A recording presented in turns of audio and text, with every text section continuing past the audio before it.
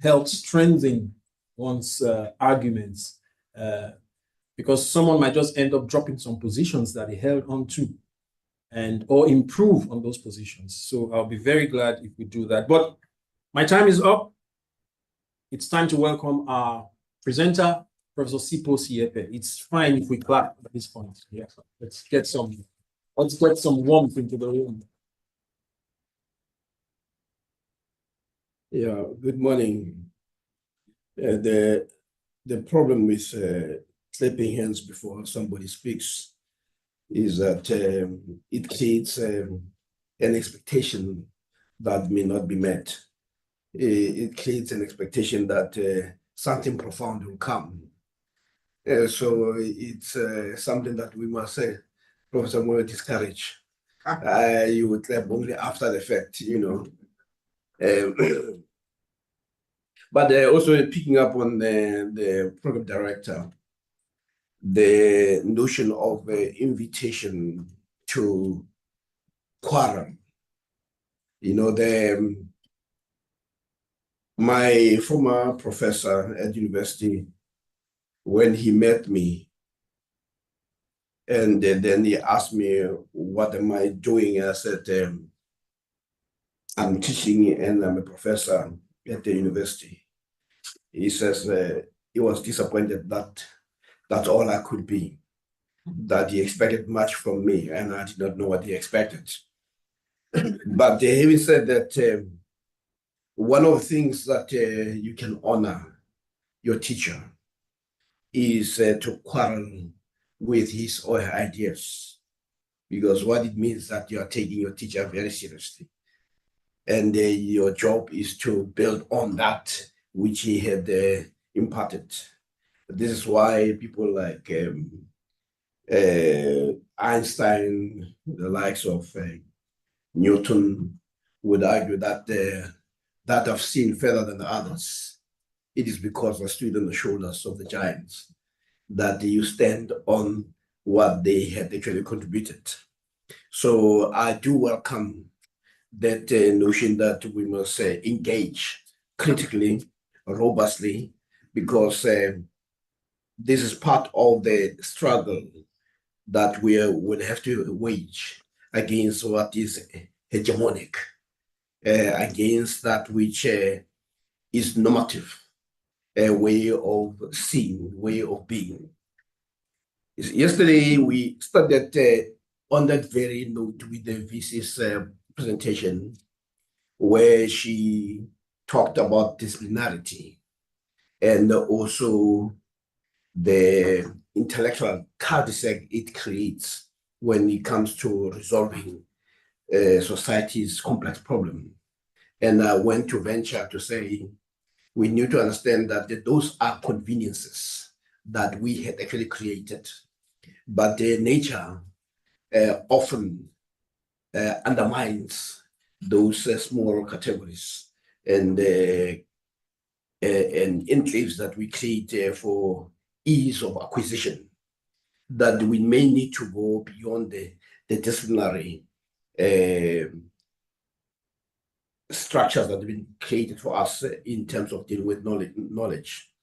But also be aware that within that there are communities of practice who serve as a thought police to undermine and to deal with those who want to get out of the plantation. That the idea is that you're going to remain within the plantation. Then we move to talk about the politics of knowledge. And as I said, at least in South Africa, we've had an official expression of the education that has a political objective. And that objective was clearly stated by Verwoerd, who happened to have been a psychologist and created a particular psychological entrapment that set the agenda for many years. And where he also said, by the time we're done, we'll make sure that there'll be little reversal to that which were created, among other things, to make sure that African people know from from childhood that equality with Europeans is not for them. So that is the main thrust of yesterday's presentation, to talk about the politics of knowledge. And of course, there was reference to people like Carter Woodson, who wrote the book, The Miseducation of the Negro. So we are proceeding on now on the second part of our engagement, which is how do we deal with the notion of how is knowledge colonized. And without much ado, one would start with a statement that was made by Winston Churchill in 1943, when he said, addressing Harvard University, that the empires of the future are the empires of the mind. And when he said that, it was at a time when there were raging battles and wars, anti-colonial struggles throughout Latin America, throughout Africa, where these anti-colonial struggles were challenging the physical empires. And Churchill said, in future, we will not have to be dealing with physical empires, but we're going to be dealing with a different type of empires, the empires of the mind, or what some people call cognitive empire. And one must understand the shift from physical empires to and colonial structures to a different form of entrapment. And for his part, Karl Marx did say something that's very important, that the ideas of the ruling class are in every epoch the ruling ideas.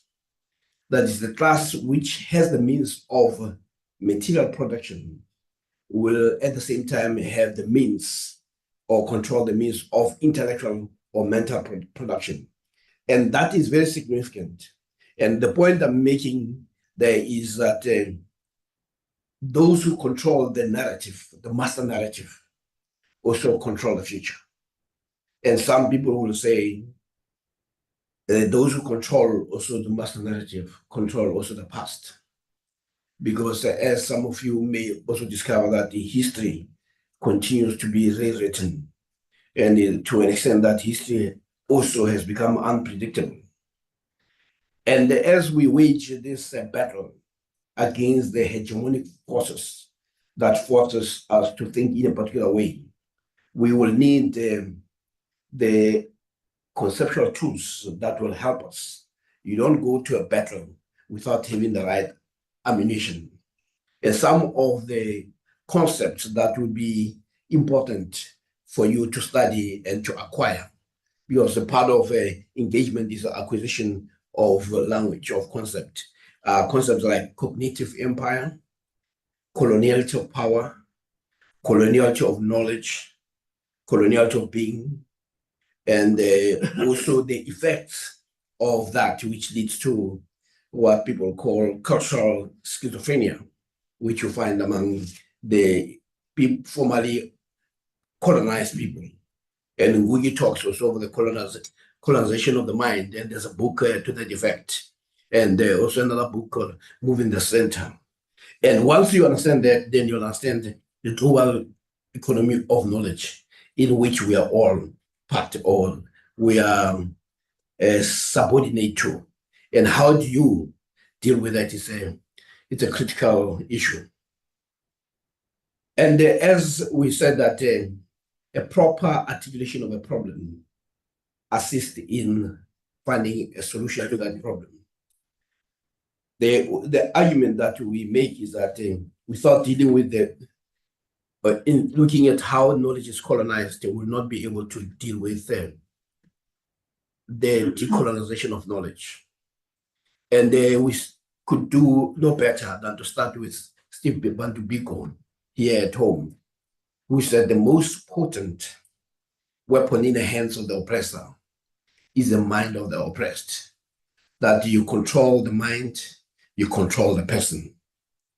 And as I said, that becomes one of those things that we need to factor.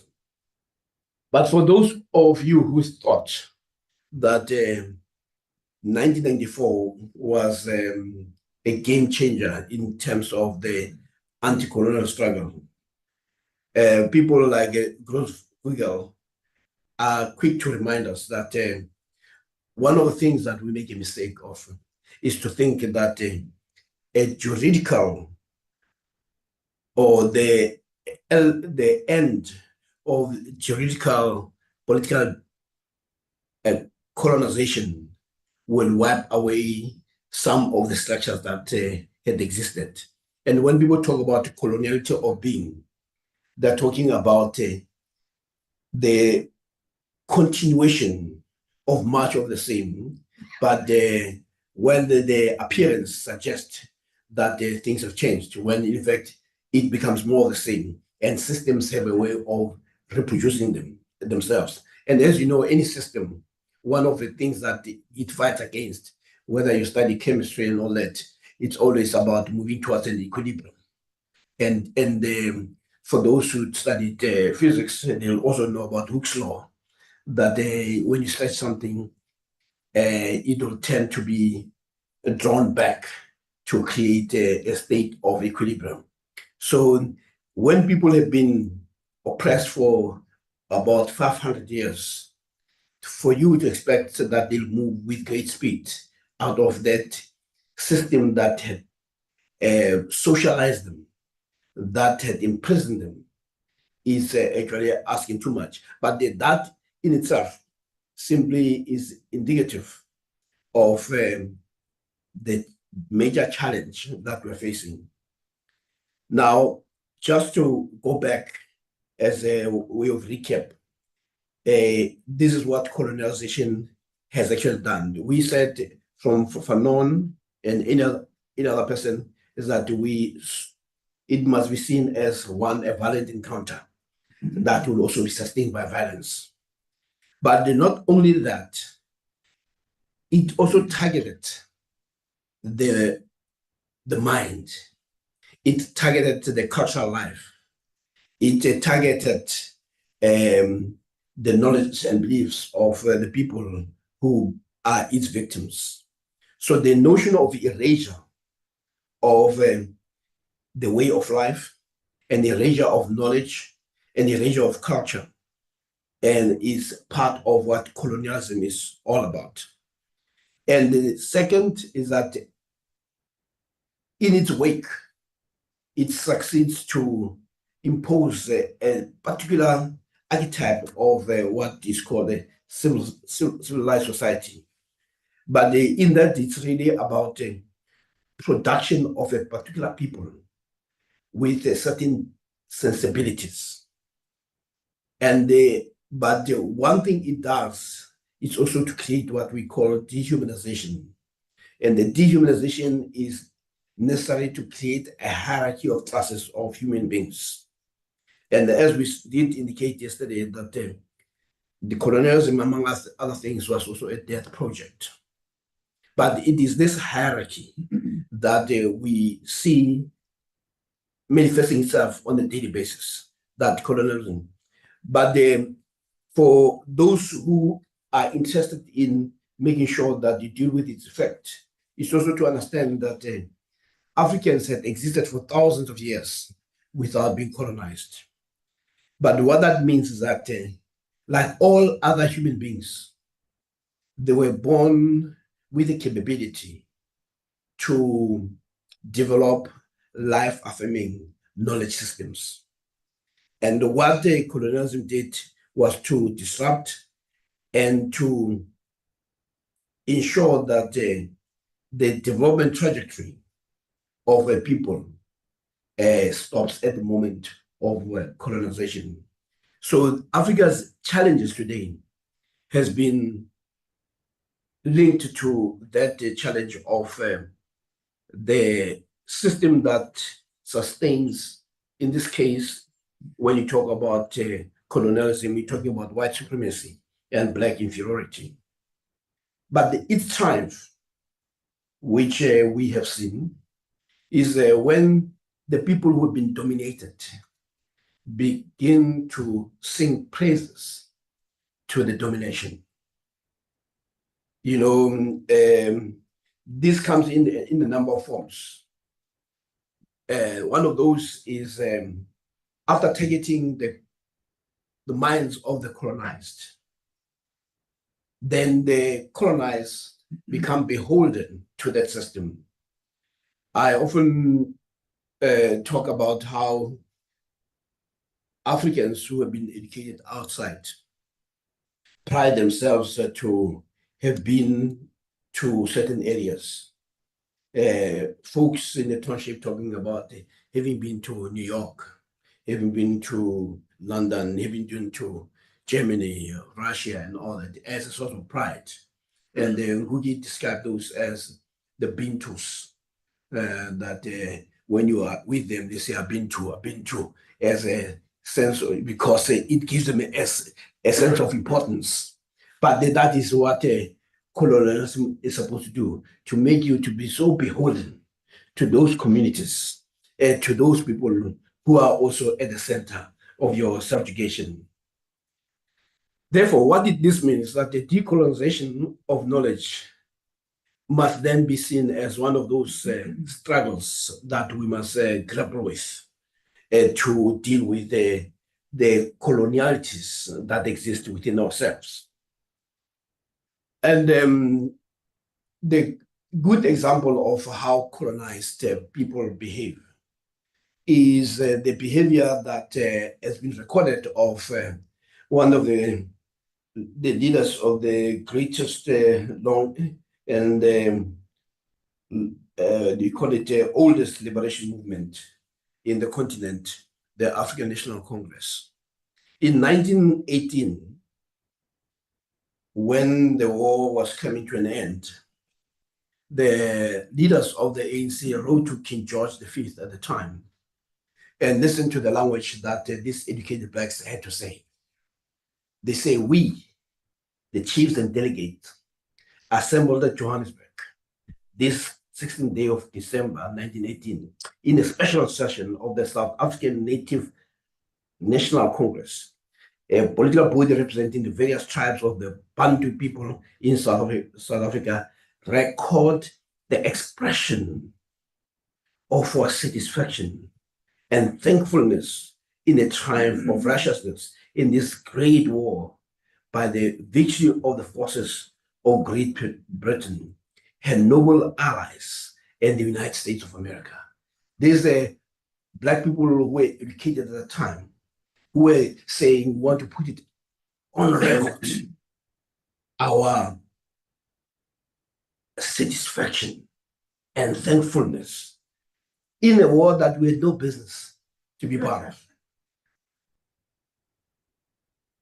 And then they continue to say, we beg to convey to your majesty our affectionate loyalty and devotion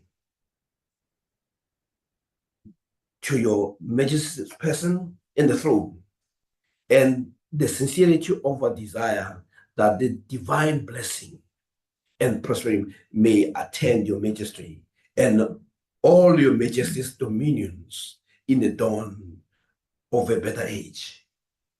These are the people who got properly miseducated to think this is now the success of what colonialism is intended. I mean, that's what Verwoerd said, when I'm done, they will know their place, even when they are not, we are not there. That is the effect, because mentally you have already control their minds. But if you look at the slaves, because their mind had not been controlled, they were always trying to run away. But once you control them, then they will love the place. Let me leave it there, not say much. And the Prime Minister at that time, Louis Botha, also felt that it was necessary for him to express his appreciation for people who are willing to die for in a war that has nothing to do with them. Because remember, at that time, what the world was engaged on was what you call white on white violence in Europe.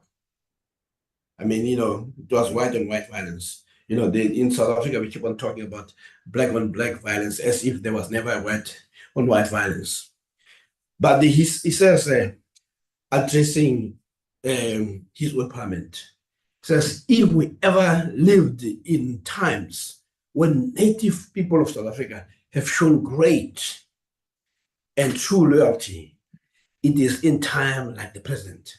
Ever since the war broke out, the natives have done everything possible to help where such was possible in the struggle without ever doing that which was in conflict to their loyalty to the flag and the king. So that if you are willing to die for a cause that is not your own, it made sense that he could actually say, damn, these guys have shown their loyalty, even when it works against them. Then he proceeded to say, nearly all my life, talking about himself, I have had to deal with the native questions, but I have never experienced a time when the natives have displayed greater tact and greater loyalty than they have done in the difficult and the dark days through which we are now going. It has never happened in the history of South Africa that in one moment, by one fell swoop, such a lot of people have perished. And I think that where people have died as they have done, it is our duty to remember that they have come forward on their own accord, of their free will, and they have said, if we can help, we'll do so, even if we have to show our loyalty with our hands, unquote. This is archive material where your ancestors, your parents, grandparents were being thanked for being useful idiots. So that is what colonization of the mind does. It creates this type of people who are very happy to have been oppressed. The same people who would find nothing wrong with being told that colonization was for your own good. Just like we were also told, Professor Moyo, that apartheid was for our own good. And they then tell us about the Rhodesia. So look at what happened to Rhodesia. You guys must be happy to be oppressed.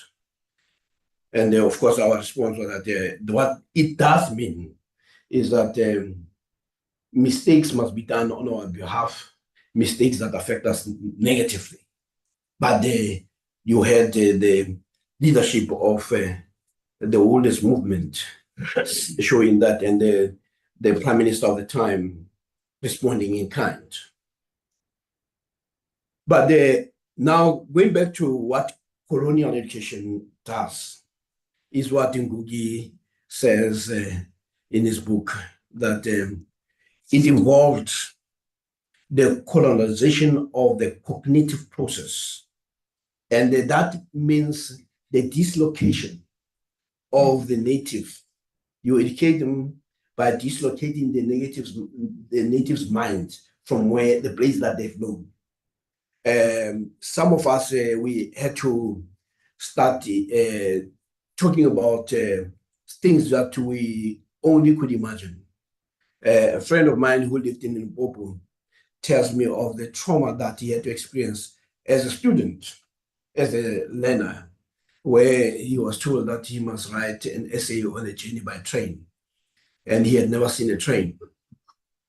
So you have to imagine, and some of us in the physics world, if you look at their books in physics, the examples that you have to deal with, they tell you about an ice hockey puck. First, you don't know what that is, but you must answer the question, So you realize that what you're going through is what Ngugi calls epistemic dislocation. you are being dislocated. A friend of mine, Mahoba, says that when he went to the UK and when he was young, he used to recite the poem called The Daffodils. And for some reason, I don't know where he got that from. He says he used to think that the daffodils were birds, you know, and says that because there's one that there's a cloud and all that. So he just thought, oh, this must be talking about them. So that's the level of dislocation at the mental level. So some of us, we studied physics, and most of the time, Professor Kume, we're imagining what the hell the question talks about. So first, you have the disruption start first with the question. You don't even understand what you are being asked. And then you have to, and then they tell you that you are unintelligent when they've actually created an environment where you can't relate. So part of epistemic dislocation starts with the education. But also what it also does, it is also about telling you what matters. But subconsciously, it also tells you that you don't matter. Your background doesn't matter. Your people don't matter. As I indicated yesterday, that when you look at when Mandela talks about this education, the formal, informal education at home, he was told about the great heroes and the Sikukunis, the Hinsas, Bambatas, and that made them to say, I want to be like those people. But what we learn about Bismarck, we learn about Napoleon, but that subconsciously tells you that these are the heroes. And hence, in the end, when you talk about history, when you are not talking about the history of your people. So that's what I think we call the notion of the epistemic dislocation or the dislocation of the colonial one's cognitive processes. But as I said, the effects were the same in terms of people who are in bondage. Malcolm X, when he talks about the colonized Negro, he says that during slavery, there were two types of Negroes. And this is very important because you might recognize yourself in this if you look carefully. He says during slavery, there were two types of Negroes. There were two kinds of slaves, the house Negro and the field Negro. The house Negro, they lived in the house with the master. They dressed pretty good. They ate good because they ate his food, what he left. They lived in the attic or the basement, but still they had lived near the master. They loved the master more than the master loved himself. They will give their life to save their master's house quicker than the master would. If the master said, we got a good house here, the house Negro will say, yeah, we got a good house here. Whatever the master said, he said, we. That's how you can tell a house Negro. If the master's house caught on fire, the house Negro will fight harder to put the blaze out than the master would. If the master got sick, the house Negro will say, master, what's the matter, boss? We sick? We sick? He identified with his master more than the master identified with himself. And if you came to the house Negro and said, let's run away, let's escape, let's separate, the house Negro will look at you and say, man, you crazy? What do you mean separate? Where's a better house than this? Where can I wear better clothes than this? Where can I eat better food than this? That was the house Negro. In those days, we called them house nigger. And that's what we call them today, because we still got some house niggers running around here. I live with them. But what is important is how the colonized black behaves. He cannot identify himself with himself or his own people. And but the love for the master is quite supreme. Then Malcolm continues. Remember, elsewhere when you read Malcolm, he says when he talks about house Negro, he also talks about the field Negro. He said the field Negro will behave differently. If the master's house is on fire, he'll actually pray for more wind, And if the master was sick, he'll pray that he should die. So those are two types of Negroes. And then Malcolm continues, says, this modern house Negro loves his master. He wants to live near him. He'll pay 3 times as much as the house is worth just to live near his master. And then brag about it. I'm the only Negro out here. I'm the only one on my job. I mean, we've seen a lot of this. I'm the only one in this school. Then Malcolm said, you're nothing but the house Negro. And if someone comes to you, I mean, let me just leave that. But the point is, you'll get the slides as we proceed. Lungiano, don't forget that when you finish this, we need to have an evaluation of this so that the people who are nice house Negroes could also say, I'm a house Negro. And so, but the long and short of it is that you deal with the man's mind. And once you have dealt with the man's mind, it's complete. It's complete. I mean, they become so imprisoned that they cannot even imagine freedom because they become comfortable with it. I mean, I have a crude example that all of you can relate to because every time I say it, people who are Black can know it. The extent to which apartheid instilled the fear of God in Black people, that even when the police were not there, they are able to police themselves. And that's the same behavior that we have here, even in academy. We police ourselves. We don't venture into the spaces that will offer us epistemic freedom and epistemic justice. And when you suggest that, it will be Black people who say, no, it can't be done. Where else has it been done? I mean, it's just a crazy notion.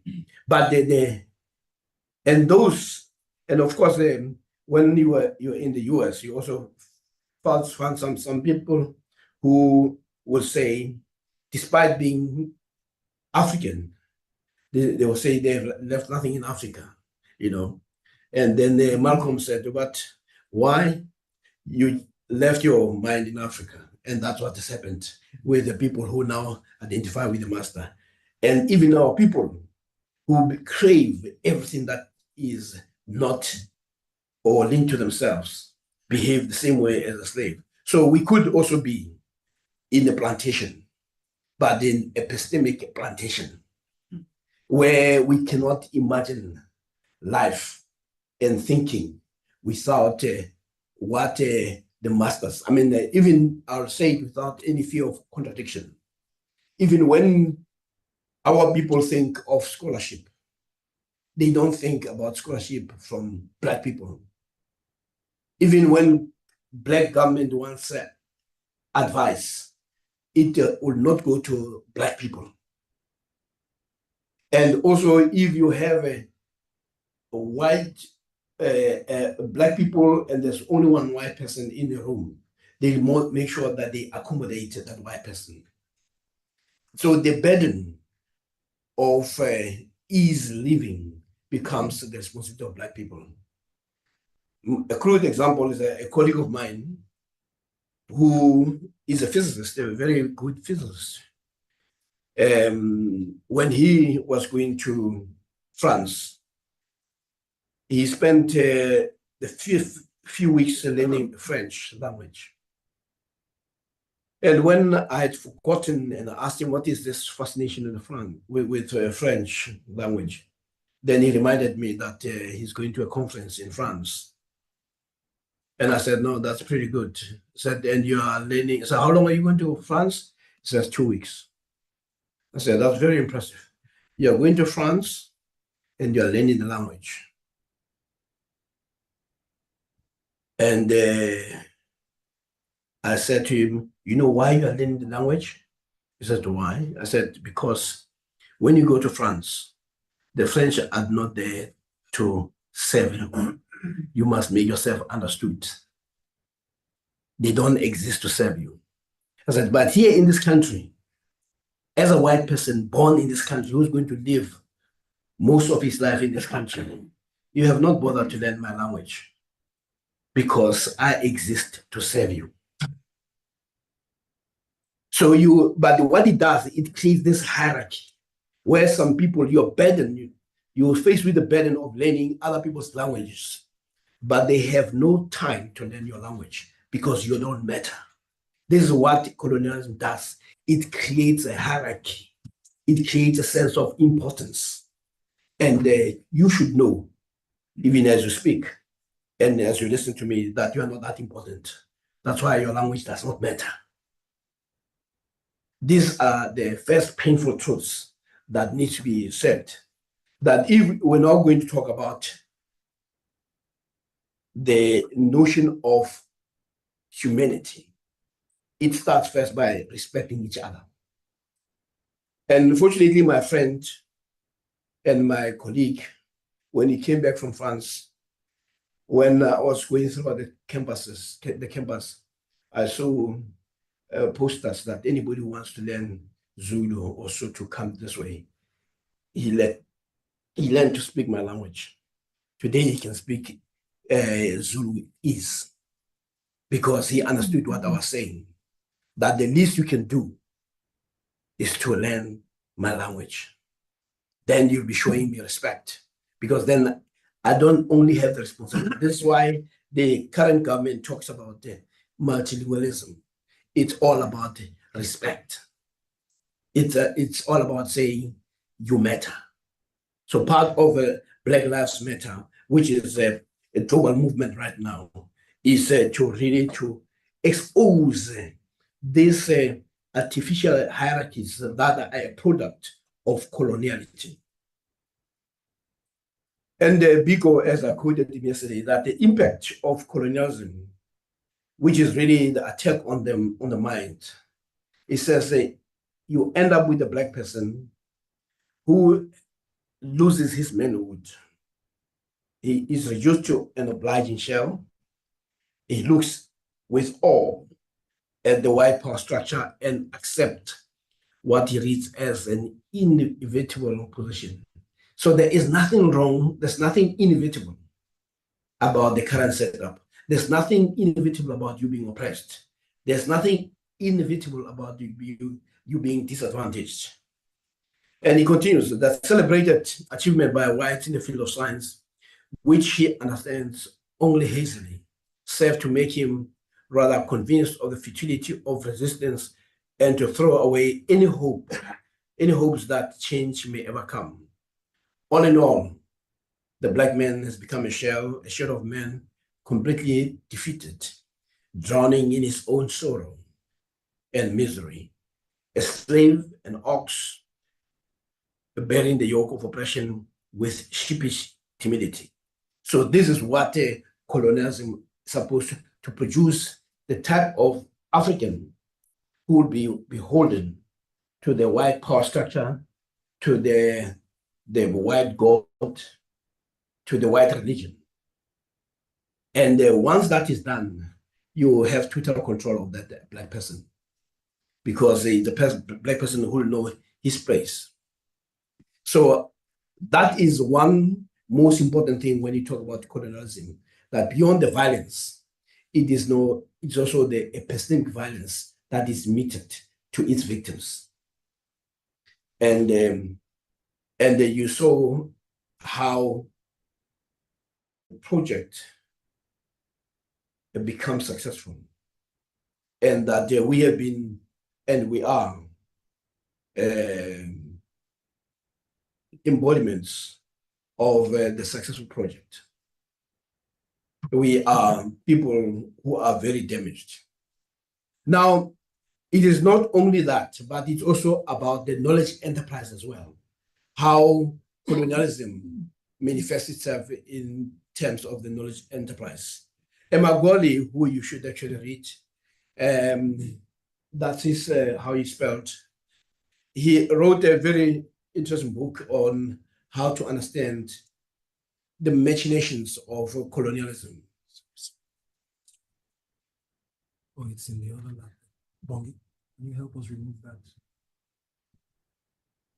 Yeah, but it's not here. No, it's not. It's on the laptop. Yeah. So, Yeah. That Emeagwali says it reminds us of it is a few things. One, colonialism is a system of administration, and it involves exploitation. But it says it also does not only about that, but it also inhibited the development of indigenous knowledge system. Professor Moyo, I think you should also share your article to the colleagues or your dissertation around the whole concept of IKS so that people could understand what we're talking about. But what it does is to indicate a number of ways in which Africans were taught not to have faith in their own systems. And says one of the things is what he calls selective omission of information. And he says where you had significant inventions, this will be omitted in the scheme of recording. I mean, we know one of the things that ultimately became acceptable, and Chris Barnard, when he talked about the heart transplant, he later acknowledged that the real person who had the skill, he was a doctor, but the skill was this black man who ultimately was honored by UCT for the work that he'd done. But for decades, that information was omitted, that the real person who had skillful hands was the person. And Chris said, no, look, yeah, that may be true, but I was a doctor, Yeah, he did that. He had surgical hands, But the point is, there's always a selection omission of some of the great interventions and inventions by African people. Said that that's one. Then the second one is about conferment of honorary Western nationality, that where names by people who are non-European, who have invented something, suddenly they become Europeanized, that their names suddenly are given European names, simply to sustain the notion of European supremacy. And then the other one is the double standards, that when you look at some of the artifacts that we had, they are all put in a museum, as if, but part of putting in a museum is to trivialize the scientific value of those. So the museumization is also part of the strategy. But I'm simply listing a few of these, but they are quite, when you read Emeagwali, he'll give you a whole list, and he'll also give you a list of scientific inventions that were made by African people. But what you should see in this is an attempt to erase the contribution of African scholarship, African voices. So that is one of the things that when we talk about a note for African thought, is also to address that erasure of African contribution to knowledge, to civilization. And one of those that he talks about is innuendo and a rumor, which was said by, what's his name, Ian Smith, when he talked about how colonialism was good for us because we could not do any number of things. And one of those is that we couldn't build, that they talk about the wheel as if they themselves had built it, when in fact it was not a European invention. And the others is the interaction between African scholars of Europe and the Europeans is never mentioned, because to mention that will give a sense that Africans were also in the business of thinking. But the part of colonialism is really to project Africans as non-thinking. But it is through orality, it's through songs, it is through some archaeological artifacts that you can actually prove that that was always a myth. Now, having said that, what does that have to do with your business? One is that we are continuing on the same or worshipping the same hierarchy that had been invented through colonialism. And Otunji, who died a few months ago, talks about it's also an article that's available on the net. He looks at the so-called scientific dependency. And in that, it talks about Africa's scientific underdevelopment.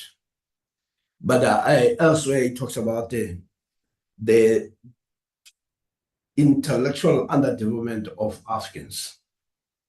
The intellectual underdevelopment of Africans. And he looks at the scientific process. He said, one, the nature of science in the world is that it's structured in such a way that the other knowledge systems are subordinated into what is considered to be hegemonic, that the hegemony is actually imposed by subordinating people's knowledges. So that's the first one.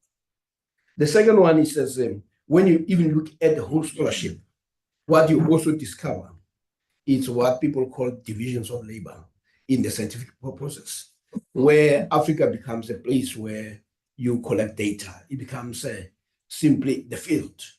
But the theories and all those things are actually done outside. So what you have in Africa is what you call a theoretical vacuum. So, Professor Moyo, one of the things that will be a challenge to us is also to have a course on theorizing. You remember that when you do data, but then you go and take other people's theory to explain it. But the part of it is that there's been a theoretical vacuum, the ability to theorize, to create a new knowledge, to create new theories. So one of the requirements that we should have when you talk about the note of African thought is that how do you empower academics to participate, not in repeating other people's theories, but in the business of theorizing. And Otunji does explain this in a much more simpler way. And I'll take an example of the economy. Our economy remains largely colonial because it's a place of extraction.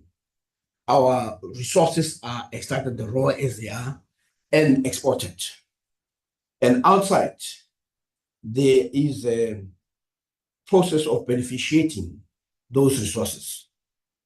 And then they are packaged and then they're sold to them. But they answer to the economic needs of those countries rather than us. So there is excavation here and goes to outside. But what it does, it's about also creation of job and economic activities and the industrialization of those spaces, not ours. A good example is a report by KPMG, which was looking at, you can Google it. The title of the article is called Africa Rising. But what that report shows, it looks at a simple thing like coffee, that Africa then, I think it was 2016, was exporting about $5 billion of coffee, raw as it is. Then this is taken out and then it gets processed outside. And after being processed, it gets packaged. After that, it gets branded. Then it's sold to the world. But that $5 billion of coffee creates 100 billion industry. But what it means value add is taking place outside, not within the continent. But outside there, that's where they create industry. But what you have in Africa is simply an industrial vacuum, because industries are done outside there, where there's a processing of that coffee. So even data is exactly the same. We are a place where data is excavated, and then the processing of that data happens outside. So when you have an industrial vacuum in Africa, you also have a theoretical vacuum. So what Otonji tries to show is that in the same way that you see the underdevelopment in the industrial space in the continent, you also see the underdevelopment in terms of the ability to theorize. And then what we also see in the sciences is that and most of our equipment are made outside. We don't make them here. And then you also have publishing houses that are outside. But when your article is presented, the main audience is not your people. It is that audience that reads it. So we pride ourselves saying, oh, I'm internationally published. But what it means that you are responding to theoretical questions that have been raised elsewhere. You're not responding to the challenges that are facing you. Then there's also the brain drain. I mean, and part of the brain drain is caused also by our own African governments, where you find that most of our scholars have gone out of the continent. And the reason why they can fit nicely is that education was meant for the people there, and they became simply consumers. So it makes an easy move. So you end up with a brain drain. And Otunji concludes by saying the research programs are aimed at answering the needs and concerns of the host countries, the ones that host, that owning the publishing houses. And of course, the international division of labor, scientific labor, I've just explained it, is when Africa becomes a place where you just come and collect data.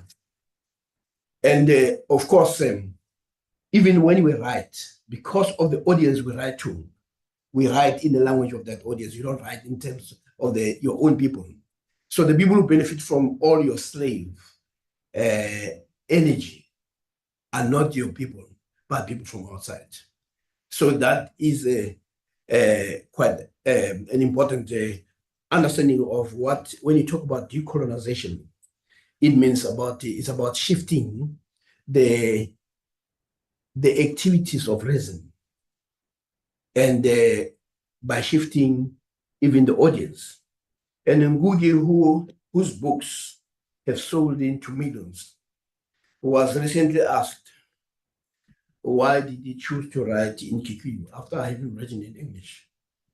And his answer was very simple. And that answer paralyzed the person who was asking the question. The person admired Ngugi's work, the books that he had written, and asked him, why are you writing in Kikuyu? And Ngugi responded. He said, because I am Kikuyu. And while the guy could not understand that, because he expects an African to know his place, he asked Ngugi, then asked a question, would you ask Shakespeare, why do you write in English? So this shows that effectively the audiences that we write for and the theoretical questions that we ask have nothing to do with our people. So when we talk about creating a node for African thought, among other things, is the disruption of the tendency of always looking up north. And of course, we go around saying a lot of things about nomadic life of Africans, that there's always a vertical exchange. It is largely Africans who look up to Europe, where their theoretical inspiration is upwards, and most of our research is all about mimicking whatever is done elsewhere. And that goes back to a whole notion of what we call dependence syndrome. And until we can deal with it, then we will be in trouble. We will not be able to get out of the plantation. We will remain in the plantations as slaves.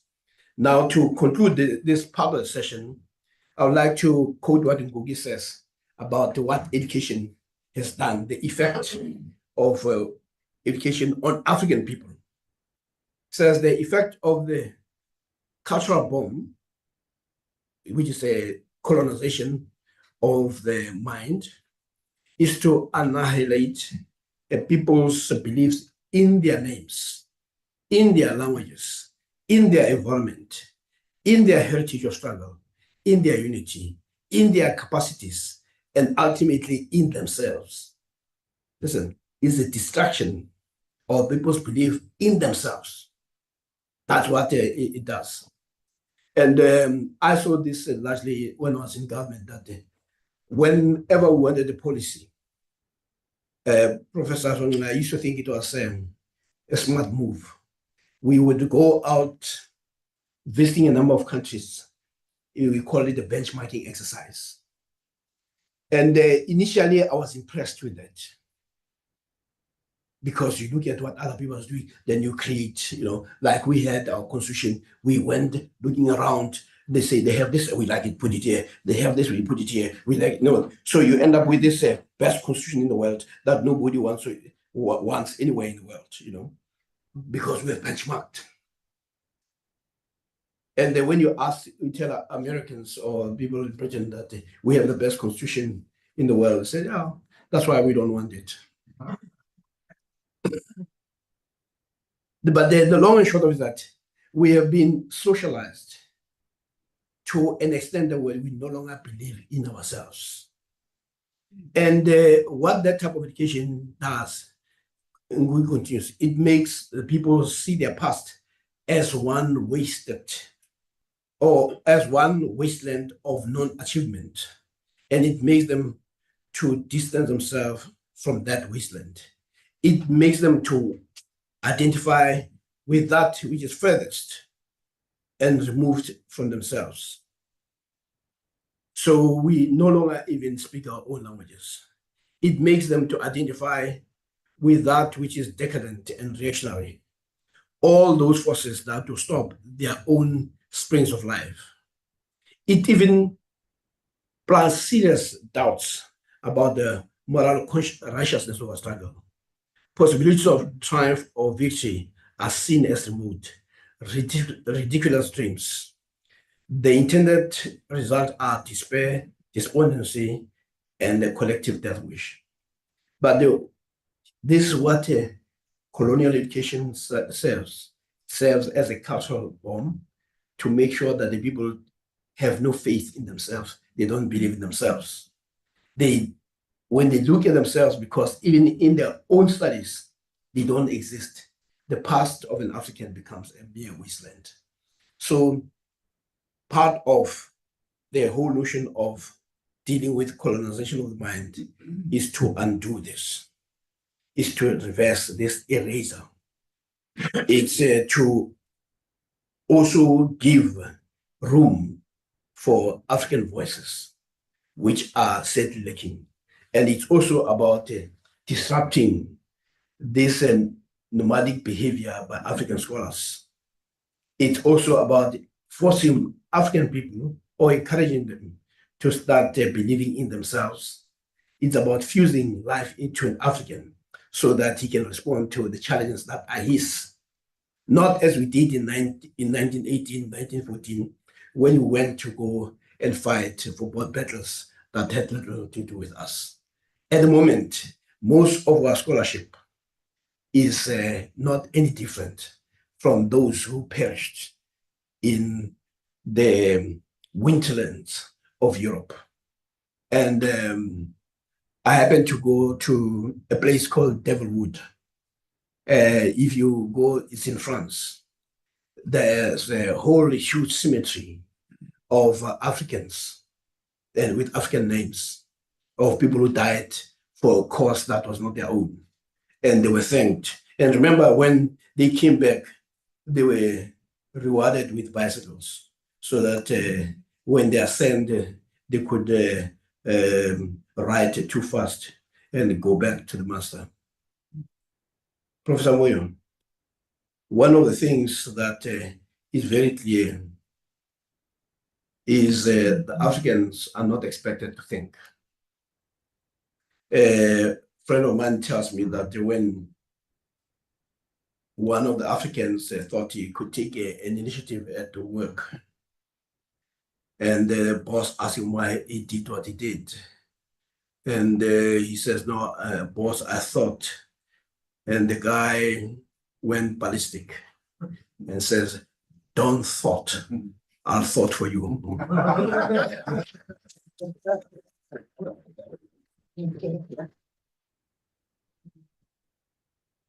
Thank you very much, Prof. Siepe. Prof. Siepe gave an invitation that I would be the last person to ignore. He gave an invitation to quarrel. From my understanding. So as we stretch our limbs, as we stretch our hands, we can grab a tea for the next, say, 8 or so minutes, 5 minutes. I will be preparing my quarrel. And I urge you to prepare your quarrel. So I will quarrel with the expectation that Africans are not expected to think. I would suggest that we are expected to think in a certain way. So we are giving prompts so that we can think in a certain way. So I'm supporting what you said yesterday, Prof. Siepe, when you quoted Carter Woodrow, that control a man's mind, then you control his actions. Guide a man to think in a certain way, then he will act in a certain way. Okay, so actually that's not a quarrel. I'm just trying to give the meat, as I understand, to what we have heard. Prof. Siepe spoke about colonialism being a death project. One statistic that might be important for us is the colonization of the Congo, now DRC, was once also called Zaire, especially under the hands of the second Belgian king, known as Leopold II. He reigned he lived from 1865 to 1908 or 1909. He's credited by Western sources to be responsible for the death of 10 million Congolese. 10 million Congolese. He popularized a form of punishment where people were decapitated. You commit a crime, they choose whether to cut here or to cut here. And that thing became famous in certain civil wars in Central Africa, especially in Rwanda. There was one other part of the world where it was famous. They say, in Liberia, actually in West Africa, where they say, if the enemy gets you, they say, what do you want? Long sleeves or short sleeves? So these are statistics. The German colonization of Namibia, which the apartheid government inherited, was responsible for the genocide of the Namas and the Hereros, figures ranging between 10, 20, and 100,000 deaths. So that's what, when analysts say colonization was a death project, that's in part of what they are talking about. I'd also just like to tell us about Ngugi wa Thiong'o. Many of us hear of him. He was primarily a writer, Kenyan born. He was born James Ngugi, but he at a point dropped his English name. He started decolonizing himself and became Ngugi wa Thiong'o. He's still alive. He's 85 or 86 years old. He's a thinker and a writer.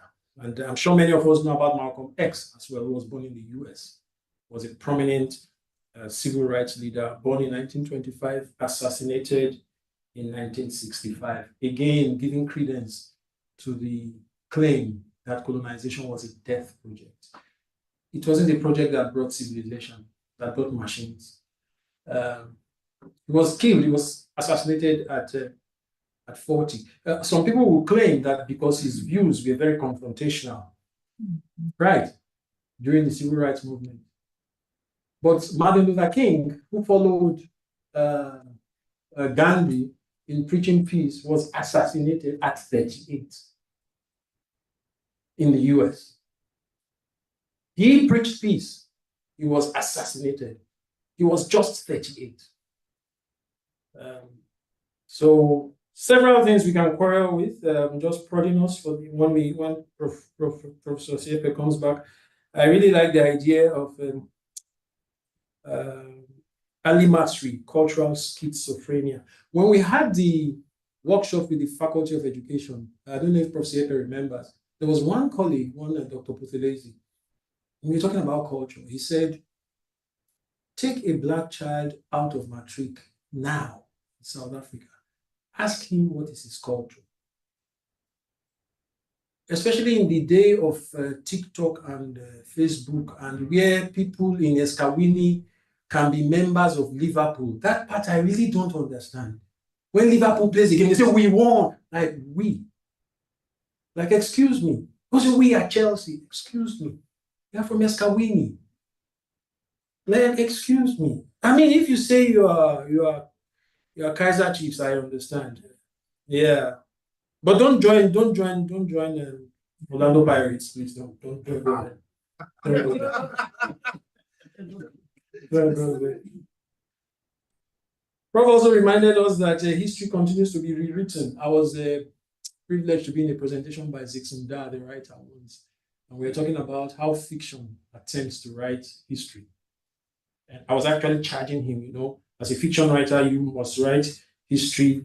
Although you are writing fiction, you should pay some fidelity to the real facts. Then he says, but get on the news.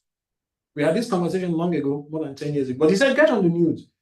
An event happens, CNN reports it in one way, Sky News reports it in another way, Russian TV reports it in another way. He says, who am I, a fiction writer? How can you force me to report the news in a certain way? Because reality gets represented in very different ways. And I think that's what some of the colleagues yesterday were talking about when they were talking about universality. I think it's the idea that reality is universal. But the gap, I think, in the conversation is perhaps how is reality represented? How is reality perceived?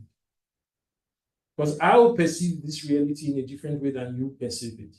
And I'm likely to represent it in a different way that you are going to represent it. And of course, that was the question about universality of science and all that. Prof referred us to Philip Emeagwali, who spent part of his life in my hometown. I can say that, so I can brag a bit. And he talked about selective omission in historical records. I think it's something we also said yesterday. Some people have this view that Black people didn't write many things, so it's our fault that we are not in history. And my view is different, is that people deliberately, and that's what Emeagwali is saying, people deliberately erase other people's histories. They deliberately, it's called elision, historical erasures. There's also deliberate miswriting of events. Of course, there was the case of the Mapungubwe, whose discovery was delayed. There's a book by a guy called Martin Bernal, B-E-R-N-A-L, called Black Athena. Professor referred a bit to it. You know how modern European civilization likes to trace all its origins and almost every major scientific and even cultural development in the world to Greece. So in Black Athena, lots of arguments have been made about that. We also had the argument when we had the workshop with the Faculty of Humanities. Luckily, there were people from the Department of Philosophy there, where most of Plato's renowned philosophical interventions have been traced. The argument has been made that a lot of it came from Egypt. That Plato visited Egypt just before that fantastic library in Alexandria was burnt. So there are questions about the burning of the library and the fact that what Plato was known for before he moved from Athens before he visited Egypt, on his return from Egypt, his ideas kind of changed. So that question is asked whether it has anything to do with the library in Egypt, and many of the books were removed from Alexandria and taken to Greece. But it's contentious, I admit, but there is a less contentious aspect. If you've seen the pictures of some people here must have visited Egypt, the Sphinxes, that massive archaeological engineering feats, those great lions, right? It's not a coincidence that almost all of them don't have their noses. So the argument has been made because those noses are definitely not Caucasian noses. They lost their noses. They were flat, very Negroid noses. Because the arguments have been made in European anthropological, colonial anthropological records that civilization was a European civilization. Whereas there's records that it was actually a Black African civilization. So, well, these are contentious, I agree, but then they just give meat to the point in the argument that of selective omission from Philip Emeagwali. Another thing interesting is the Greek alphabet is actually Syrian. It has origins in Syria and Lebanon, but it's called the Greek alphabet. It's like the Greek salad. Have you ever had the Greek salad in Empangeni or in Richards Bay? I don't take it unless they rewrite it as the Zulu salad. Yeah. I mean, the cabbage is from here. I mean, why is it the Greek salad? If you know what I mean. Fantastic. We thank you so much, Prof. Cognitive dislocation. I remember growing up as a child in Nigeria. You are introduced to the English alphabet. The first alphabet is A, and the way we learn the alphabet is A is for apple. Apples don't grow anywhere in Nigeria. No, they don't. But that's how we were introduced to the English alphabet. A is for apple, B is for... And then the one that blew everybody's brains out, at least apples, you could see the photos. When we get to X, they say X is for xylophone. What the hell is a xylophone? I'm 52 years now. I've never even seen a xylophone. And now I'm a bit traveled now, but I still haven't seen it. But that's how a 3-year-old is introduced to the alphabet. And if he doesn't get it, he's presumed to be unintelligent. He's actually declared to be unintelligent. The Vice Chancellor says something very interesting. We're having a chat after one of these. She said when one of our children was attending school, one of the teachers came to her and said, you have to teach this child so that they improve in English. She said, I pay you to teach the child English. If the child doesn't know English, it's your fault. I should ask for a refund. I teach the child Xhosa. That's my job at home. So do your job. Don't come and tell me that my child can't learn English. I pay you to find a way to teach the child English. I teach the child Xhosa. And I thought that was quite fantastic. One of the ways of dealing with the cultural schizophrenia, what W.E. Du Bois called the double consciousness. Chinua Achebe also called it unease. He wrote a novel called No Longer at Ease. And he spoke about a Nigerian society moving from the colonial era to what was presumed to be a post-colonial era, and how social relations, how understanding governance, dealing with governance became a massive problem because of the dislocation in the mind of the African. It's what Peter Eke, Prof, you were talking about the argument between the Ibadan school. Peter Eke was the one who made the argument that colonialism must be seen as epochal. He was responding to Jacob Ajayi's argument that it should be seen as an episode.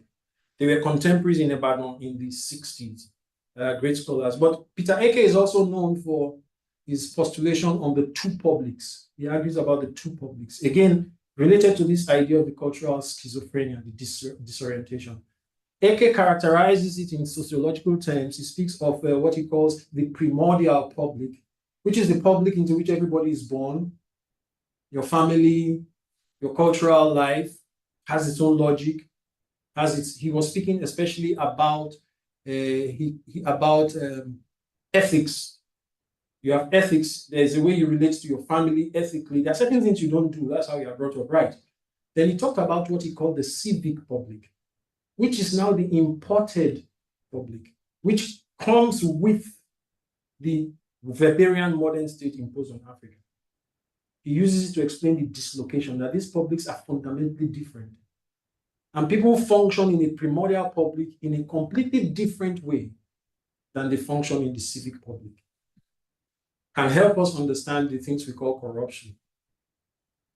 And can help us understand why many Africans actually have not accepted the Bavarian state. Because it's a completely different public. Because the state we have is not the same state as the one they have in England. The state we have is still colonially oriented state, which is organized for the purposes of extraction and coercion. Whereas in the more what Eke calls the primordial public, it was your home that you really had loyalty to, because it represents your values and all of that. Anyway, colleagues, this was meant to be a break. Can we still take a 5-minute stretch, bathroom, tea, coffee break? We still have coffee. And then we come back. Prof. Siepe will give us the remainder of his main address. Thank you very much. Please, the invitation to quarrel is extended to you as well. So we hope you take it up when we get back. Thank you. And to the colleagues online,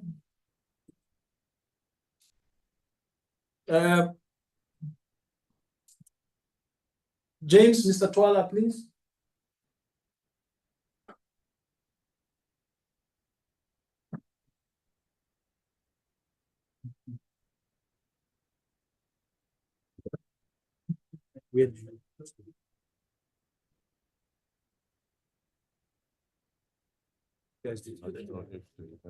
Okay, maybe it's on the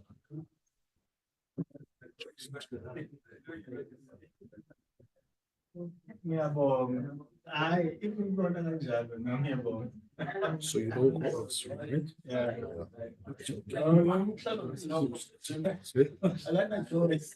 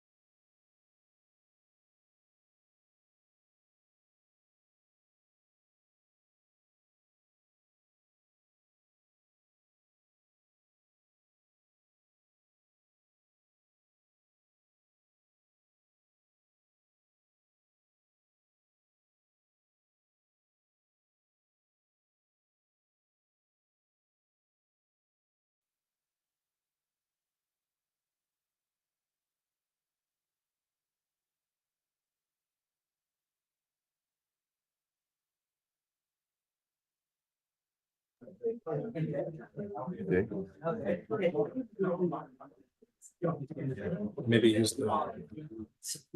Oh, great. I'm trying to find where he was. I think he had not done this. Yes, he was on this slide. Okay, colleagues, it's 9 minutes past 10. We've lost 10 minutes of our free time. Or let's say we have gained an extra 10 minutes of free time. Yeah, the presentation will continue. Second part of the presentation will continue for approximately 20 minutes. And then we will proceed into the first interactive session. Yes, this is the slide.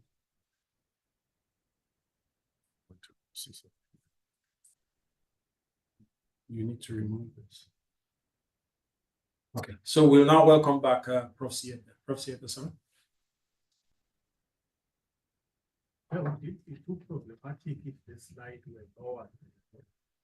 It's very big and it's in the way of this. Yeah. Yes, we don't see the leading. Let me see if I'll have to invite James. This one, Prof. Yeah. This one. Yes, that bar there. Oh, you mean the screen? This thing, the one that nearly fell. Oh, this one. Yes. Oh, okay. Yes. The light. Okay. This lower. See, I upset your arrangement a bit, so it's I know your dilemma.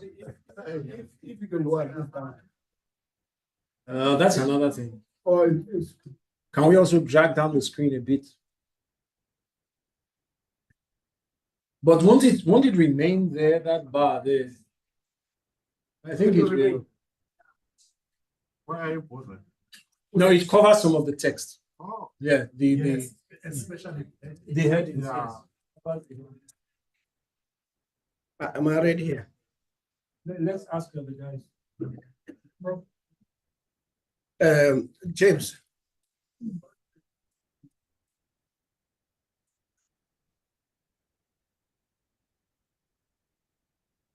It was not like this last time. What did you?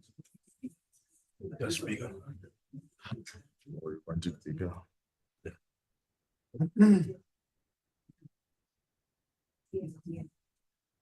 Yes.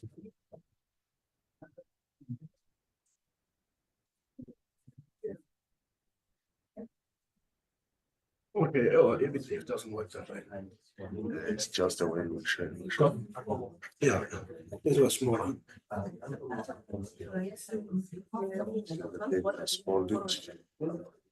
Yeah. Yeah. Yeah, okay, colleagues, let's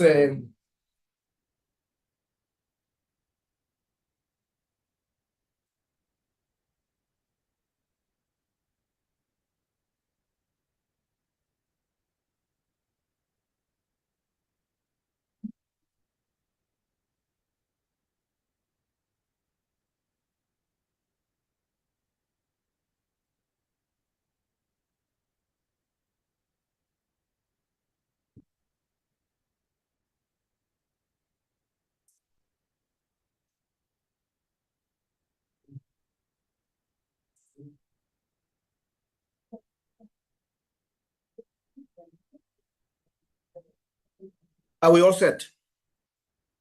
Okay, shall we proceed? Yes. The whole idea is to understand what Jaco was saying about, in the end, the effects of colonialism and the colonial education.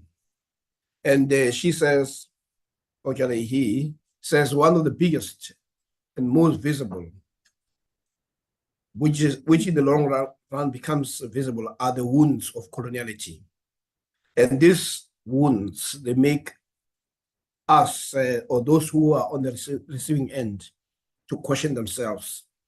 their physical, mental, and spiritual value and meaning, their ability to think, invent, innovate, and to theorize. And that's a very important observation. And I've given an example of how some of the major problems that we have in the world, you find Africans simply watching, hoping that somebody will come with an answer. The challenge has always been to destroy the confidence of Africans in resolving their own challenges. Now, Biko, having described the African and the Black person who has emerged out of apartheid, also provides an answer. So this is what he says, what needs to be done when all is said and done. He says, until we participate in the process of idea formation, we'll always be the recipient and always be the type of people who mimic others. So what we are calling for is to end up with a scholar, with students who, when they emerge out of our institutions, they are not people who are simply going to be on the sideline, they'll be the people who are going to be participants in the game of creating knowledge.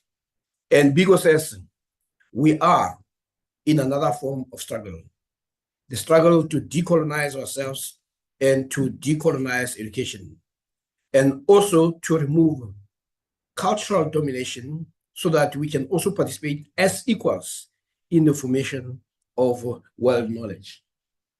The whole idea is to take Africans out of that space where they're always on the sideline and allowing other people to dictate terms. But it's also about saying we also have a role to play and also a responsibility to give something back to the world. And when you read the book, the I Write What I Like, there's a chapter that it talks about the quest for humanity. And the Biko continues to say, that does not mean that you must ignore the contribution of other people.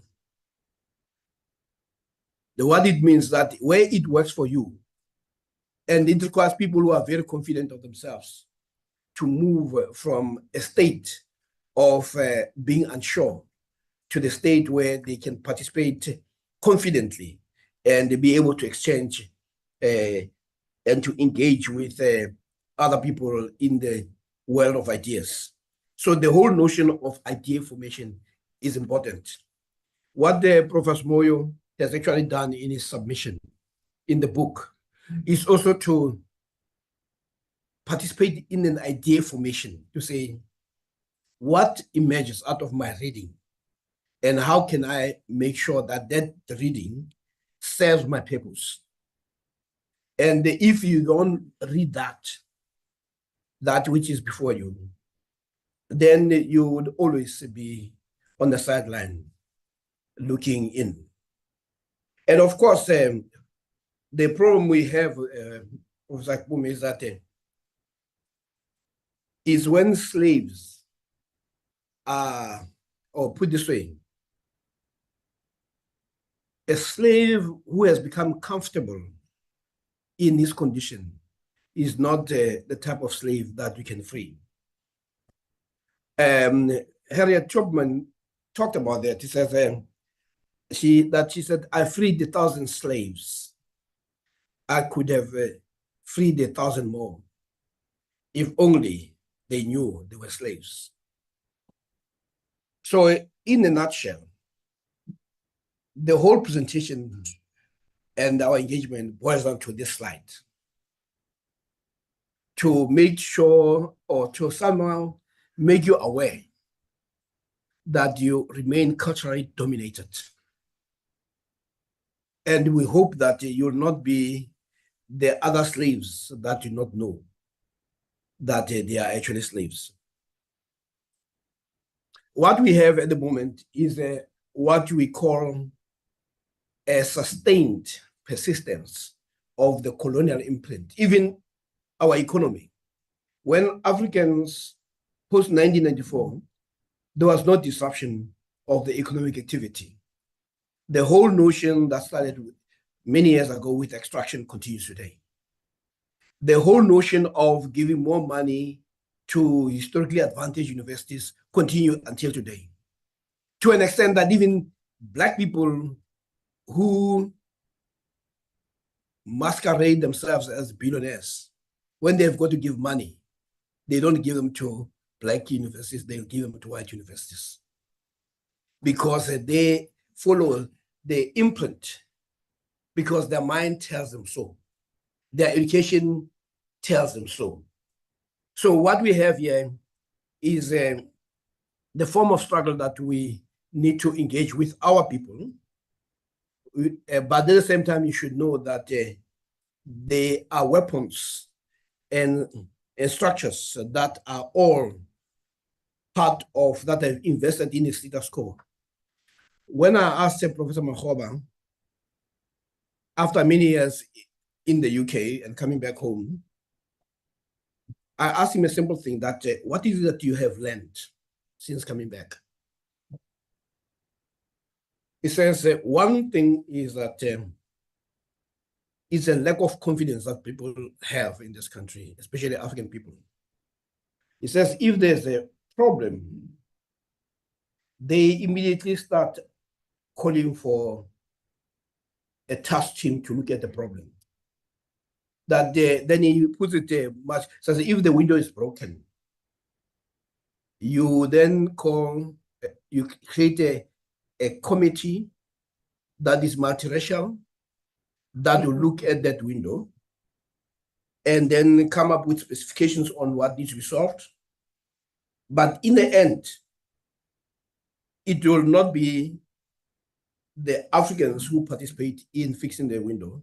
It will be white people who, because of their social confidence, will participate in that exercise. And the African will accept whatever the outcome is because he was part of the committee. Says it would have been easier to just go and close the window instead of setting the committee. And you know, in this country, if there's one thing we like, is committees. So even the most simplest things is that you always, but it comes down to when people don't have confidence, they want not to be alone in being blamed that the window that was fixed has not been fixed. I mean, there's no country that believes in task teams like this country.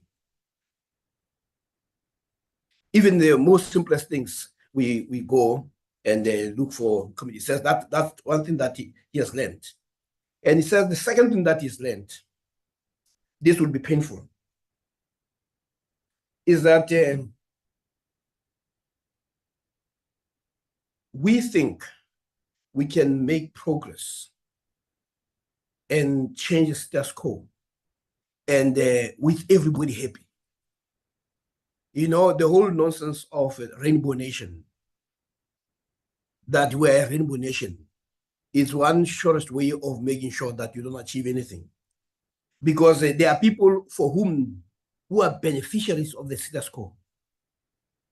So once you talk about change, by definition, you are challenging the status quo. So you can't have everybody happy with change. So he says, we have failed to understand that change is painful. I mean, even growing is painful. But do we think that we can simply go into the future with the beneficiaries of a system of oppression, beneficiaries of evil, even as we speak, people who, and when I say that, I'm talking about even Black people who are invested and who are beneficiaries of the current system. If you talk about change, they'll be disturbed. They will oppose it.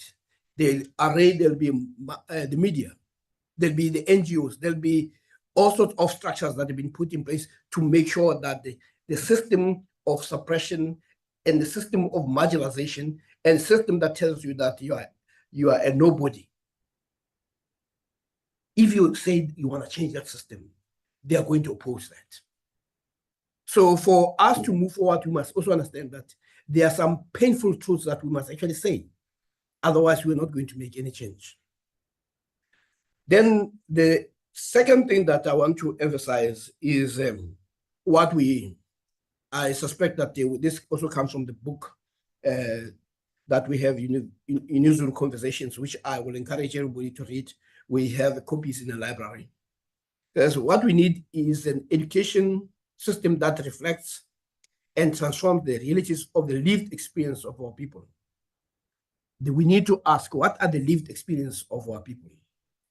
If our people are faced with the challenges that, I mean, look at whenever, every year, year in, year out, you find stories of how the floods have destroyed the squatter camps.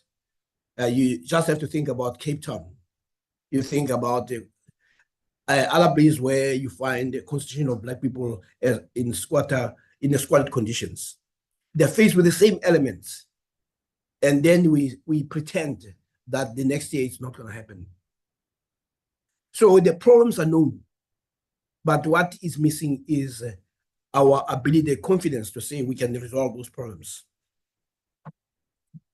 And then there's the issue of language, which I've spoken to and about. I think the book Decolonizing the Mind will be very helpful. It's there in the library. Because the language is a carrier of culture. And it is also in language that you find a lot of material wisdom. And one of the things that Professor Apumi was always saying that we must understand the text in more broader terms. In the past, the text was important because you could no longer even record. Now, the future books would be also books that are audiovisual because we now have the technology. Remember, the pencil and paper is old technology. It's a technology that allowed you to write and describe the clouds. These days, you can actually show a depiction of the cloud. So we must also allow ourselves to also embrace new languages in addition to the old technologies. The new technologies do not necessarily replace the old technologies. They simply build on it. They complement and supplement. So the notion of, I was pleased to see that the Faculty of Humanities held an international conference that was based on folklore, where there was an appreciation that within the stories, there are lessons, there are words of wisdom that people can take as they try to interact and they interact with nature. So it is also what I said yesterday, it's about creating an ecology. And in this, we had the benefit of having the Minister of Higher Education then give us quite a number of things. But from UniZulu's side, the position has been articulated by Utunji, where he says we should talk about the scholarship that speaks directly to the social, economic, and cultural challenges faced by the African majority. This scholarship will serve as a countervailing force to the current and dominant paradigm that not only mimics, but is intended to meet the theoretical needs of our Western counterparts and answer the question they pose, instead of addressing national challenges. Lungile just reminded me to share a chapter that I wrote on the subject on higher education transformation, because that statement comes from what I quoted or I wrote in that chapter, and it's freely available. But in terms of what is to be done, the minister makes a certain number of points. The first one, which is the task of the leadership and the people who are implicated in taking this project forward, is that the process of reclamation, restoration, and promotion of radically different worldview requires a systemic and a planned strategy of capacity building, which is what we're engaged in. That the first is to raise consciousness, but when we provide a course on this, it's also about capacity building. It's also about mobilization of the university scholarly community, which is also the second step that we've taken by saying, let us have these difficult conversations as a university. And Minister says it will require UniZulu to locate its effort within a wider network of universities, both in South Africa and progressive locations in the Global South. In other words, UniZulu's effort must be linked to the broader progressive internationalism. That we must understand that there's nothing peculiar, special about our own operation. Other people have also been there, and there are lessons that can be drawn from how they dealt with that.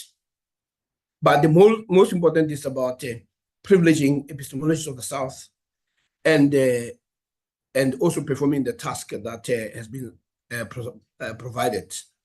But as we started, the question of intellectual sovereignty is what we are embarking on. And I'll tell you, when you talk about actually in the military, we talk about different types of capabilities. You talk about sovereign capabilities. The sovereign capabilities are those capabilities that you don't outsource to anyone. For instance, in countries like France, Britain, the US, the notion of food security is a sovereign capability. Those countries have made it their business, even Russia, they made it their business that they will be able to feed their own people. They are not going to depend on anyone. But the whole continent, the reason why African leaders went to Ukraine is because they were saying this war affects them because they're not getting grain. So what is missing is a sovereign capability. So you can't even feed your people. And if you can't feed your people, you can't then claim that you are independent. So most countries, what they did was to reclaim certain sovereign capabilities.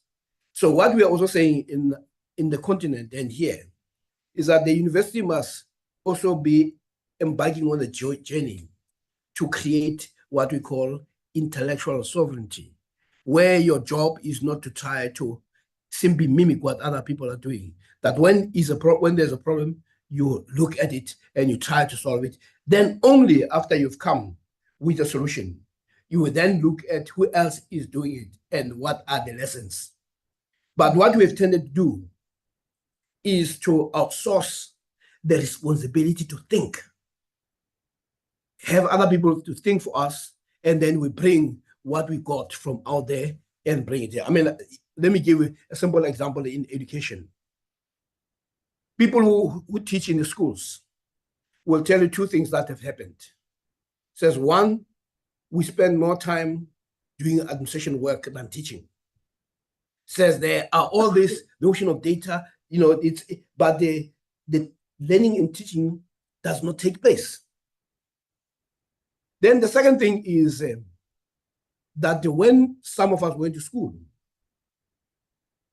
we did homework at school, because the reality is that our parents, when they come from work, they're so tired, and then most of them would not have had the benefit of education.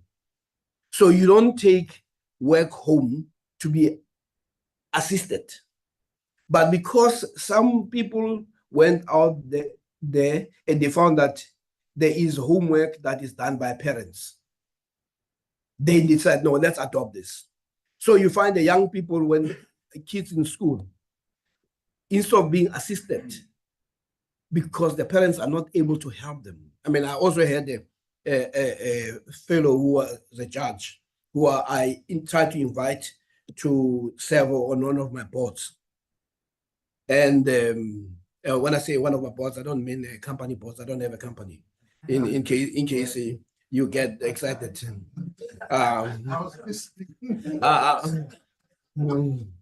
I'm not an Oppenheimer, I'm a Closeheimer, so. And so, so in that board of another institution where I used to, in a private institution, when I invited this fellow, he is a retired judge. He said to me, "No, look, I can't help because I serve in one other board, and man, I have to help my grandson, and the homework that he brings, I can't even solve them." But what you are saying is, imagine if a former judge, highly educated, says even that homework is difficult. What more about the ordinary black person? But then you go out there, you see something, and you come and plant it because you have no confidence in designing a system that works for you. It is apartheid new. Why they made sure that when we're in school, after 2 o'clock to 4 o'clock, it's a homework time. It's a reading time.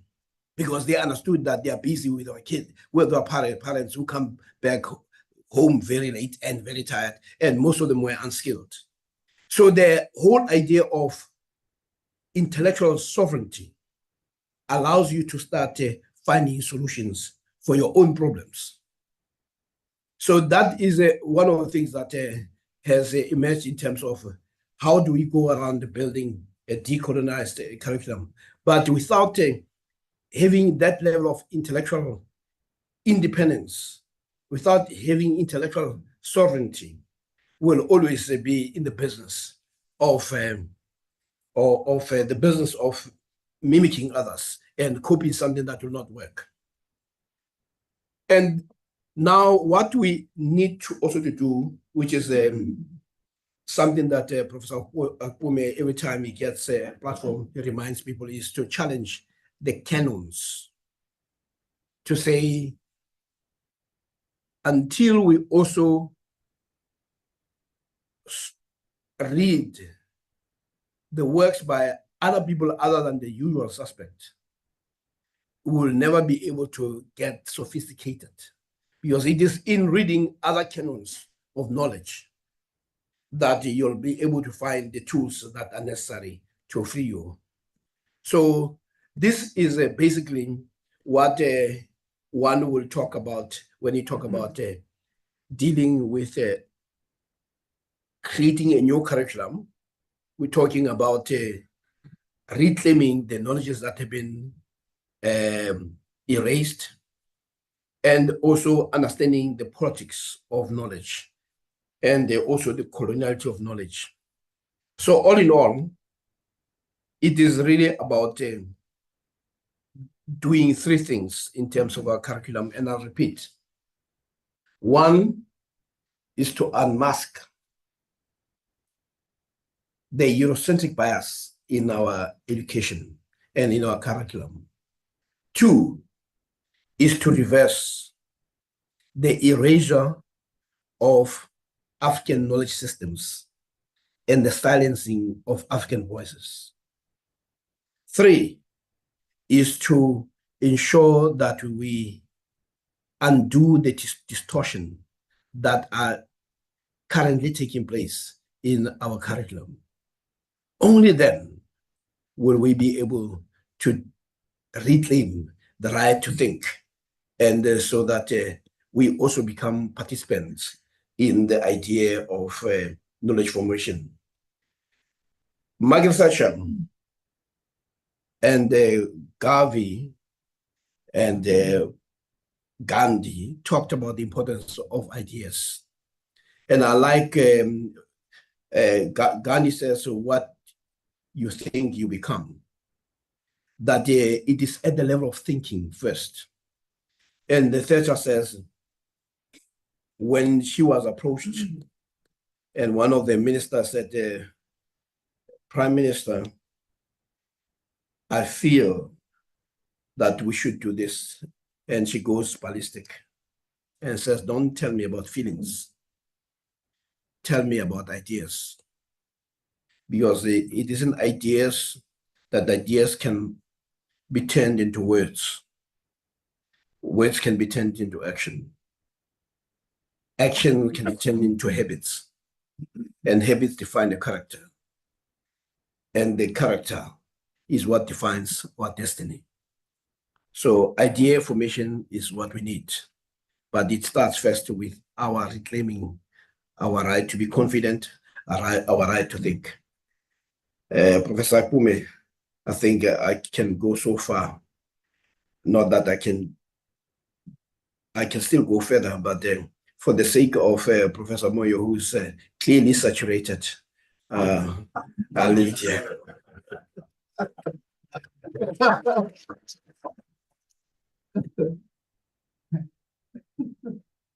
I don't know whether to say I am lucky or we are lucky today.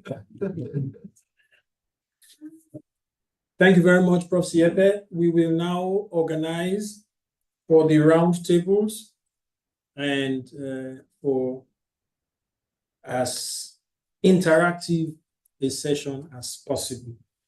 I will require Mr. Twala's assistance at this point. It seems he has been left alone today. Yeah, the other ICT and CMD colleagues aren't here. I wonder. So just give us a few minutes to arrange the stage. Yeah.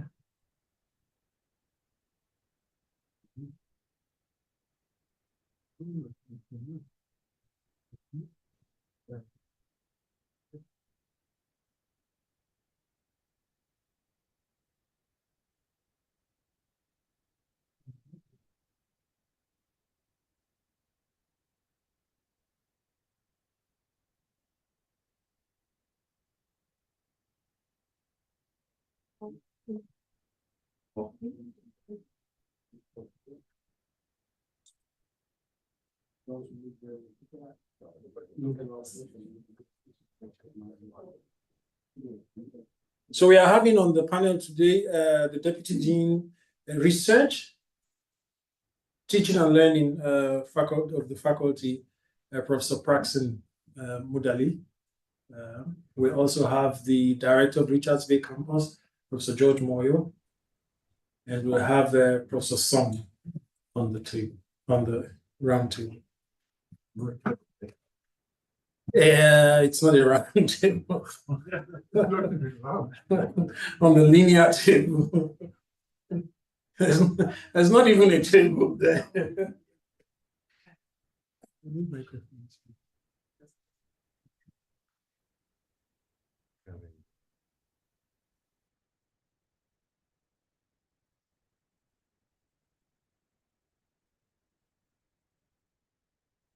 Let me get them here.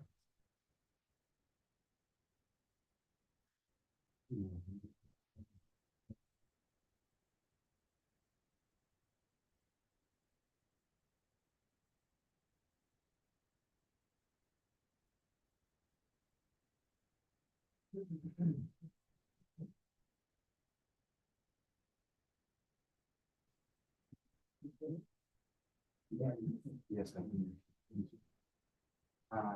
no.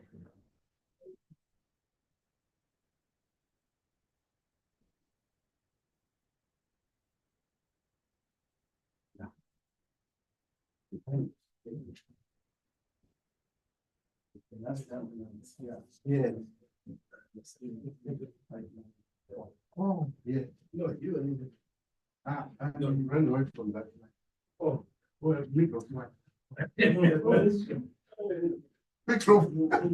I have suggested that Professor Siepe has accepted to join the table. Principally, it's for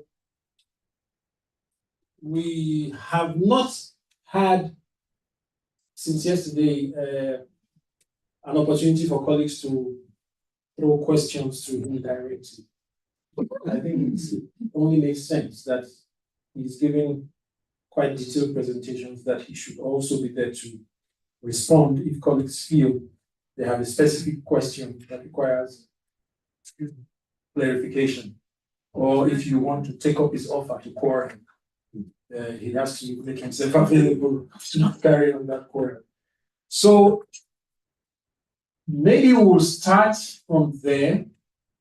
Any colleague with a question for Prof. Siepe, you may require clarification at any point, or you may want to volunteer a contrarian view or to challenge any of the points he may have given.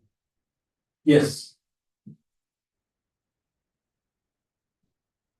Yes, I will not wait indefinitely. Thank you. I will ask the dean to ask somebody.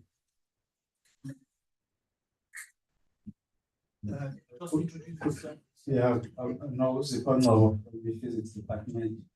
The interest will be not just for our esteemed prof, but for all of us. Firstly, to say, if we make reference to the culture, and I would like to think in terms of the timelines. That's what I refer, because if you talk about the Zulu culture, we know it's 200 years ago, give or take. Okay, so if we want us as Africans, how do we reflect on in terms of the timelines? Where do we begin to say, this is our culture, and this is from here, from this point, that we should then reflect ourselves against in terms of the timelines? From where do we? Do you intend that as a direct question to Prof. Siepe, or would you want anything? Could be for all of us, but okay, perfect. Prof can also reflect on Yeah, that. Prof, and give maybe that do you time. want to start? You know, this question sometimes reminds me of a march in Washington where women were wearing t-shirts that was written, "What part of no don't you understand?"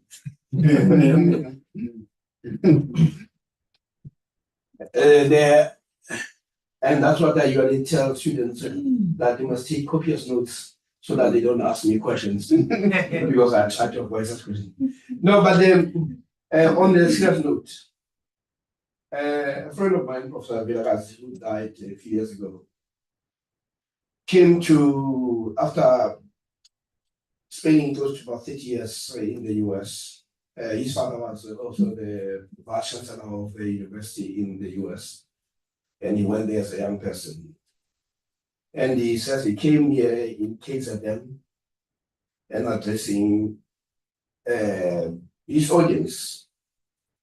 And in addressing the audience, he kept on talking about how they have lost their culture as people of KwaZulu-Natal.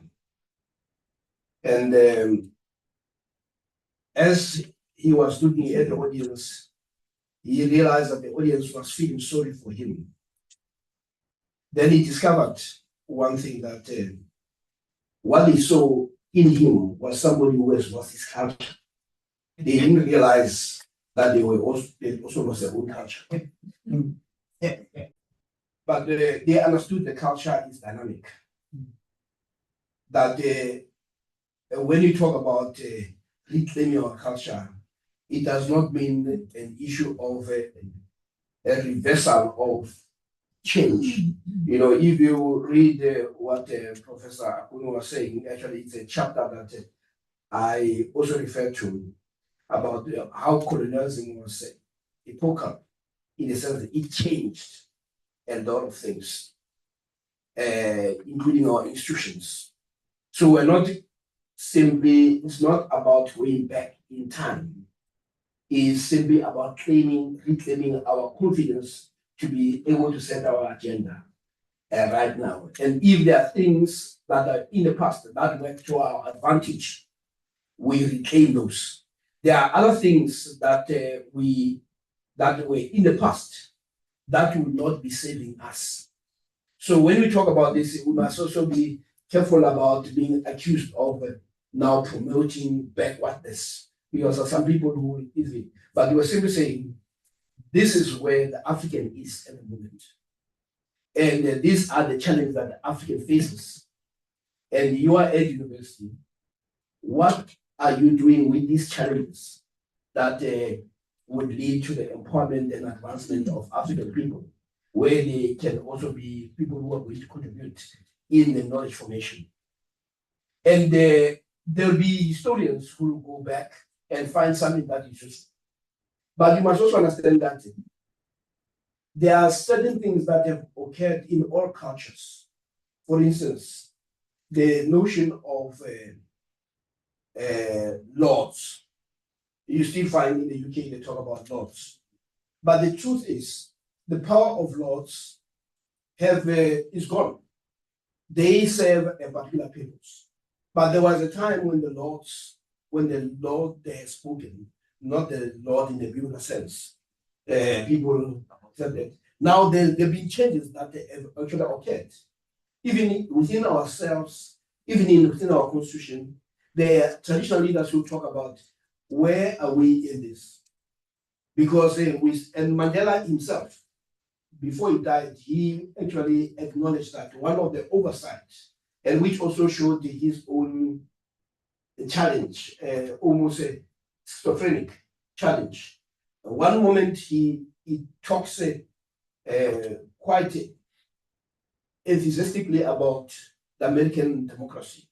At the same time, he also recognizes the role of chiefs, the role of so it is about negotiating. But what was central in his discussion is that we have all these cultural issues that were to advance us. Why have they been erased? So it's about identifying that which works. It's not about taking something that was packaged in history, like in the time warp, and we bring it to the present. So I do think it will be an issue of constant engagement, and I'll say the issue of patriarchy, for instance, it was there in all cultures. Even when you talk about issues like inheritance, women never inherited anything, and they were perpetual minors in all cultures. I mean, actually, most of the cultures. I mean, there are other cultures where women were always the dominant. Yeah, where there are matriarchal systems, But we start with what we have, and if we cannot solve it, we'll also check how did people solve it in the past, and then try to say, is there wisdom in how they approach things? And then we take that. And right now, even when it comes to the crisis in medicine, people are now going back to the herbs. I mean, there's now the whole herbal industry, not only in this country, but internationally, which is really about people going into the past to say, how was this prevented? How was it solved and all that? So I don't think it is so much of a timeline. It is more for me, what are your challenges right now? What are the challenges that makes you to feel like you're a fourth class citizen in the country of your birth? And how are you going to solve it? So that will be my take. And so it is not as simple as what part of no, don't you understand? Although there are some people who have a problem with the part of no. Thank you very much, Prof. Does that address your point sufficiently? Largely, cannot be entirely. Okay, thank you. Let's go online, please. And please, let's remember that it's not, yes, Prof. Kolanisi, I can see your hand. Let's remember that it's not necessarily a question, and it doesn't have to be a question where you seek clarification. It could be a comment. You could take the conversation further. You don't have to limit it to the scope that Prof has operated within, although it will help us if we try to get some form of consistency in the conversations and coherence. But it's understandable that people would like to speak from other points of view. There's a comment online. I think it's Professor Ndimande. Please go ahead. Hi, good morning, colleagues. My name is Bongi Ndimande. I'm from the Geography Department. First of all, I want to establish if I'm audible. You are. Loud and Oh, clear. thank you very much. And thank you for these very interesting presentations and engagements. And I really applaud the University of Zululand for sort of reigniting the fires that some of the pioneers of these institutions once put together. But I have questions, a bit of questions, and it's a mix actually of questions and comments. The first one is the whole conceptualization of African thought meant to be curriculum based, or we looking at the institution in its entirety? That is my question number one. And then question number two is looking up. This question bothers me because I look back at the history of the University of Zululand as an institution that was created through the Extension of University Act of 1959, which we know that was an extension of Bantu education. And as an institution that has existed since August 1959, upon its conceptualization, how have we today, how have we shared the identity, sort of peel off the skins of this University Act that not only defined who we were back then, but the ghost, I believe that the pariah of the past still haunts us up to this day. So how are we intending to move away? The reason why I'm asking this question is because of the talks that some of the things that were said yesterday, you know, like the question that Professor Siepe asked, whether one would you bring your child here? Whilst I feel that that's a very, it's a justified question, but I think one of the things that we need to take into consideration when we ask this question is the history of the University of Zululand. How was it conceptualized? What was it meant to do? Who was it meant to serve? Where was it located? Or the location of the university? Those things put together, they speak volumes.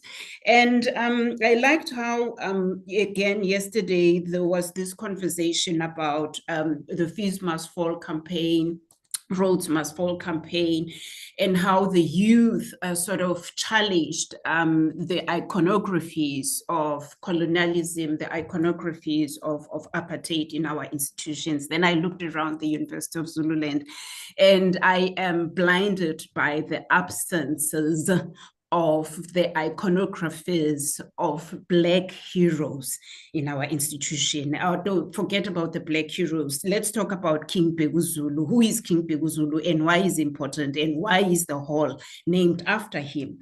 Or who is Mtshali and why do we still have the tallest building at the University of Zululand named New York? And looking at the activities of the youth, again, we spoke about 1976. Sorry, Yes. can I ask you to pause, please? Okay. So that your comment, your other comments will come in another round. Okay. It's not because I'm bored, it's because I'm getting very, very sucked into what you are saying, and I could listen to you for another 20 minutes. I think you've asked very powerful and very profound. You've made very profound comments and questions. Let's start thinking from there, if you don't mind. No, I don't. Perfect. Thank you very much. We're going to ask Professor Moyo to start responding. I hear the first question, African thought. Is the focus on the curriculum or the university in entirety? And then how, to what extent has the university shed the identity conferred upon it by the acts of the Universities Act of 1959, which, as you very well said, is a continuation of the Bantu Education Act of 1953. Yes, even those two are very powerful. And you do say that history continues to haunt the university till today. I won't disagree with you. Prof. Moyo, you may also want to extend to our third point, the absence of the icons of Black iconographies. Okay, maybe the first. No, thank you, Program Director. I'm only going to focus on one African thought. The others, I'll leave it to colleagues in the panel. The focus is for all of us. I suppose, let me first of all quote from from a booklet, a workbook, which was written by SOAS, the School of Oriental and African Studies in London.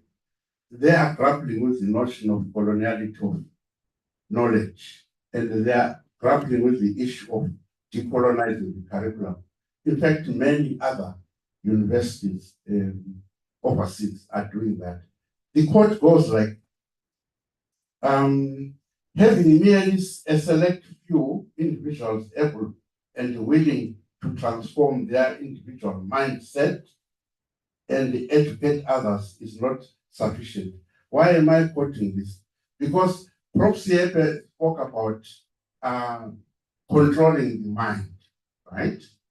The African thought idea comes from the intention to free our minds from being controlled.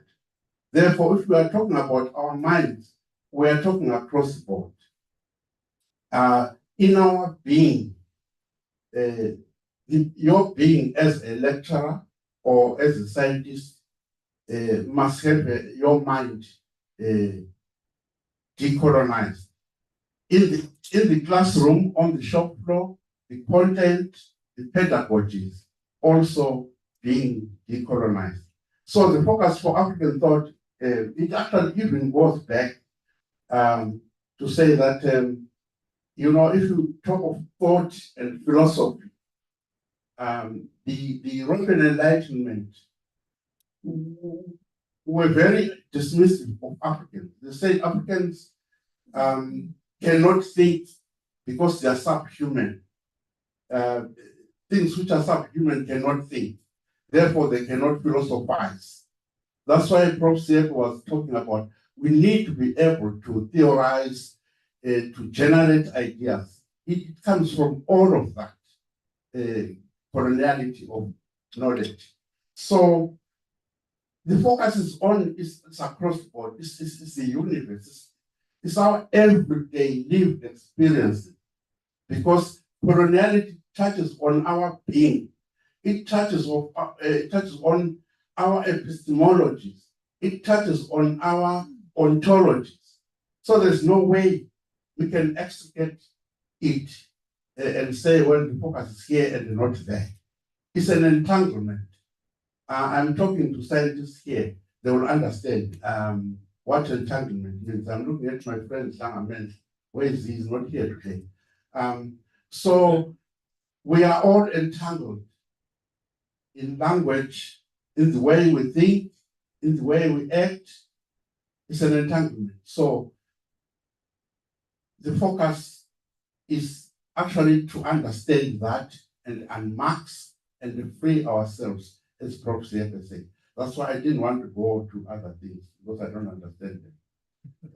The other thing, not understanding, the other thing, what I believe is that we have put together a booklet. I don't know whether it has been, the people online have it. Maybe there should be a strategy. In that booklet, what we try to do is to try to delve into this node for African thought and decolonization. And we write about what it means for us. We've read a lot of books from decolonial scholars. And what we've tried to do is to say, well, what does it mean for us here at UNIZO? So you will see that that booklet has a number of sections. There's a section on curriculum. The section 6 of that book is talking about everyone here at the university. The lecturers, the registrar's office, everybody. And there's a section on page page 28 and 29, which actually zeroes into curriculum. Scholars have written a lot about that. This is not to mimic, but to say, okay, here are ideas out there on curriculum. How can we teach? Because if you contribution to knowledge, it's not about bringing grand things at the back. It's about maybe to tweak an idea. For example, if you say a pluriverse curriculum, how does it apply here at the University of Zululand? So I would urge colleagues that we all read that as a starting point, if we have not yet read. And Chair, let me just end by saying, maybe the format of these workshops and in the spirit of quarreling, maybe the format is not correct. Maybe what we should have done is to say, what are people doing? How do they theorize what they are doing in terms of this whole idea of decoloniality? And when we come to a faculty workshop, we actually share our experiences, our understandings, our questions, our contributions. For example, is doing a lot of things, but she almost has no voice. Yeah, I'm not saying she's silent, but I would have wanted a situation where they are more active in disseminating what they are doing and theorizing. Thank you. Thank you very much, Prof. Moyo. If the panelists would allow me, just an intervention, especially building on my experience and in my involvement in the drafting of some of the statements. I will be suggesting, Prof. Moyo, we could suggest to the Vice Chancellor, if we could update this document. There is a one-page summary, actually a two-paragraph summary of what the institution conceived as African thought. That was a preface of the program we used in 2022. There's a line there that I think I can repeat here. I don't have it all off by heart, but it's clear. It talks about privileging indigenous knowledges. We actually mentioned the Nguni civilizations and the traditions of the Nguni people, where we are located. And then South African, Global South knowledges. And blending a mix of knowledges from across time and space to serve the problems that we have here, to address the community that the university is established within. That's a kind of a summary of how we conceived of African thought. And I would like to add, I'm doing some work. There's an area that I think is a little bit of a gray area. Maybe because of the way we are socialized. We like theories that we can hold and use in certain ways. For a couple of months, I've been doing some work in that regard, where I'm theorizing African thought, formulating African thought as a distinct decolonial approach, as a distinct ideational category that involves programmatic epistemological programs. That is, we have projects, this is what we are going to teach and do, but that involves intervening in the area, commenting in the area of African worldviews. It brings together, it's not really a creation, it's kind of a curation of many of the ideas that are already out there, but put together in a way that some colleagues might find it more useful. And it also speaks to the heart of the kinds of sensibilities, the kinds of sensitivities, the kinds of consciousness and teleologies that guide our work. But it's all rooted, it's not entirely new, innovative. It's all rooted in the ideas already espoused by Biko, by Ngugi, that as Africans we must think from here. Ngugi says you should be your starting point. Your starting point cannot be Google, cannot be Newton. It is you. You can use Newton, you can go to Newton, but let it be that you are coming from you. That would be the idea of African thought. And I think Professor Moyo also mentioned it. I don't know how useful this might be. No, I will not call you George. You're Moyo to me. Yeah. I can call him innocent. But I won't call you George. African George. He's not innocent. Every time I say it, there will be square quotes on top of it. A question that was also asked, the Uni Act. Prof. Sonia, do you want to take this? To what extent has UniZulu shared or been able to shed the identity that was conferred upon it during its creation? The Universities Act of 1959. I think by University of Zululand, our colleague might also be referring to the so-called yes. You may want to take it in that way. And you may also want to, at this point, make other interventions that you have penciled down to make in this discussion. Yes. Thank you very much, and thank you again to you, Prof. Siebe, for donating your time to this cause. Everybody, I think we can agree that he gives his heart to this thing. Also, let me acknowledge the Dean for facilitating this workshop, making it possible. My take so far is that the challenge that comes to us as academics is to first internalize the purpose of this journey by allowing ourselves to be challenged, painfully sometimes. If I may use Prof. Siebe's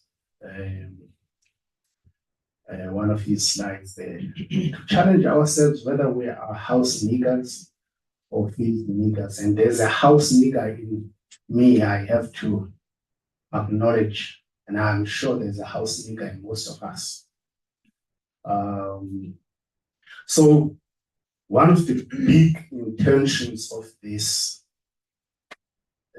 which I think will do well to acknowledge, is to expect ourselves as academics in this academy and similar academies to change,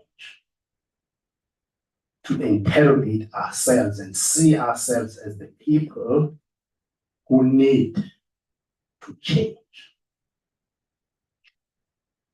Maybe I'm extrapolating too much for other people, but certainly this is how it has affected me.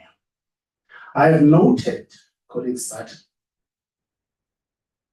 the three houses which have been negatively impacted through coloniality throughout the ages can be seen as, number one, society devastating upon society, colonialism.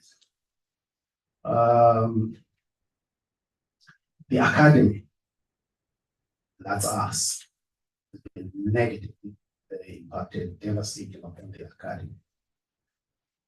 And also, what we call as industry, but which has been described here as the domain of means of production. That domain has been affected because the whole notion of colonization, in my view, was to advantage that by colonization, make everybody impart their capability, transfer their capabilities to support the means of production of the colonizer. And therefore, from the academic point of view, it therefore is necessary to launch an assault or an onslaught on the academy itself, on society, and on that domain specifically of means of production. What Malema calls the capital, what does it say? We need to assault that thing. But we cannot assault that thing if we are not ourselves decolonized, as I've said earlier. If I could go back to one of the colleagues, I had to respond elsewhere to the academy, the nature of the academy. And it has been said here that we took the model of the academy from the colonizers and we transferred it in total to us. It had an intention back where it came from. And we transferred it to us and said, this thing is going to solve our problems. But its intention was to advantage the colonized. And today it is still advantaging the colonized. It is preparing the natives to be good servants of the means of the of production of the colonized. Therefore, there is no way the academy must not change. Not just the curriculum, the entire academy. We need our model of what we call university. We need our own model, which Professor Plome says must come from here, but not from, as Prof. Silver said, not from benchmarking, but from here, from ourselves.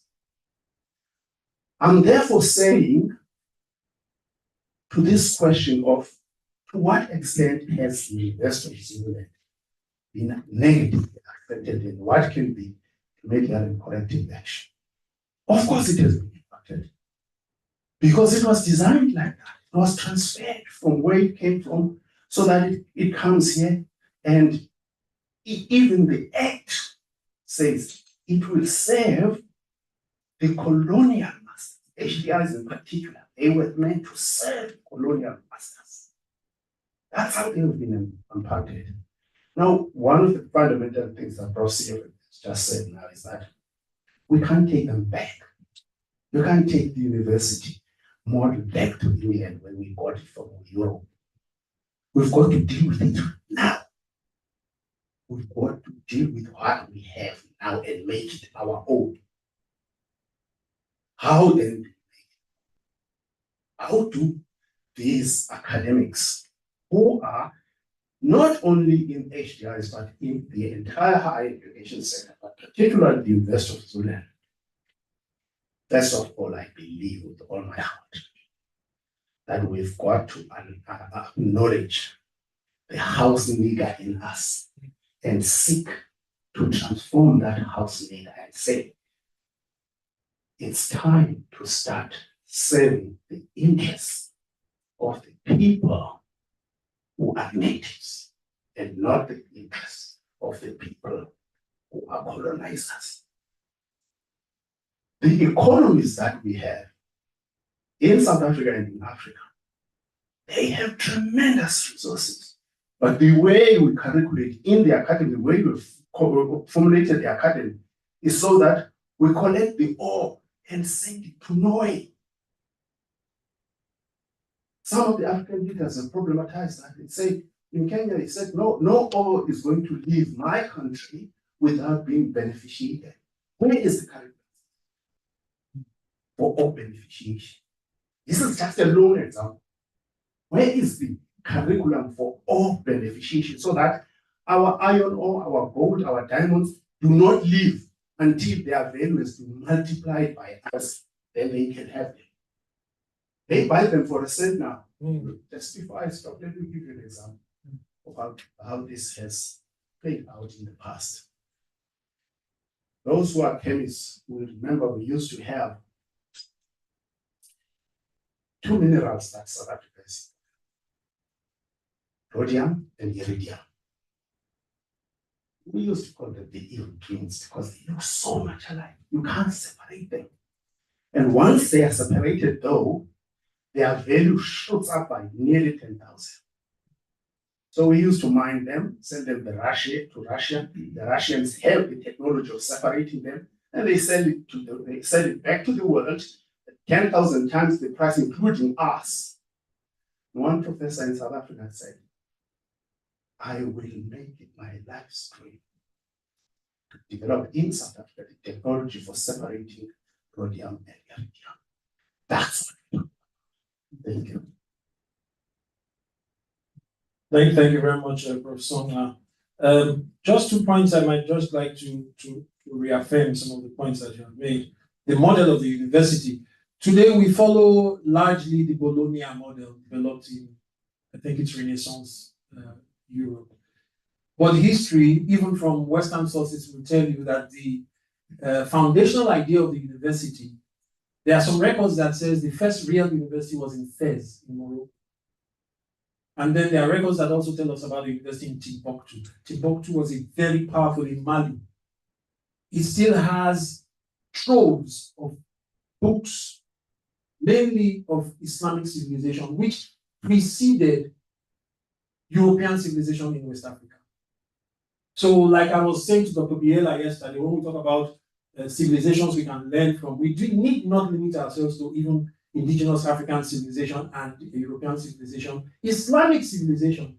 Many of us have been socialized as Christians to hate anything that is not Christian. Islamic civilization was a powerful and flourishing civilization before Western civilization had its footholds in at least West Africa.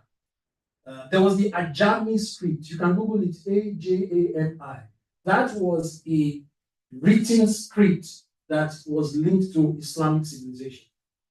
Before we started learning English, especially in the Sahelian region. So we can also look to that, Prof. Songa, when developing our models and following what Professor Sierka said about we don't necessarily have to go back to 18 whatever, but we can take from the past at least the comfort, the consolation, which I think is important.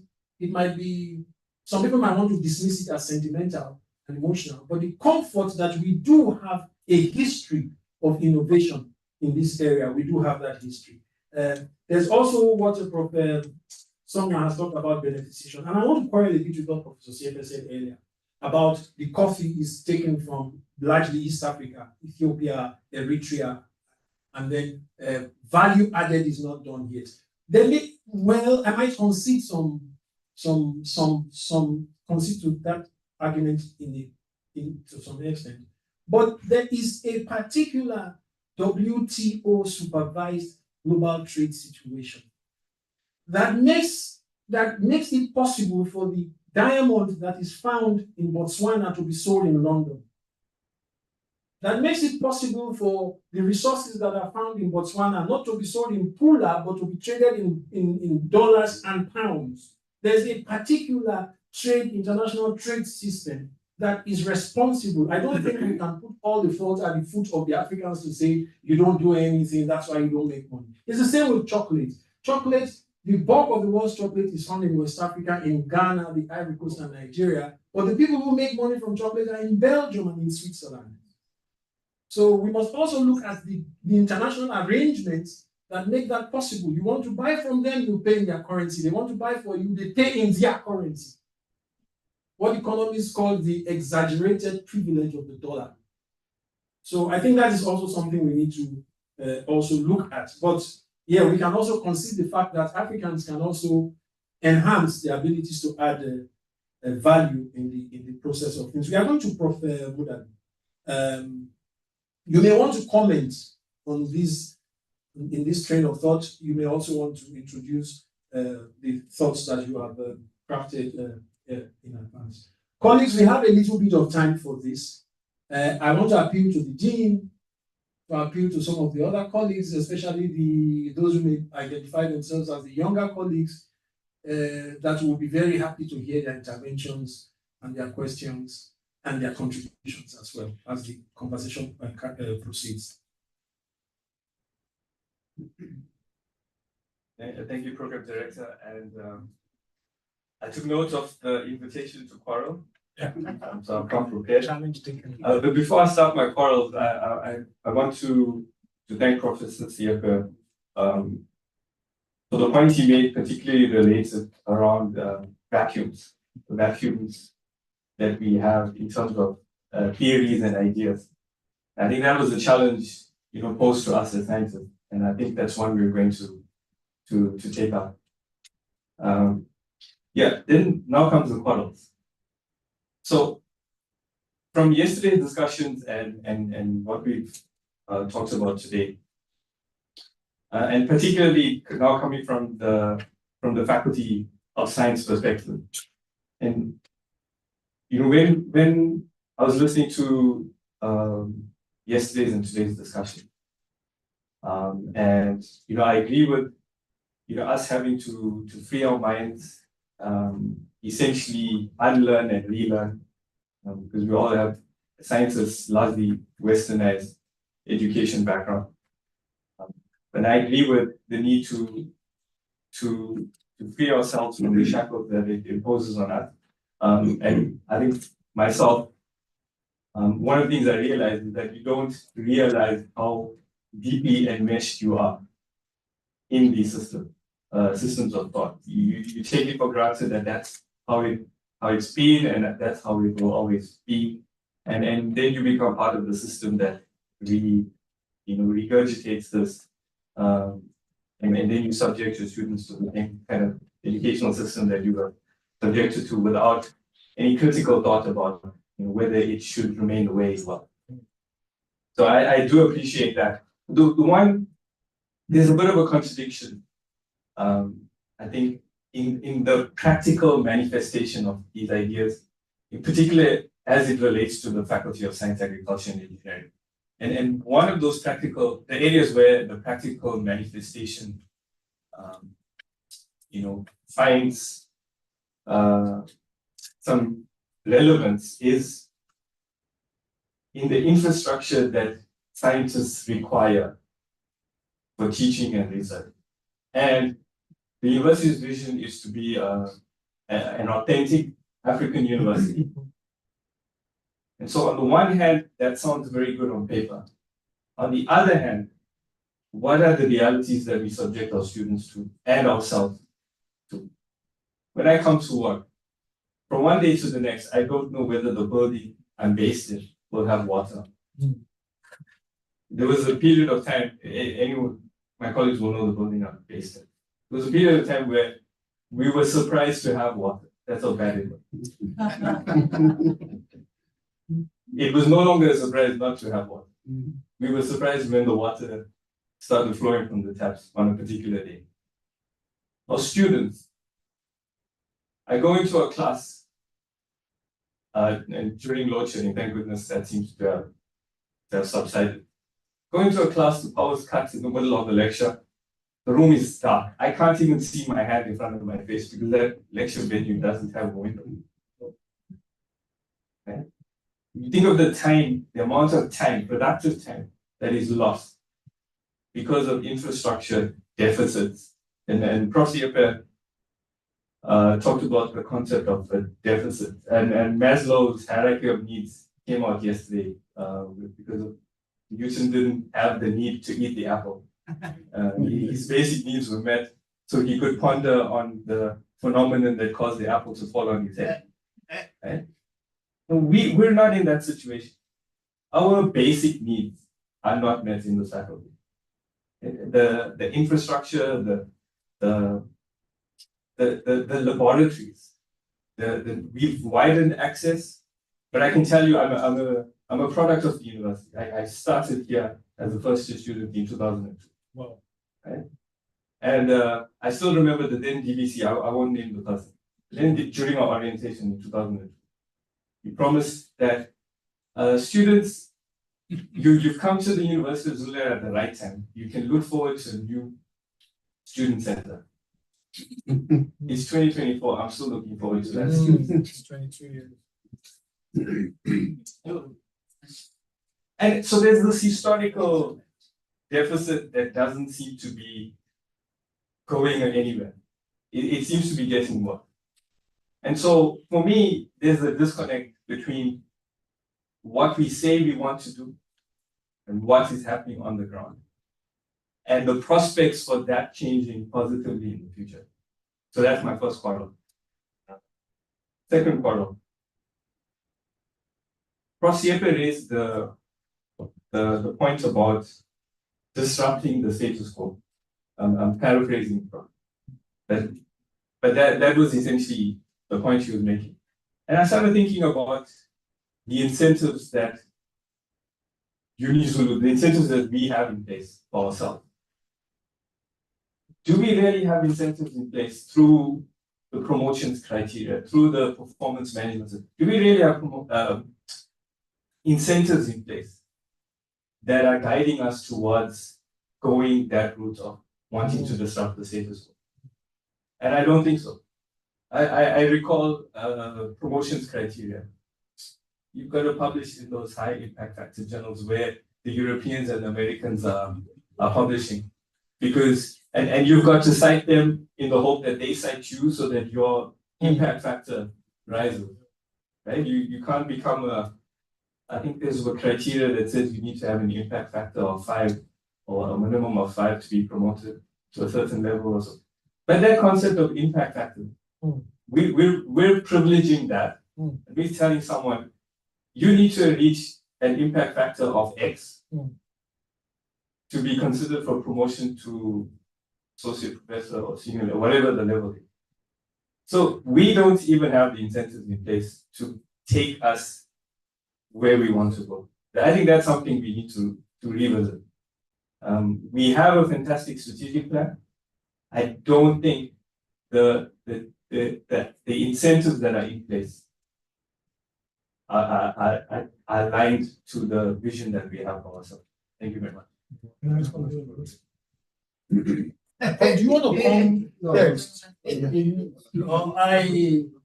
have a devious plan to bring in some of our more management people in the room before the non-currently management. Okay, you want to deal with it as management? Okay, so that's a saving line for the dean and Professor Moyo. All right. So, yeah, I was going to bring it.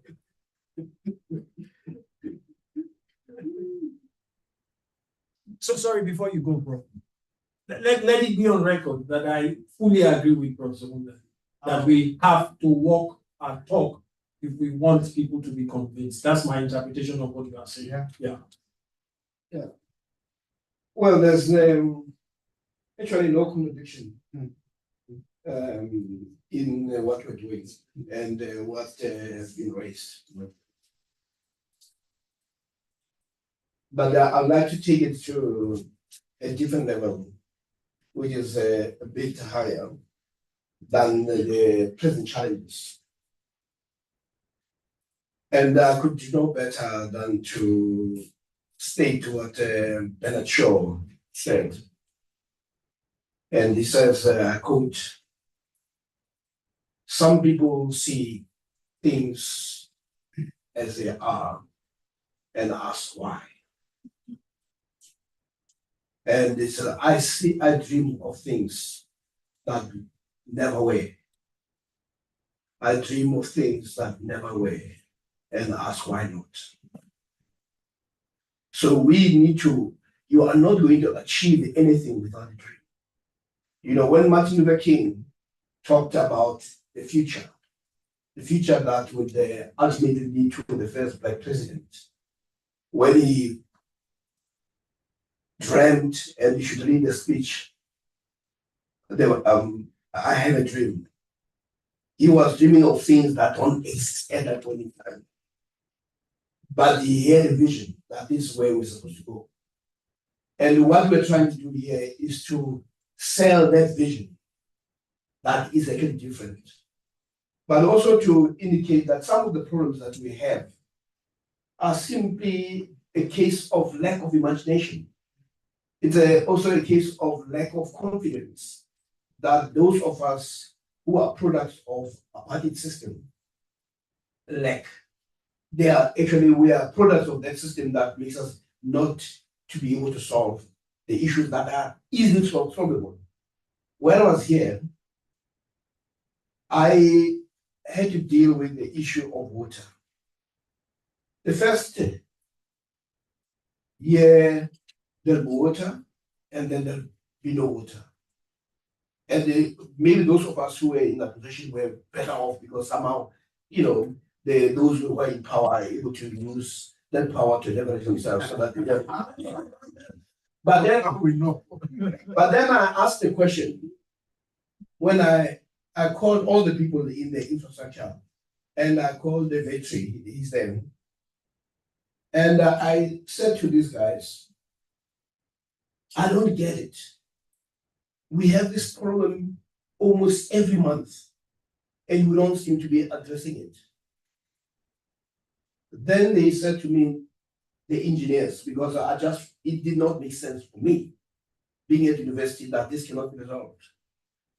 And Professor Elimana will tell you that the engineers told me that, Professor, water is not a problem. There is a lot of water. And Professor Elimana, who is in geology, will tell you in hydrology that there's a lot of water. And I said, so if there's a lot, it's because the pumps we have are old. It's like having a car that is so old and you keep on trying to fix it and it does not work. Then I asked, but if that is the case, how much will it cost to buy a pump? And ultimately it came down to whether the university will invest in a pump, because somehow we are sharing this with the municipalities. And before I left, we were going to solve that problem, but it's solvable, it's not difficult. And the engineers in this country and in this place told me that there is no problem with water. The problem is people that you put there to solve the problem, and also to invest in something that will cut all this. So these things are easy to solve. The second issue of the incentives is precisely why we are embarking on this, because among the positions that the university is going to take, in the same way that the VC had come up with the idea that you must do postgraduate diploma in education, one of the courses that we have to do would be a course on the Knowledge of African thought for every academic, and it will become a prerequisite for you to be academically promoted. So I just wanted to deal with it. But having said that, we must also understand that there will be these contradictions as part of engagement. And the contradictions are very important because what they do, they also shape and sophisticate our approaches to resolving the challenge. And what we need is the making them more visible. To say, if you say this, how do you solve it, so that we can deal with it? But I can assure you that on the issue of incentives, it is not an accident that this workshop was planned, because what it means that we're taking time of the university, we're taking the resource of the university to be able to have this discussion. But that's how serious we take it. That's why all faculties and the deans and the executive management were brought in to have this discussion. That's why we invited the Minister of Higher Education to open our conference. It shows a certain degree of commitment, but the room was never built in one day. So that's what, but having a vision is very important. The second issue that is important is, even with the issue of curriculum, ultimately, the transformation of the university will be a statement on the curriculum. Because it is that curriculum that produces people like us who emerge out of situation being in a state of perpetual doubt. What we're trying to do is to erase that sense of doubt, and also to reclaim our right to think and to solve our problem. We're no longer going to outsource that. I happen to have worked in a number of institutions, unlike many of you. I've been in government for 10 years. I worked in the private institution, the business school, Henry, which is at the time when I was there, it was number 2 in the whole of Europe, and number 4 in the whole world, and all that. It had the 4 accreditations. But when I was an academic director there, the CHE told me that we are conditionally accredited. And that's why I was brought in. I had a meeting with the CHE. Within no time, within a month of me assuming the position as an academic director, that conditional was changed in the full accreditation without us doing anything, but they simply engaging the logic that the CHE was using, which was a flawed logic. But all the universities here were following what they are told, because they never had the courage to challenge some of the assumptions that are actually made. So what we are saying is that we must produce the type of student who will be able to do exactly that, to challenge that which appears to be logical, when in effect it is flawed. Because every system has its own assumptions. And you'll find that some of those assumptions are so flawed. Then the fourth element that I want to raise is that this posture that the university has taken, it has taken it from the Higher Education Act of 1997, which all universities simply embraced without wanting to implement it. Because if you look at the white paper, it talks about transformation for higher education. That's what it's about, transformation, and transformation is not occurred. So we are first institution to give at least expression to transforming the whole institution, and also going to what the university is all about. It's about curriculum, it's about research and all that. They were saying we are not going to continue to mimic what other people are doing, but to do so, we must empower our people. We must have this difficult discussion ourselves, because we know out there will be challenges, there'll be gatekeepers. So even that notion of impact journals, etc., that's well and good, but it cannot come at the expense of our right to be. It cannot come at the expense at our inability to reclaim the intellectual and philosophical sovereignty, which we actually lack. So see this as part of an ongoing conversation that will lead to a form of refinement. We are spending resources on this as an expression of commitment. But the fifth and last point is that this is also part of a bigger agenda. You know, Nelson Mandela talks about, I have walked that long road to freedom. I have tried not to falter. I have made missteps along the way. And I discovered the secret that after climbing a great hill, there are many more hills to climb. But my struggle is not over. But what you are saying is that there will always be these hills that we must climb. And when we talk, the VCs first, if you listen to it carefully, we call this a struggle, that it will not come without pain. It will not come without sacrifice. But if you're going to be at this university, the position of the university, it is for now, for as long as you have this VC, the idea will continue. But we're also taking this idea to operate about understanding that there's been a historic injustice. So that's why we have pitched this at the level of understanding that this is part of a reversing the historic injustice that Black people have been subjected to for over 500 years. So it's just bigger than us. That's why you find scholars, African scholars, wherever they are, they say we want to be part of that institution. So this is, and now the question is, it's not so much to give you the recipe. It's simply to inculcate a particular consciousness. And once you have that consciousness, it will tell you what needs to be done. For instance, I mean, my first book is on Black perspectives on transformation. It's about the perspective. If this government had followed that thinking that we put there with a few scholars, we will not even be here. But what those who have the resources make sure that that vision does not see light of day, because they benefit from this status quo.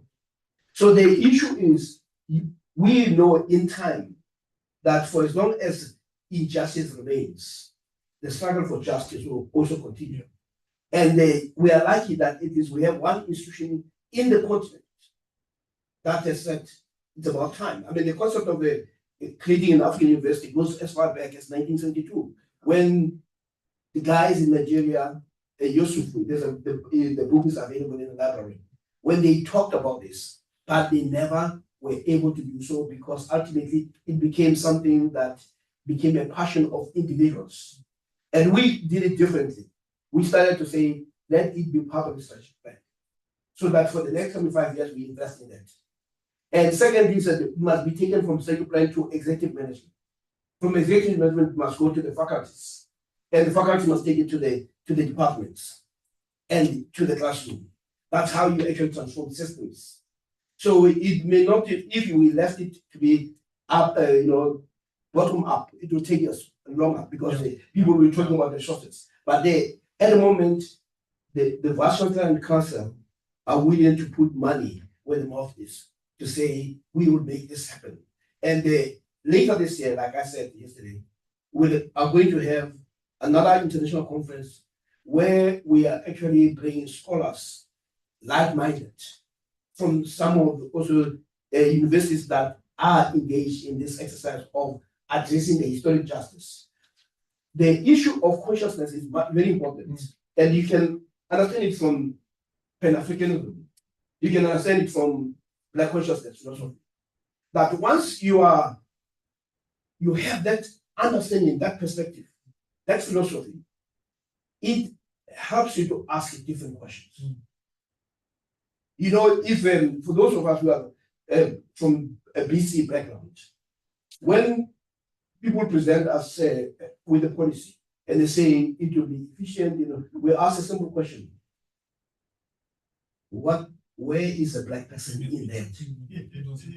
And you find that the Black person disappears. And most of the policies in this country, Black people have disappeared. What we have a waffling of words that are meaningless: efficiency, cost effective. Any system would want to be cost effective. Even apartheid wanted to be cost effective, and it was cost effective.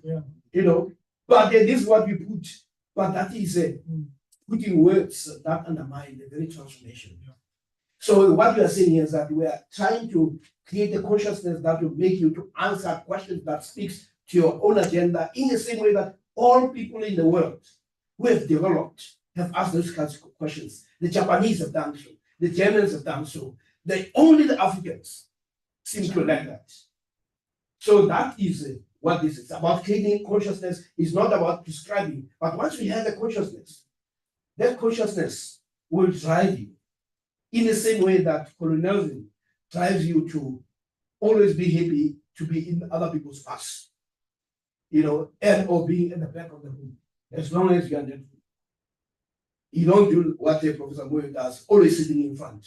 That shows the level of confidence. So what we're saying is that create consciousness where you are not afraid to pick up the challenges, but make sure that this is about advancement of African people wherever they are. It goes back to people like Garvey. Tomorrow I'll be talking about the whole history of decoloniality, from Marcus Garvey to Nkrumah to the Fifth Mansford and to Professor Moyo in this room. Thank you very much. Thank you very much, Prof. Siepe. So that puts the dean off the hook, and she's nodding enthusiastically. Colleagues, the plan is to carry on this conversation for another 30 minutes. I hope that's not too much. Then it will take us to lunch. It would also mean the dean will exercise her authority to request some of the younger colleagues in the room, those who deem themselves to be younger, to make interventions. Right. But now we have Prof. Kolanisi, who has been waiting. We will take your intervention now. Prof, comments, quarrels, questions? Thank you very much. And Prof. Siepe, I think now it's time for Imbiza Ibodwe, the food security to come into the discussion. I think one of the points that we need to also look into, I think it's important first to play this role of conscientizing people. But at the end of the day, I think I sort of liked how Prof. Mudali sort of brought it into now. What are the barriers at the moment? And then I wanted, because I think some of the discussions that we had earlier on, you responded to my question. So I'm just going to try and cover something that I think that was not covered. Because I think one of the things is I browsed through your booklet, Professor Moyo.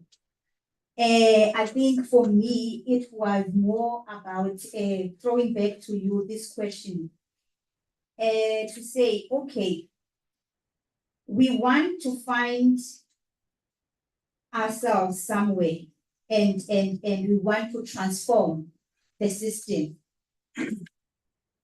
Challenging my colleagues here also. Have we found an opportunity to actually ask ourselves if our minds are captured, are really captured? Do we really need to free our minds?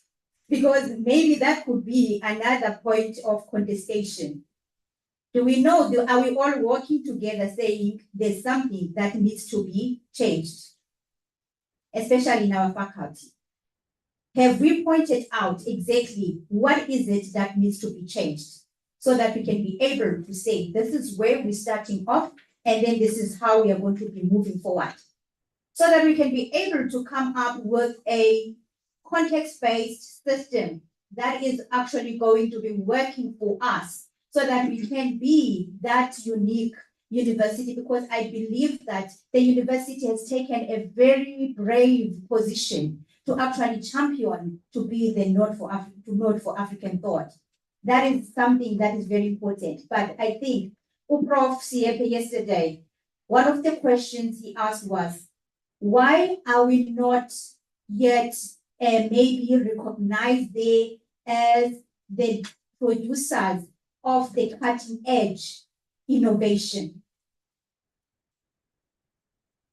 I think it now in your discussions, I think it came to Vetri to say, if we've got a problem, water, just in our backyard, water, I understand, Prof, you've explained to us what is the real problem. But now the question is, how do we look forward and dream big to solve the African context problems while we struggle to actually solve the problem that we have here? I think for me, let us also bring what you are teaching us into reality and start thinking about it and saying, can we also challenge ourselves and reflect to say, what is our role? How do we align? Because we need to have a culture. You cannot nod for African thought without having also a certain culture. So I think for me, that is what I'm trying to also throw back to Prof. Moyo to say, okay, if now we are going to, in this book, one of the things that maybe I would like us to look at into, maybe also as a faculty, what also are the indicators that are going to be showing us once we have known that, okay, now we are freeing our minds from 1, 2, 3, 5, and 6, and then these are the indicators that are stating that or showing that we are actually making a progress. There is some kind of change that is happening. And then I think number 2,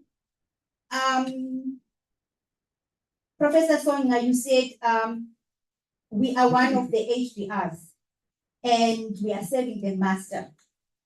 I think this is also lead to say we want to move from that.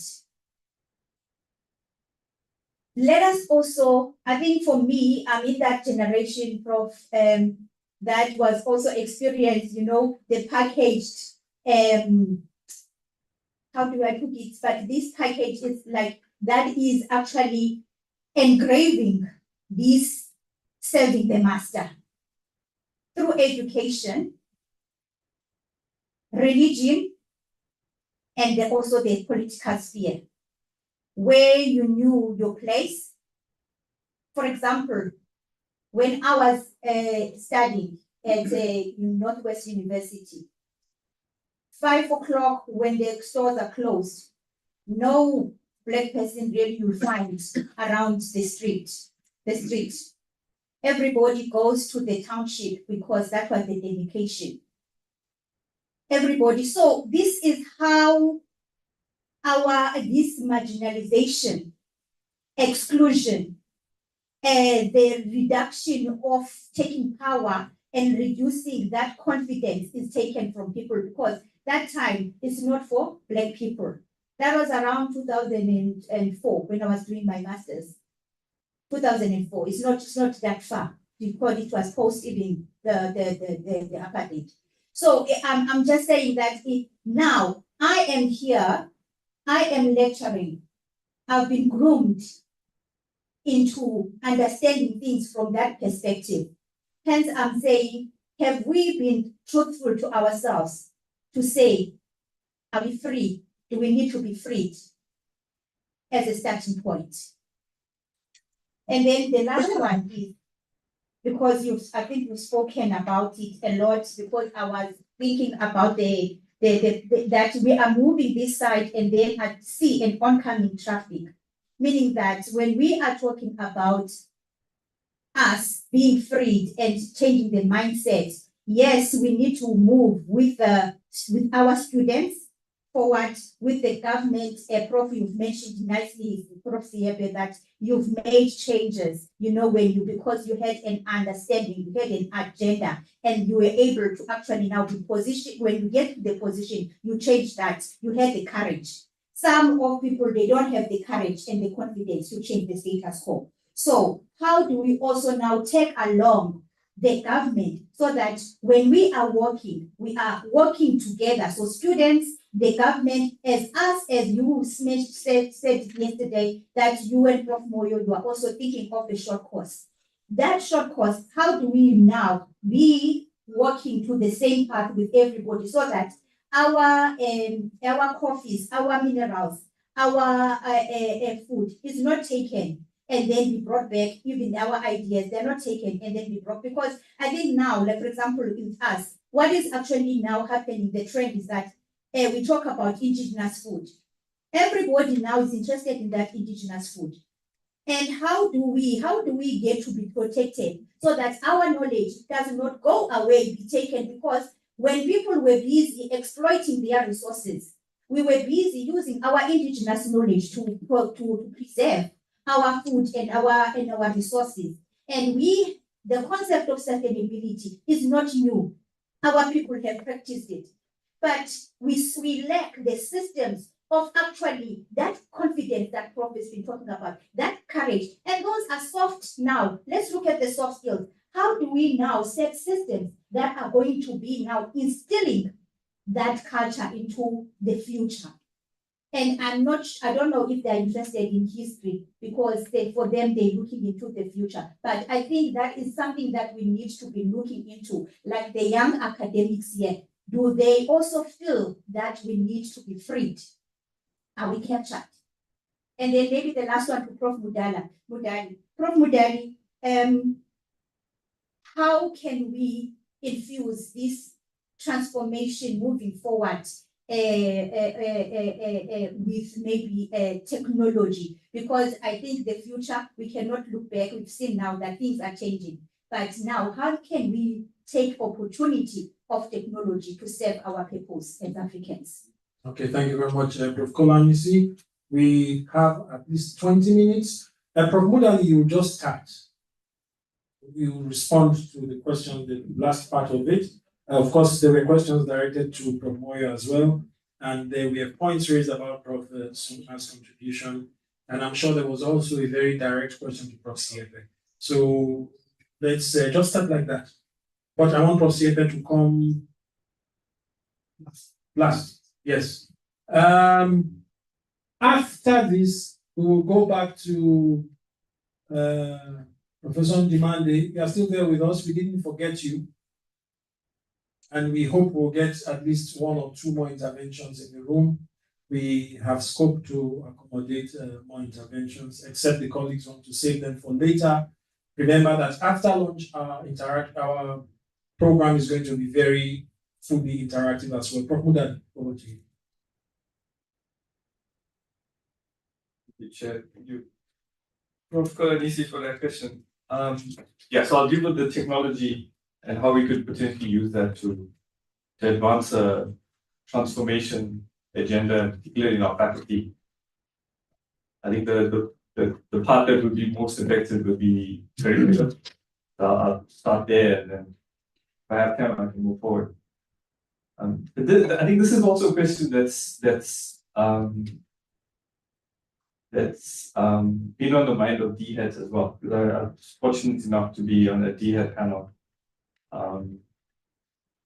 where the government wants to also empower the universities in terms of using the technological tools that are currently available to us to help us transform, in particular, DHET's concern is the curriculum. And I think this is largely also being prompted. They've been thinking about it for a while, but I think they were spurred into some very urgent action by the recent developments in generative AI. And there's a lot of research coming out now that generative AI and its advancement, it's actually speeding up the extinction of indigenous languages. So there's a lot of interesting research that's coming out now. And a lot of the concern is that many of the indigenous languages that are now at threat are African indigenous languages. And so to give you an example, you have generative AI in particular, and it's largely trained on content found on the internet. And 80% of the content on the internet is produced in English. And the largest English data set for training those models is 250 times larger than the African data set for about 750 African languages combined. So the data set for one language, English, is 250 times larger than the combined size of 750 African languages put together. That tells you the scale of the problem and the risk at which we're going to find ourselves. So the technology is an enabler, but it's also a massive risk. And so I think one of the responsibilities we have in academia is, and it's come up now, is to privilege our indigenous languages, but now we're going to do it in a way that also responds to the risk of these languages going extinct in the digital world. Because you find the ever expanding proliferation of knowledge in English. And the other top 10 languages, which are almost primarily European with Mandarin and Hindi, as the other two rounding out the top 10. But you'll find the Spanish, the French, the Italian, German, etc. as part of that top 10 that is well resolved.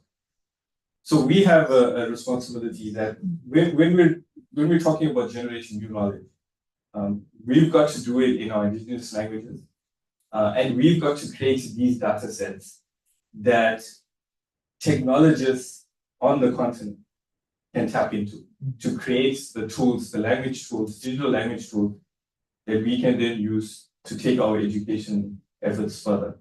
And I think that's a responsibility we have as academia. So practically speaking, we have technology that can help us translate, and that's something that we need to tap into. We can offer our curricula in multiple languages at the same time, and we have technology that helps us to dub and offer online lectures or pre-recorded lectures as well in multiple languages. I think doing that also gives the students the freedom to explore and to gain an appreciation of their indigenous language, their home languages, in a formal academic setting like the one we are providing to them. Because I think as part of the process of freeing up your mind, we have to also get away from a situation where people are conscientized into believing that the only place I'm going to, so when I come to university, this is not a space for my home language. That's where we have to get away from. And we have technological tools that can help us with it. And as a faculty, we've done some work in this. We have colleagues that have translated the materials. We have contents that are offering, colleagues that are offering content, pre-recorded lectures in multiple languages through dubbing. So we've taken some steps in that regard. And I think from a scholarly perspective, it's now about, okay, how are those interventions working? How are they being received by the students? And I think that's where we're currently at now, that we've taken these steps, we've put these technologies to use, we've provided the materials. Is it what the students want? Do they see the value in it? Are they benefiting from it? Yes. If yes, why and how? If no, what do we need to rethink? So the technology is there. We're using it as a faculty. And I think it's now a case of, do we really know how it's being received by the students and how we can improve on this going forward? Let's go now. Thank you very much. There are a few questions I'll pose to you much later. Yeah. Is there a hand? Dr. Mbata. Okay, just hold it, Dr. Mbata. We'll take these responses and then we'll come to you. Prof. Moyo, the questions Yes, Prof. But I want to first of all thank you for at least browsing. You didn't say you were reading. I don't know what's the difference between browsing and reading. But at least you laid your hand on it. Yeah. Are we captured? I'm not sure whether that was the gist of your question or the spirit of your question. Well, she was asking what the indicators are that we are making progress. Okay. The indicators of progress. Yes. I would start from saying that decolonization is the responsibility of all of us. That quotation which I read in the beginning, it's not for people here or decolonial school, it's for all of us. What that means is that all of us have got to read and develop some understanding of the colonialities that entrap us in our everyday lives, and begin to theorize and unmask what is it that is trapping us, and figure out how to get ourselves out of it. I think this has been said in so many ways, but basically, I think maybe the way to think about it, I always like to use humanity. I'm not sure whether the quarrelsome friend here will attack me later. He always does, there are stages of understanding, borrowing from hermeneutics, that there's a pre-understanding stage. We're at a certain stage now of understanding this decoloniality, right? As you read more and delve deeper into it and practice and generate ideas through practice, you deepen your understanding. You go to the next state of understanding until you get to a state where you can actually create new ideas, new theories that can now be, that can dialogue with other theories in the, in human life, in the universe, or so to speak. So, yes, we are captured. Well, I don't like to use the word captured, but I think we're at a certain level of consciousness, and the Prof. Ever did emphasize that. And if you look again deeper into our booklet, you will see that these are waves of consciousness. You move from one wave to the next, to the next, to the next, to the next. So this is a certain wave, a certain level of understanding. We are hoping to move higher into the levels of understanding and be able to, to begin to say, now I'm teaching this subject. I'm beginning to identify the coloniality of what I'm saying, the coloniality of my language, the coloniality of my pedagogy, and begin to experiment by decolonizing. There are many examples of that, and we do point to some of them, which you might like to try out, or any other that you might want to try out.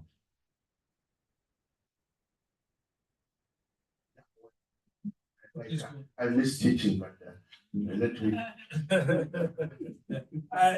I just wanted to ask, can you repeat, Prof. Kolanizi? Can you repeat the particular point you were aiming at, Prof. Song?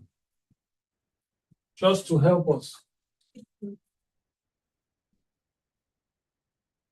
Okay, but perhaps Prof. Songa has something he already is set to respond to. Yeah, go ahead, Prof. No, don't worry, Prof. Kolanizi. Prof. Songa will just proceed. Thank you, Prof. Kolani. I think I had a general idea of your intervention. Even if I miss it, let us hope that my response will in fact touch on some of the issues that are relevant to this. Firstly, I think it is fair to say that one of the initial intentions of this intervention by the leadership of the University of Zululand into the institution, one of the initial responses is the creation of this consciousness. I said earlier that it is the recognition of the house nigger in us.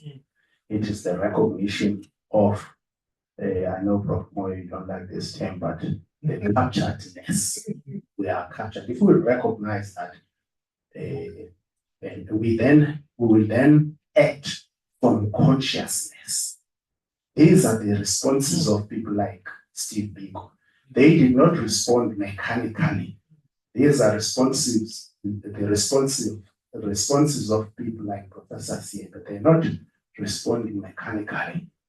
They're responding from consciousness, from the heart. They recognize that something is wrong, something must be done by us, and something must be done now. So I dare also venture out to say, in my own assessment, in the early stages of this intervention by the leadership of the University of Zululand, that objective will be achieved spectacularly. And it will transform the academy. Academics of this institution will move towards African thought from their hearts. The second thing is that when we do these things, one of the advices that we're giving, which I've internalized and I hope you have also internalized, is that we will respond from within and not from benchmarking. Please, that's fundamental. We will say to ourselves, where is the African student in this? Where is the student of the University of Zululand in this? You have benchmarked with all the universities in South Africa to come up with this curriculum. I don't see the student of the University of Zululand, and I don't see the economy of Zululand, of Black Zululand, in this curriculum. To be quite honest, most of our curriculum are international with very little content of the Black man in Africa, in Zululand, in Eastern Cape, and so on. That's a problematic issue. Very little content of the African man in Africa. So, in response, then I would say, fundamentally, therefore, what we must do, and perhaps even in a radical way, I want to start looking something like Malem in a militant way, in an aggressive way. Say, this thing must not look like this, it must look like this. What has been proliferatively present and visible in our midst is problematizing without solutionalizing. We have problematized enough. We have complained enough. We must now look into ourselves. And what it takes to look into yourself is that that boldness, that confidence which says, it's not going to be done for me. I'm going to do it. And I'm going to do it with my fellow colleagues. Now let's get down to the substance. In reality, we have to change the curriculum with our students and with our society. This is why I drew a map of the society intersecting with the academy and also interacting with the industry.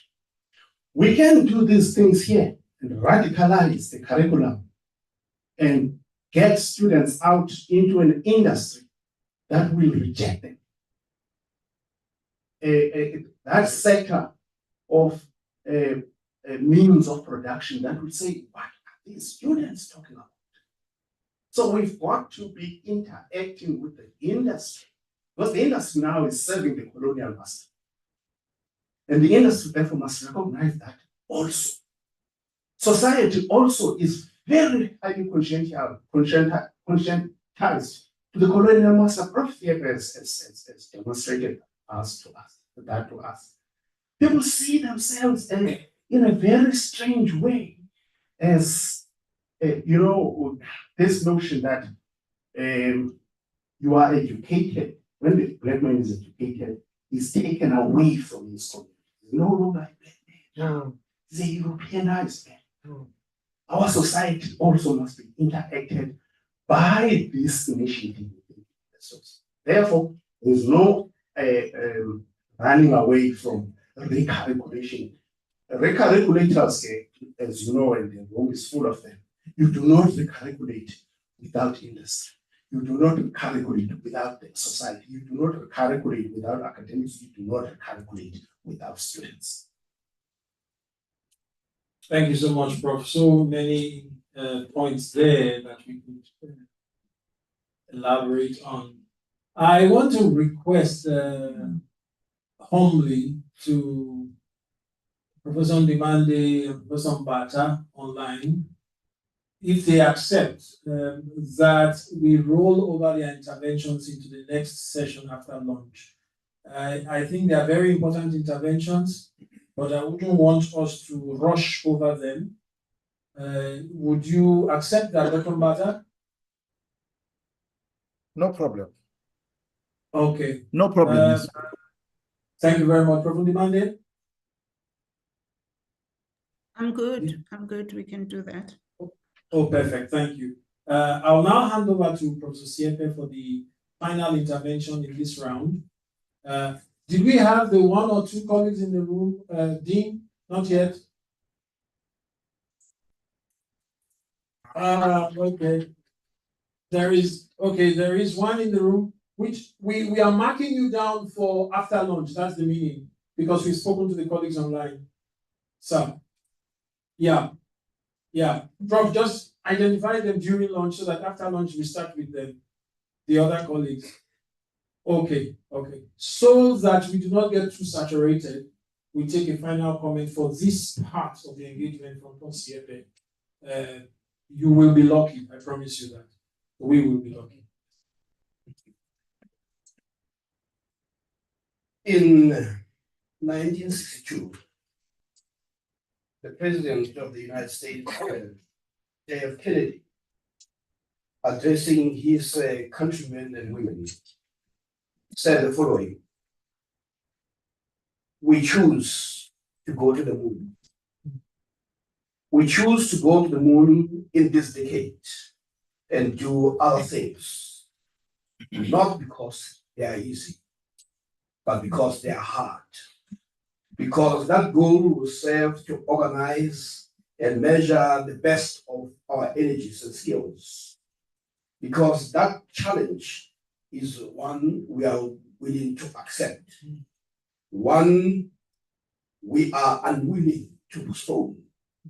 And therefore, as we say forth, we ask God's blessing on the most hazardous and dangerous and greatest adventure that man has ever gone.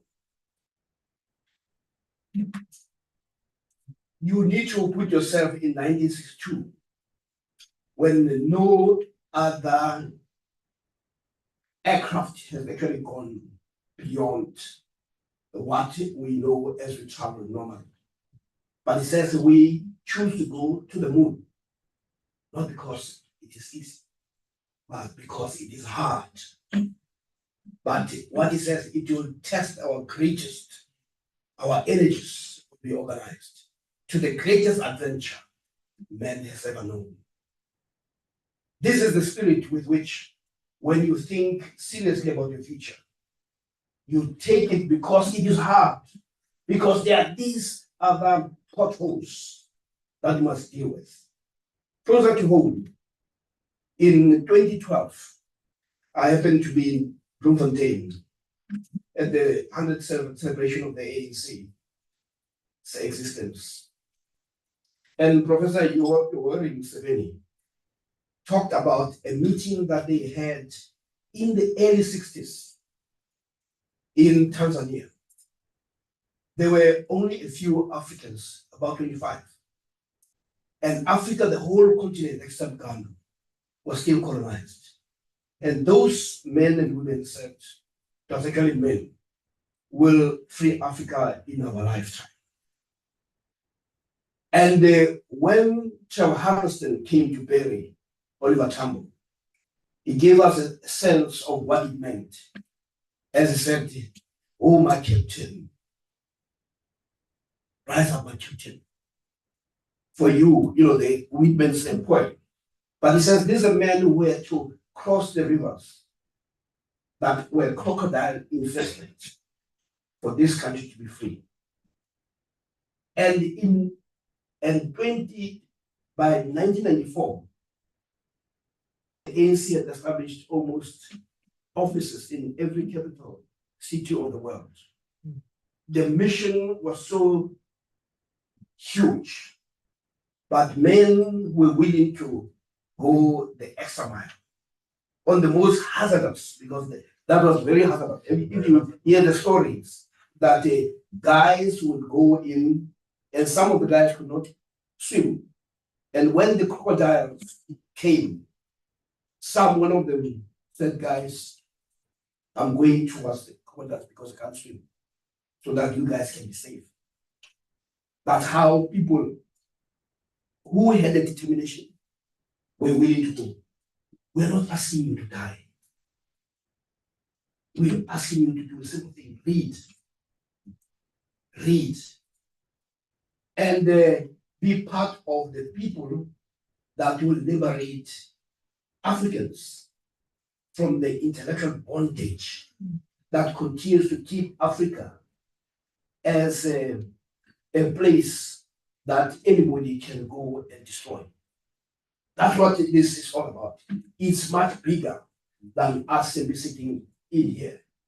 But we're lucky because globally, there are many other people who think enough is enough, that there should be justice. And this is simply a call for justice. And I would also urge you to read the book, Startup Nation, before you die. And look at how people were able to turn a place that was a desert into an oasis. You look at, you check if you Google right now, something, an article called Soldiers of Fortune, which talks about the IDF, the Israel Defense Force. The powerful machinery, I mean, you can quarrel with what they're doing now. But what they were able to do around being surrounded by 8 countries that were enemies, that they are untouchable. You go, if you are a movie freak like me, go and check the latest movie about the former Prime Minister of Israel.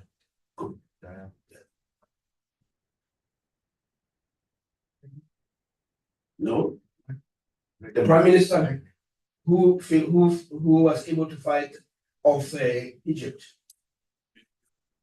Golda Meir. Yeah, you just go and check it. It's called Golda. But you can read the story. But the point is, if you put your mind to it, it is possible. And as JFK says, we choose to go to the moon not because it's easy, but because it's hard. And you put people on the greatest adventure the world has ever known.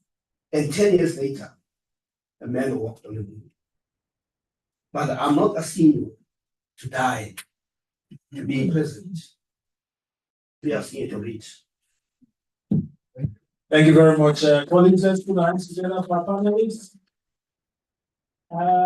We will now break for lunch and come back at 13:30.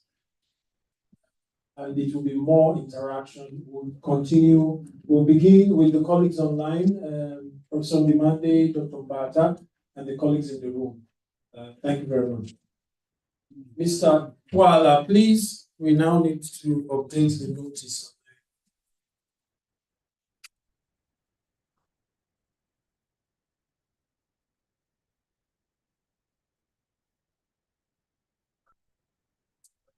I was hoping for a better one. I know, but this one is, you can see 13. Why did they leave over you? It's not fair. Yeah, long is ready, I assume. No, yeah.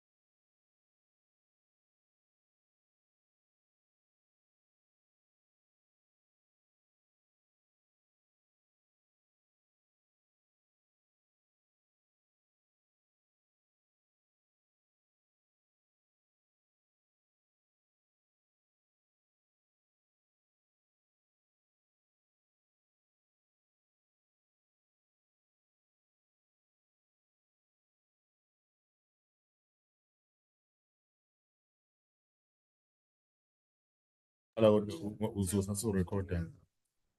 Good afternoon, colleagues online. We are back. We are trying to replace the image from our IT colleagues. They will do that in a bit. Colleagues are still coming in from downstairs. I want to thank all the members. I'll do the thanks again of the panel in the previous part of today's program. They got us very saturated for the morning session. We are going to proceed as we did yesterday. We are going to have breakaway sessions as soon as the colleagues come together. We're going to split into one group will be constituted by the colleagues online and those in this room, and another group, which yesterday turned out to be the smaller group in terms of number, went to the adjoining room here at the venue of the conference. We'll carry on. We aim to have a, now we have a problem with the timing of the program. Well, yeah, I should have said this in the previous workshop so that we fix it for this workshop. But yeah, we will aim to have the group conversations for, let's say, 30 minutes. The notations here are not accurate. So for instance, it's showing lunch for 12 to 1, but our lunch has gone on from 12:30 to 1:30. And it's saying breakaway sessions for 45 minutes from 3.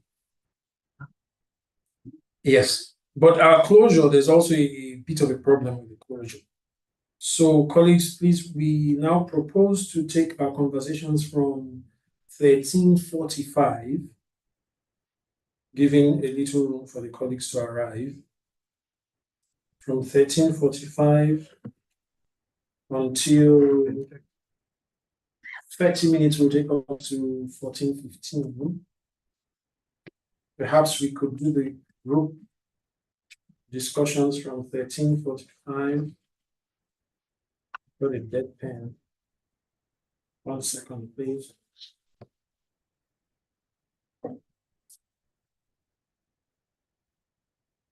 We okay? Yeah.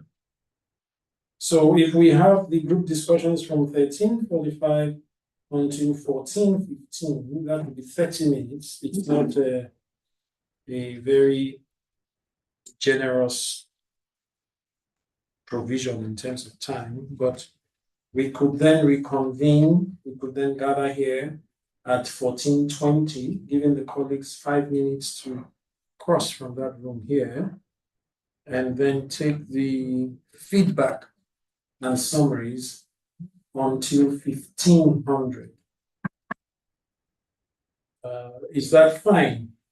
My natural inclination would be to have more than 30 minutes for the group conversations, because the idea of the group conversations is the fewer people in the room, the more opportunities more colleagues have, the more time they have to engage.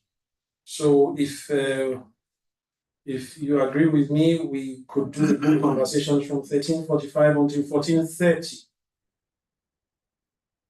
Then we reconvene in the plenary in this room from 14:35. We do the group conversations for 30 minutes to take us to 15:05. And then we can then have the rounding off from 15:05 to 15:20, thereabouts. The goal is that we do not have to hurry out of here before 15:30 if we've not completed our tasks. That is the goal. The aim is that we could close around 15:30. Give and take a minute or 2 or 3, but hopefully not more than 5 minutes over time, if we agree. Do we agree, colleagues? Okay, I see one nod. Okay, thank you. And another. If you don't object now, you hold your peace forever, as they say in church. So we have now a couple of minutes for colleagues to kindly volunteer to go to the other room to constitute the group in the adjoining room for one of the sessions. The question we are asking is the same kind of question we asked yesterday, except we are now using as our focus the contemporary politics of knowledge. What are the implications? What are the applications of this for the academic project at the University of Zululand? And in this room, in this bigger room, we are kicking off with, we'll continue with the questions that were posed in the morning session, interventions in the morning session from Professor Ndimande and Professor Mbata was about to pose a question. Then we also had an indication by Dr. Kubeka and two other colleagues in the room. So we have 4 individuals who are set to start the conversation in this room, except any of the colleagues here want to join the other room. So I'm appealing to us to volunteer to move to the other room. We have 5 minutes because there's no room there now. The dean perhaps doesn't want to exercise just yet. She may not want to do it yet, but we can never tell what she'll do later.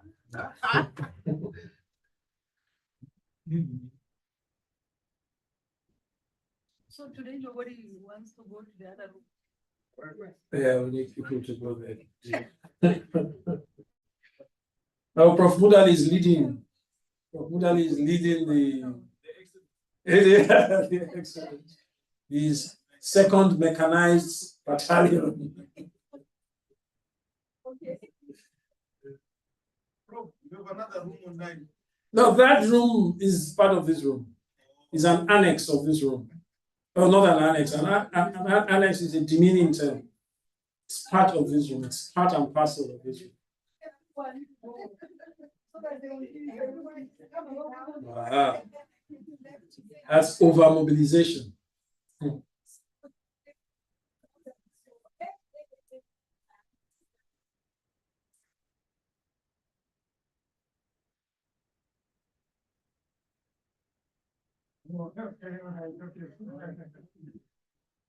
It's a shame Professor Modal is going that side. I was going to tackle him on some of the points discussed in the morning.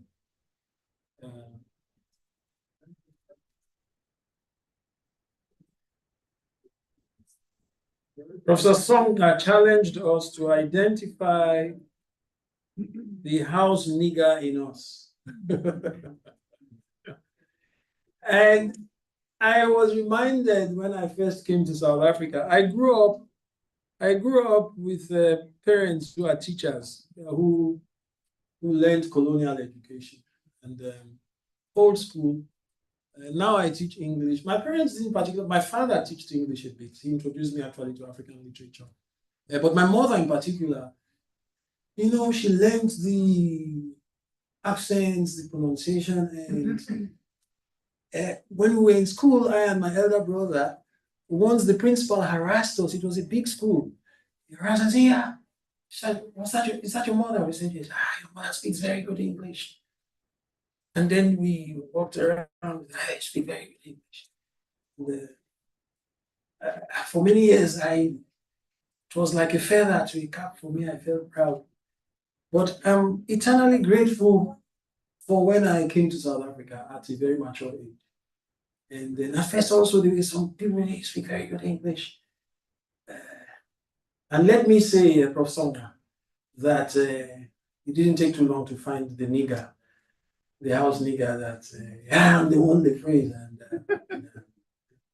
But I've long peeled that off. And I'm not interested in speaking very good English anymore. I promise you that. I'm no longer interested. Because as Prof. Siepe said, even the hobo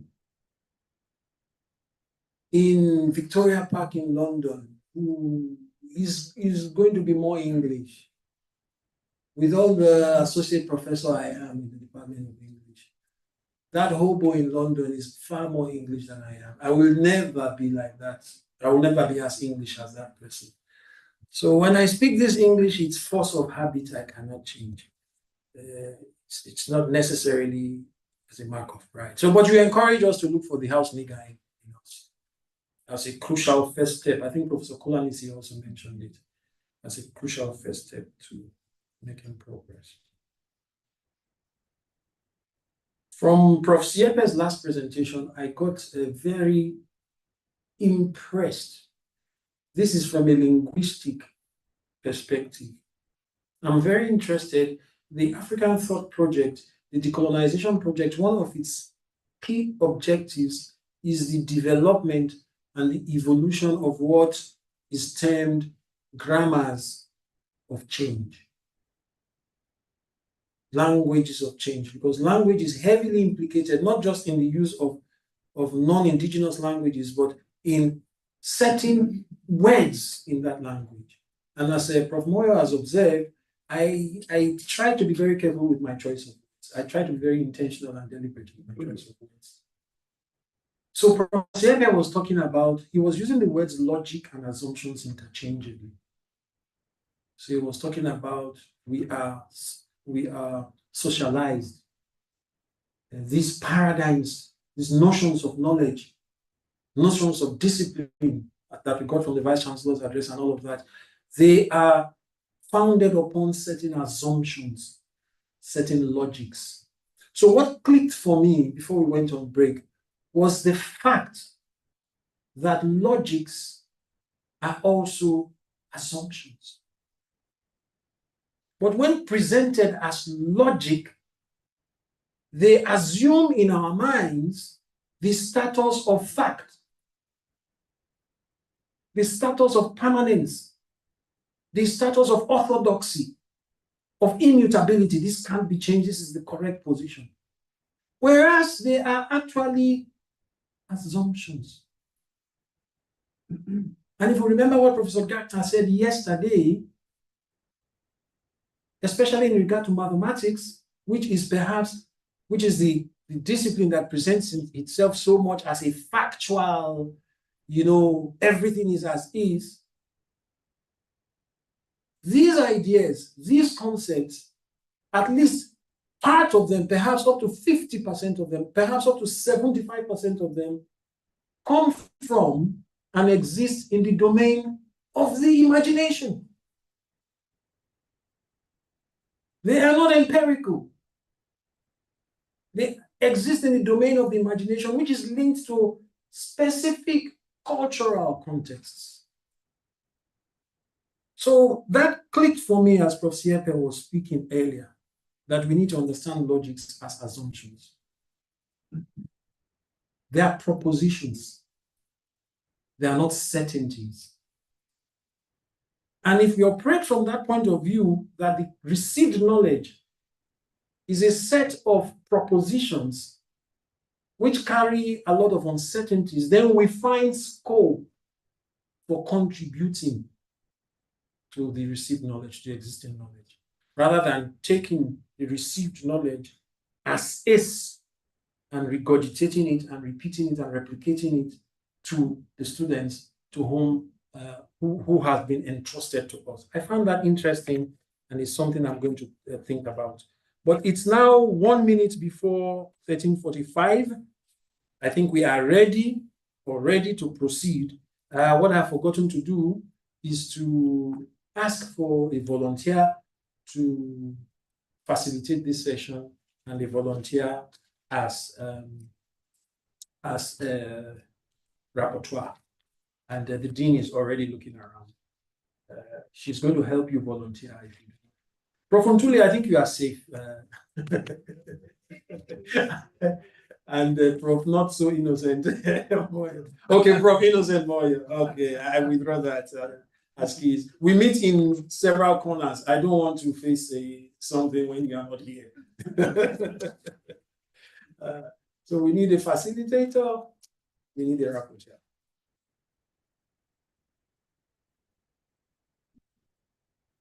Okay, rapporteur, apparently saying, facilitator, Dean?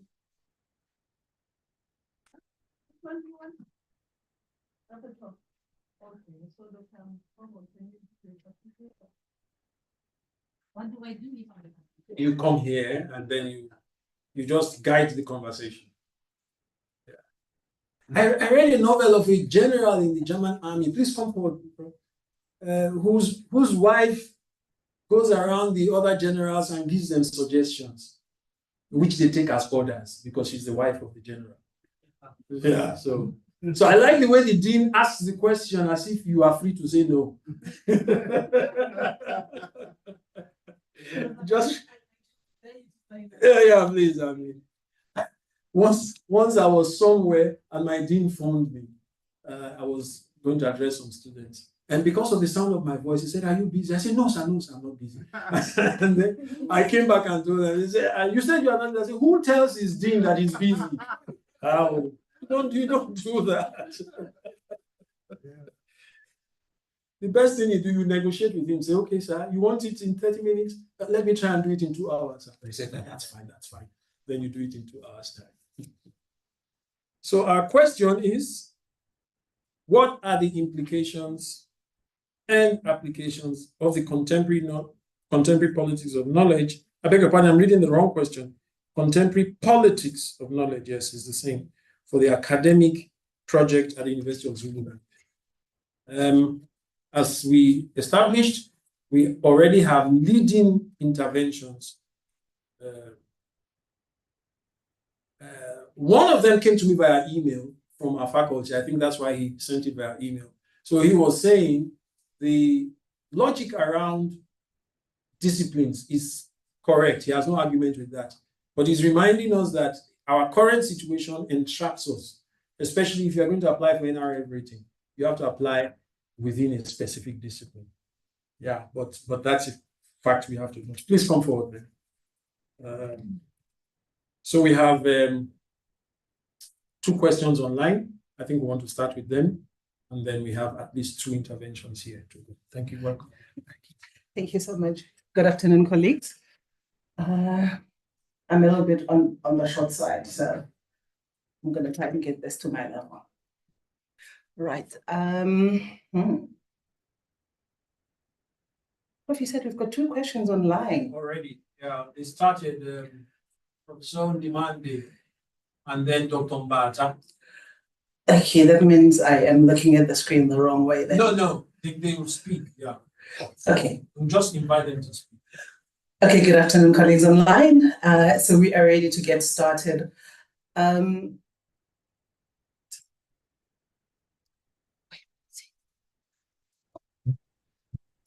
Hands there. I don't think I'm supposed to see them. So how am I going to know what to button up? Let me see or not. Don't worry, Dr. Mbata will go first. Okay, because I'm trying to actually see if they have their hands up and I'm not seeing anything on my side. So yeah, it's a bit tricky to be able to know who wants to say something online if I don't see their hand up. Maybe it's not back yet. Okay. Okay, maybe I can go. Is it fine? Yes, please go ahead, Dr. Mbata. We'll go after you. Okay. I hope you can all hear me. Is it fine? Yes, we hear you clearly. Thank you. Thank you very much. I think, I needed to say something here. I'm sure very many people have spoken. The concept started some years ago, and of course, it's still within the university. And so I have 2 hats. I have one hat as a scientist, and then the other hat is a person from here in the Zululand district or in KwaZulu-Natal, and who was born here. I was born here. So, as Professor Sepe rightfully said yesterday that, he had to reprimand a person who is not Black, who was talking about Black people, and because, if you want to talk about us, then you should talk to us. And ask us, we will tell you about us. So I'm from here, I was born here, now I'm talking directly to the University of Zululand as a Node for African Thought institution. So that means it is not, because we are in Africa, yes, but it is not University of Ibadan, or it is not University of Makerere, but it is University of Zululand, which is in my place. So I'll start by maybe going bigger and saying that, Africa in nature is very welcoming. So that's why colonialism happened. You had these people coming over, and then they ended up, staying here and so on and so on, and they took over. So I'm talking about now, the West colonization. But, there is an older colonization by Arabs, which means West Arabs are not good for us. Arabs even castrated us. So that's why I will say Sub-Saharan Africa, not Africa. So this Node for African Thought should probably have Sub-Saharan Africa, because when you go up from the Sahara, then you have Arab worlds like Libya, Algeria, Egypt. You are not wanted there. In fact, there's still slavery there. So once you put them in our conversation, just know that you are putting wrong people in our African context. So we talk about African. And then I will go to East also. I'm trying to say nothing is good for us, which is outside of Sub-Saharan Africa.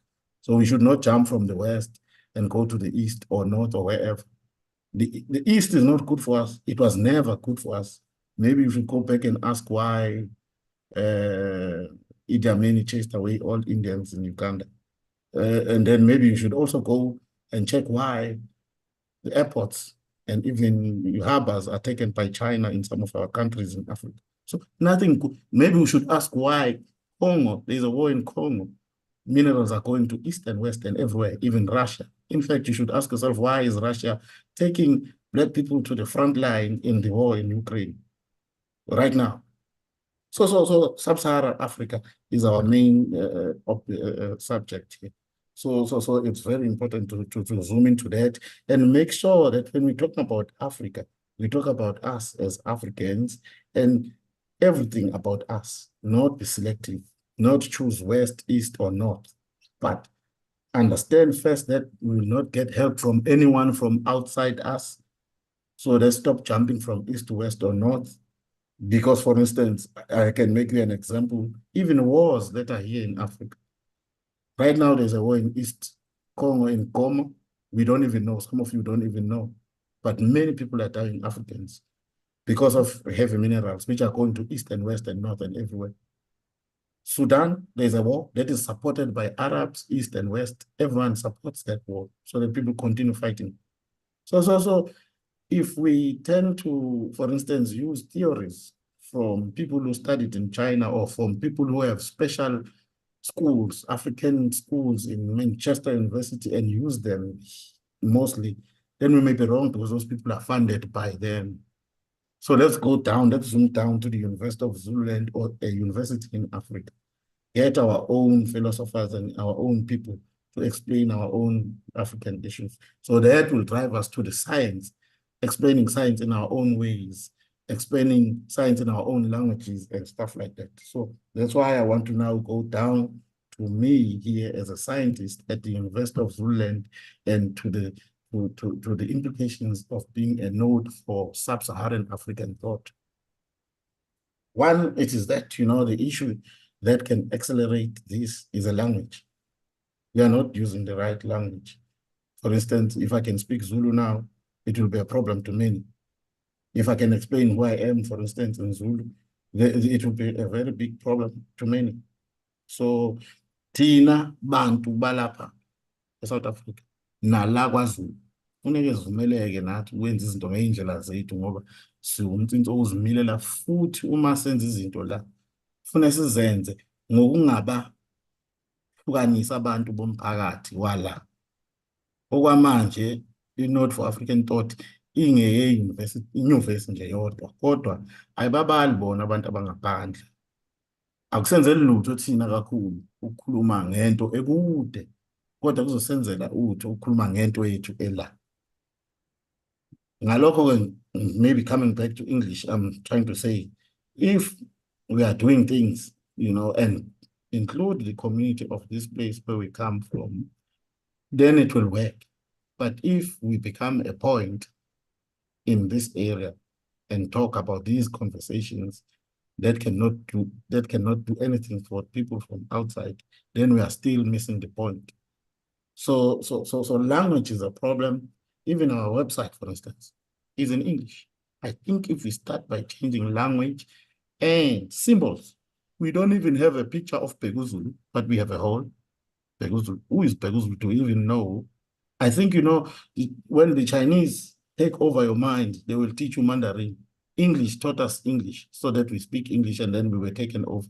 Even Russians, when they take you over, they will say learn Russian. Arabs made people learn Arabic languages until Swahili, which is, by the way, not original African. It has a lot of Arabic words. They made them learn Swahili so that they take them over in the East and North Africa. So language and symbols is very important. That's why there was Cecil John Rhodes and everyone everywhere here. But let's zoom that down to the University of Zululand. We don't even have one symbol of being an African university. In fact, the way the university was built and the history of the university and people who came from here and the impact of all sorts of events that touch a Black person are not recorded about the University of Zululand, but many things happened. So it is very important to start the Node for African Thought by symbols and language and history. If I say symbols, I want to see, Shaga's, picture somewhere, or even a simple picture that you can just copy from somewhere.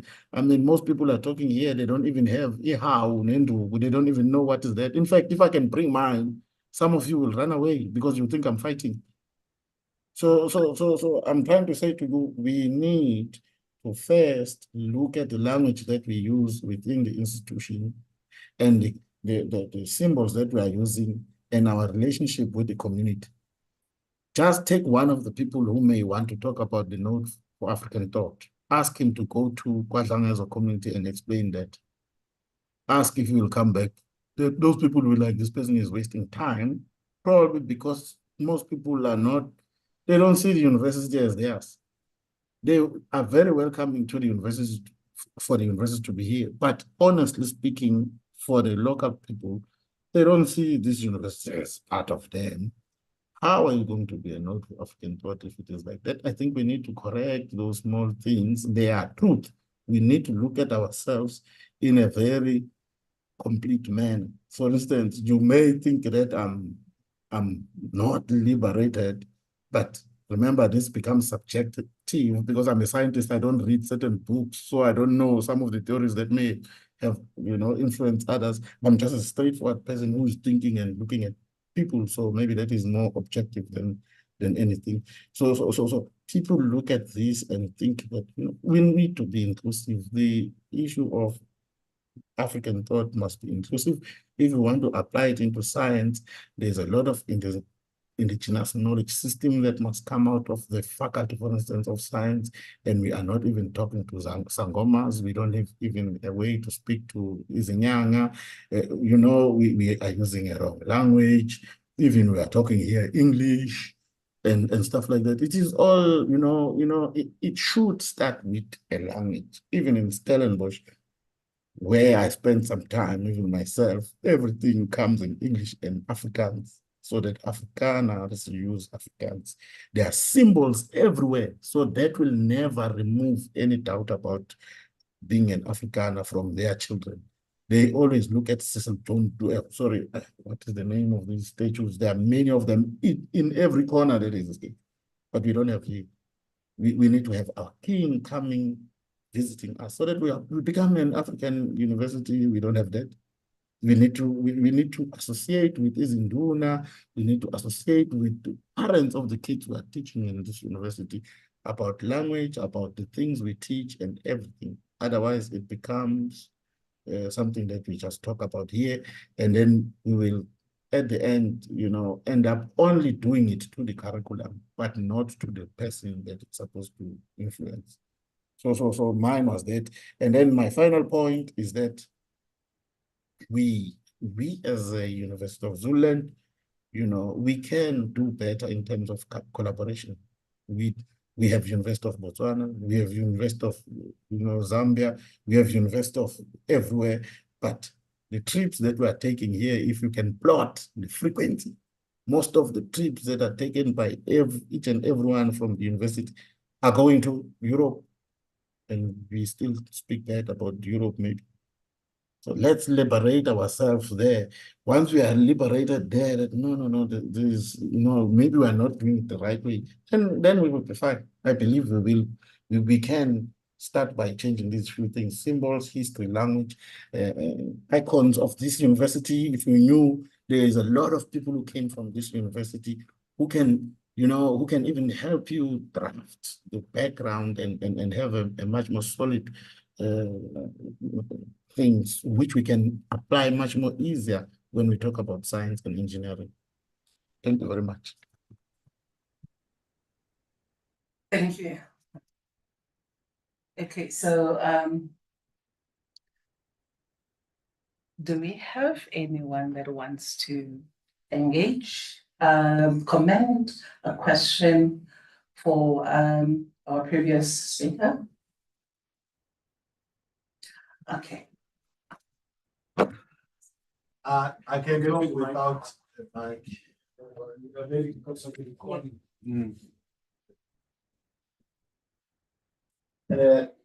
Good afternoon. My name is Mwiseni Ubera. I'm coming from the Department of Mathematical Science. I would like to agree with Dr. Bata in all the points that he have made. I was once watching the session that the very same workshop they were having education, Faculty of Education.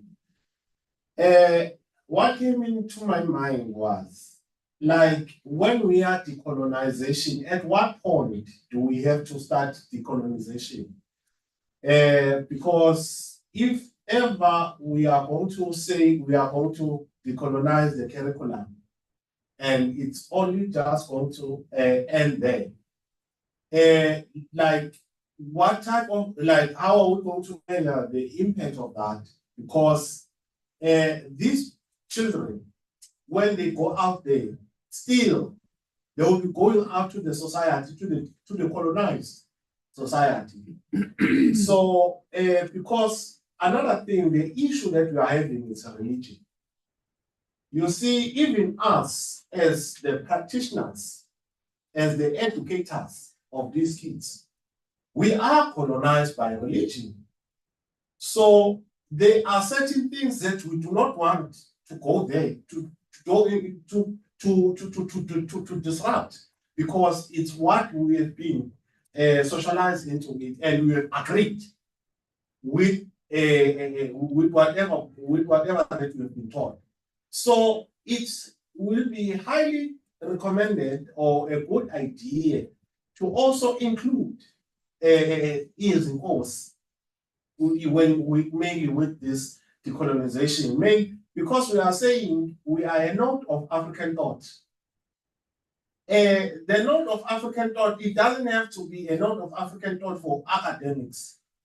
It has to involve and include everybody else who is attached, or who has everything to do with the ideology of decolonization, because we are living in a colonized society. So izinduna ubukhosi, it has to come and be part and parcel, and even the basic education. Because now, if we are going to say we will start the project of decolonization at the institution of higher learning, I think we are too late. We are too late, because it has to start down there. The curriculum that has to be decolonized, it's the basic education. So I agree 100% with Dr. Mann. Thank you.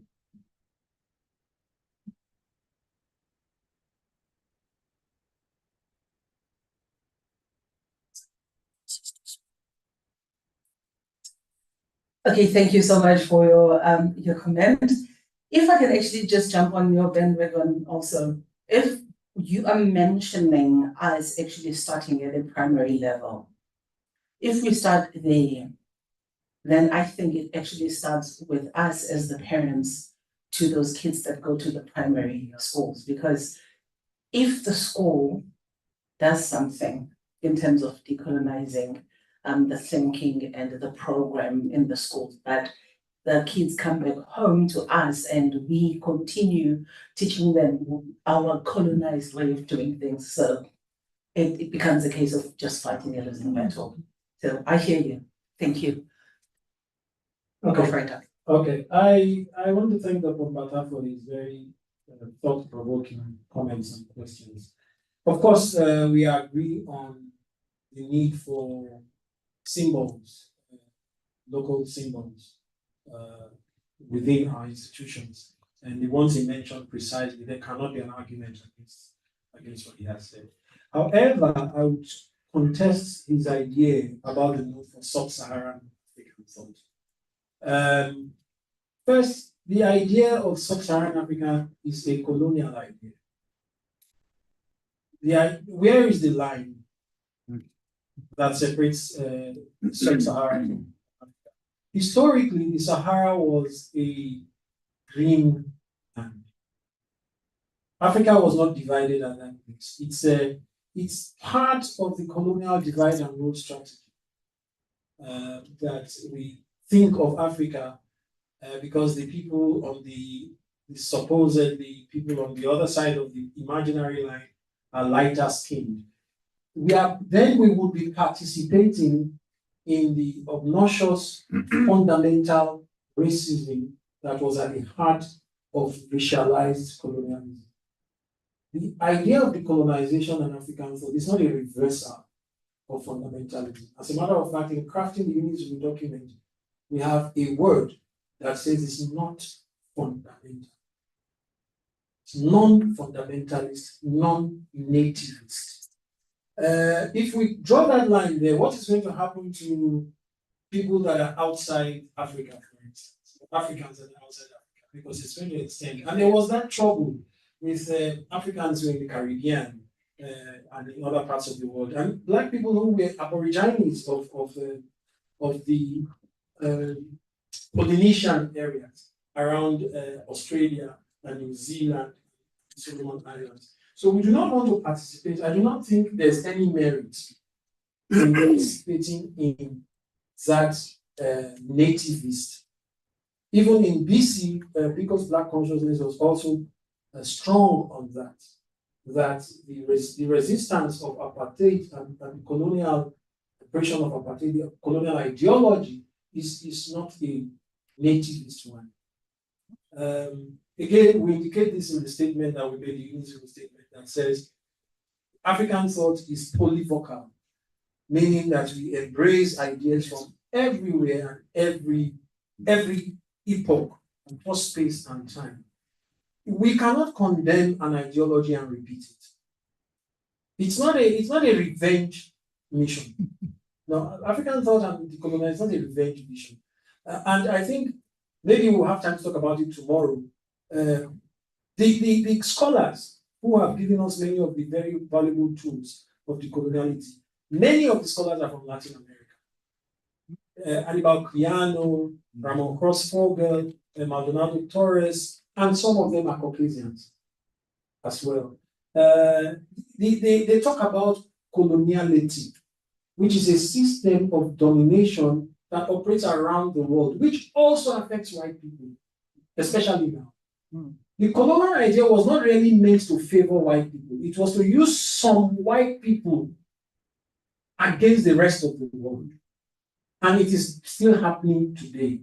If we reduce ourselves to a nativist idea of decolonization, then we make ourselves latter-day racists, which historically we have not been racists. Black people have never set up or championed a system that has done the kind of damage that white supremacy has done. So it's not about Black supremacy. It's not Black supremacy. It's a rejection of any kind of ontological supremacy, to say this person is superior because he's Indian, Arab, or that. Yes, the histories he cites, some of them are, there's a historical records of Arabization. But if you go to Sudan today, the Nubians, and they live together, their families. What are you going to do? Are you going to put a knife between the lighter skinned Nubian and the darker skinned? They live in one country. That idea was championed in the creation of South Sudan. But South Sudan has not been free of the same problems that they had in Sudan. The same wars continue in South Sudan. The wars from that area, they became Darfur, Janjaweed. Those are people who are familiar with the history. So we are not trying to replicate that history. So we should just be a bit. So that's why I would challenge him. If we have time, we can discuss this further. I would also make comments on the Chinese and the Russians. A lot of that argument is coming from colonial pushback. The Chinese never invaded Africa the way the Europeans invaded Africa. The Russians never did that. They never set up colonies in Africa. They never committed the genocides that European colonialists committed. There is a move, there's a discursive move from the global north to equate every system of oppression with colonialism. And the ultimate goal, the way some of us see, is to absorb themselves, to say how we are all colonialists. Because if we take this argument further, we are also going to say that Black South Africans are colonialists because of xenophobia. But we can't say that. We can't say that. We know that these acts of violence, these historical acts have specific settings and specific motivations. And they are very different. European colonization is a stand-alone phenomenon that has had far-reaching implications on the whole world. If we are dealing with that, let's deal with it. And maybe not conflate it with other, let me just stop here. But it's interesting points he has raised. They are legitimate questions in pushing back against some of the ideas. I'm not undercutting them. I'm not saying that they are not important to debate, but perhaps some time need to be given to discuss those ideas. Thank you. Okay, thank you for that comment. Clearly, we still have a lot to talk about before we can get to eventually deciding this is actually what we are going to be doing going forward. Was there another hand online? Yes, ma'am. I'm here. Go for it. Go for it. Okay, thank you very much. Dr. Mbata, and I think earlier it was Professor Mudali who covered some of the things that I wanted to raise. However, one of the things that I wanted to ask is, where is Ubuntu in this conversation? I see that there's a lot of decoloniality, decolonization that we talk about, and I'm not sure if anything is conceived from the point of of the view of that sort of has a binary connotation, the opposite, colonialism, decolonialism, and how we would in driving this project infuse Ubuntu, which I think is or should be a very significant ingredient for the project node of African thought. That is my number one concern. I hope that will be taken care of, or the booklet that Professor Moyo referred to takes care of Ubuntu in everything that we do. And then the other thing is about continuity. As I said to you earlier on, what we're talking about today is not new. In 1983, the University of Zululand had a similar conversation driven by Professor Ngabinde, who at that time was looking at the University of Zululand becoming an African university. Now, the thing is, it's very important that we take what Professor Ngabinde was talking about in 1983 1987, and link it to the node of African thought as a way of us as the African university acknowledging the contributions of our own people, especially those who once sit at the driver's seat of these institutions in the turbulent times of apartheid, and that the histories of this university, good or bad, are acknowledged, and whatever direction we choose to take, we never neglect the history of the University of Zululand. We acknowledge the things that have happened in the past, and we write them and we preserve them. And as I said earlier on, good or bad, that needs to be recognized. And I see for me personally, the African thought. I'm sorry to focus on the point of the history. I see the Node for African Thought as an institution that really acknowledges those who have contributed to it immensely. I'm thinking here of Professor Sipho Mchunu, who was a pioneer and a giant when it comes to the issues of human rights, and his writings, and how the University of Zululand, in its being a node for African thought, recognizes those who contributed to the struggle for emancipation in South Africa, and also the contributions of the students at the University of Zululand. The things that we talk about, the things that we are scared to talk about or that we shy away from, like, for instance, the Ngoye massacre of 1983. How is the African thought, the node for African thought, going to confront such histories? And in the deliberations and the discussions of the node for African thought, does it have space for that? And going back to what I said earlier on about iconographies and what Dr. Mbata also talked about. For me, honestly, going back to what I said about having a building at the University of Zululand that's called New York, is some, and we have not changed that way, and we have not engaged in such things. It means that we need to start, by doing just the basic things. Maybe before we even get into curriculum change, there are certain things that we can do. Instead of calling a building an old VC's house, we have a person who lived in that building for 14 years and contributed immensely to craft the identity of the University of Zululand as an African university, and many other things. And so for me, it's recognizing, the point that I want to emphasize is recognizing those who have made this university to be or to stand as it is standing today, recognizing what those who came before us did, what they did for the University of Zululand, and then we can celebrate our being the node for African thought. And of course, there is curriculum that we need to pay attention to. And as I said, in our curriculum change, are we going to infuse Ubuntu into it? And the other thing, I know that Frantz Fanon has been thrown on a table for quite a number of times. Again, I see, if I bring in Frantz Fanon talks about the zones of being and the zones of non-being.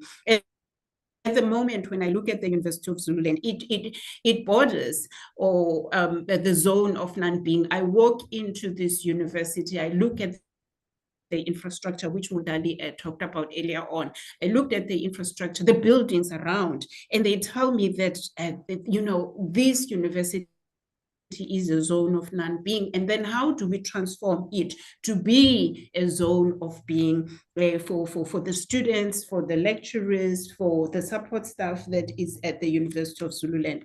And what I like about Frantz Fanon is the fact that in his in one of the books that he wrote, which is the one that I have read, The Wretched of the Earth, he talks about, one chapter talks about the pitfall of national consciousness, where he actually warns Africans, because he wrote at the time when Africans were gaining their independence. He warns us, about the ruling class, the emerging African ruling class, and how they aspire to become like they are colonizers, you know, wanting to acquire everything for themselves. Then when I read that, I felt like it was a premonition for what was about to happen in South Africa. At the time when he wrote, I guess Nelson Mandela at that time was undergoing it was the time of the Rivonia trial, I suppose. And now we're sitting here in 2024, and we're living in a country that hasn't been able to figure out everything. We have figured out a little, but we haven't figured out everything. But then again, take that to the University of Zululand. Have we been able to figure out most of the things as we are evolving? Remember, universities will never remain the same. Universities are undergoing change. So in our process of evolution, what is it that we have figured out correct? What is it that we need to work on? You know, remember what I said about us starting as a creation of an extension of University Act. Here we are today aspiring to be a node for African thought. Can we trace what we have been able to do right, to do justice? You know, have we been able to do justice to our students, not only in terms of curriculum, in terms of their life experiences as students at the University of Zululand? The people who come here to work and serve the University of Zululand, have we done justice to them during their stay at the University of Zululand? How different is the story of Professor Macpherson Zulu, who could, I think he was in the Department of Physics, but couldn't stay here because of apartheid? How is his experience different from the experience of Dr. Nhlangamandla at the University of Zululand today? Can we see the change in the stories or the narratives that people have, or the experiences that people have at the University of Zululand in the past and in the present? I think I will stop here for now, but my emphasis is on the not forgetting the histories of the University of Zululand. Thank you very much. Thank you, Dr. Ndebande. Do we have comments, questions, add-ons to what she has just shared with us?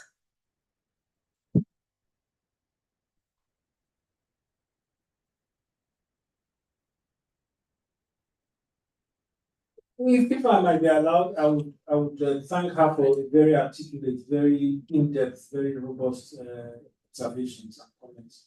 I would think that the comments made in the previous session by Professors Songa and Siepe would respond to questions.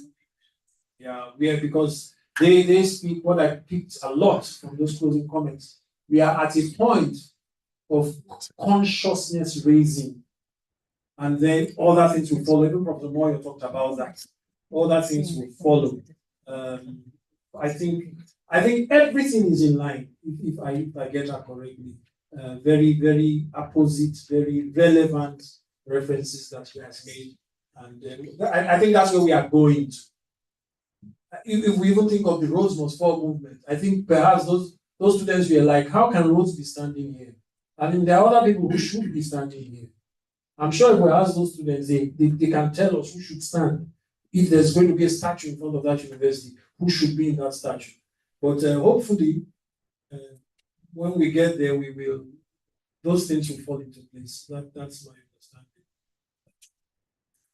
Chair. Thank you.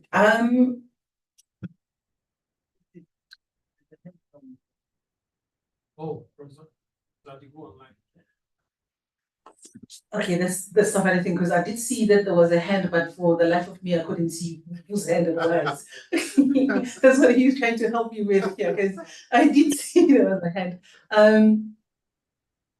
Please go ahead over there. Prof. Adigun. Oh, okay. Thank you. Yeah, sorry, I wasn't sure whether you were calling on me. Yeah, thank you. Sorry about that. To say a few things, just to pick up on what people have said. I've been listening since morning, but I've not been able to contribute. The first thing that I picked up is that if we are going to be serious about what we're talking about, we should take Professor Siepe's advice seriously. We should not be appointing a task team, because we've been saying what should be done. We should rather go in there and do something. And I hope the team is hearing. I can see her.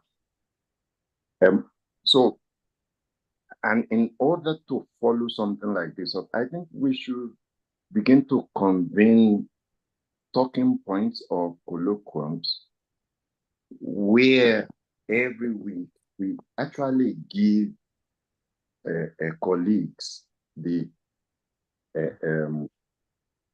we actually let colleagues share with us what they are thinking, because that's something that we are not doing. I hear people talking about Ubuntu. I mean, in what I am implementing as African thought in my course, I'm already imbibing Ubuntu, but it's not been shared. I've shared it in other places, but I'm sure my colleagues in the faculty do not know what I'm talking about. Professor Dr. Mbata talks about bringing in people from the community, donors, and so on. Yes, my own model or framework includes knowledge elders. So if we don't start sharing these ideas, we will not know. So that's why I really subscribe to, let's not go and do task teams. Let's rather allow guys to come up, share their ideas, so that we begin to put things together that really works for University of Zululand. Because it's not like we are asleep. Some people are actually doing certain things.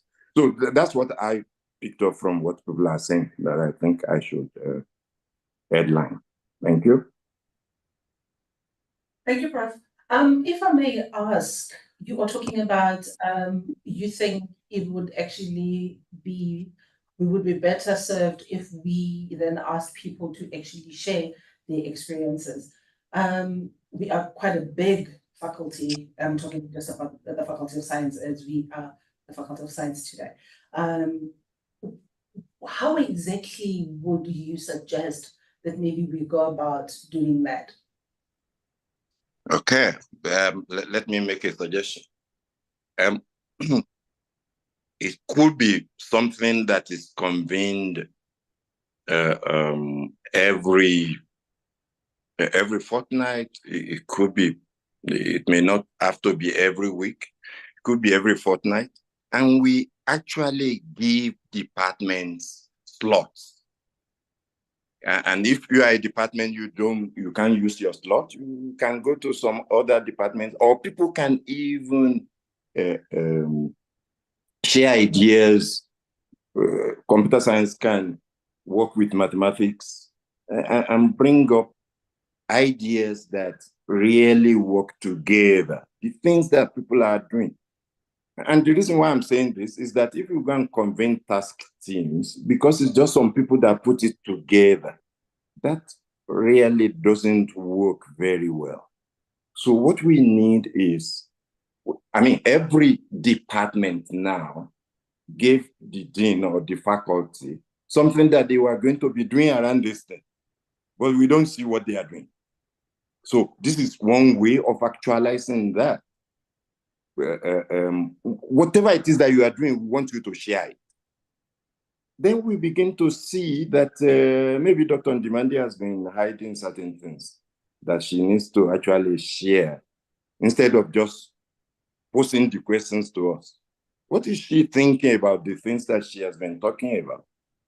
Because it means that people are actually thinking, what is Mbata thinking about what he has been talking about? I have something to share as well, because I've shared it in other international forums and so on.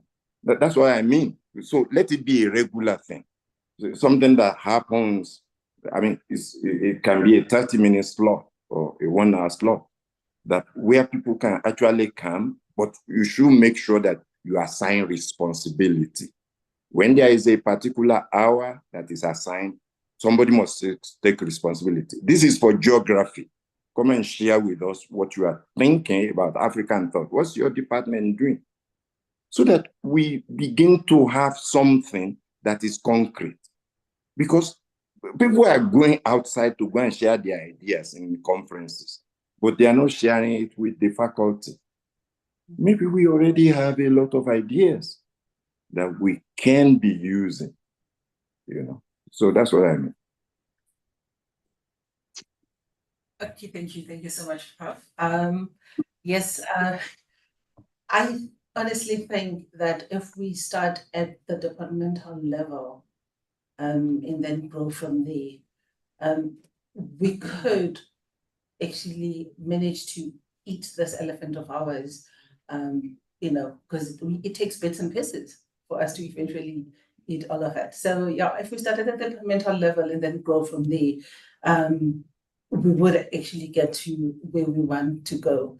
And not only will we be able to look at it from the viewpoint of the university, but also from the departmental viewpoint, as we may be the same university, but at a departmental level, sometimes we do differ here and there. So ideas and suggestions coming at the departmental level can really be fruitful and beneficial for the university. So thank you so much for that. Do we have another person that would want to comment? Oh. Go ahead, Prof. Thank you so much, Chairperson. I just want to go back again to our topic today, which was trying to help us to understand how knowledge was colonized, and which is very crucial for us because we are on a journey to try and reverse that. And to do that, we should be able to know what we are reversing. And I hear that many of us are alluding to going back to the community, which is very crucial. Going back to the community to get our history, and if we make it very scientific, like we alluded yesterday, that there are so many things that we have been doing, but doing them at a higher level, at research of postgraduate students. And in our discussion, it still again today highlighting that we might be having some pockets where maybe even the undergraduate is involved, like Prof.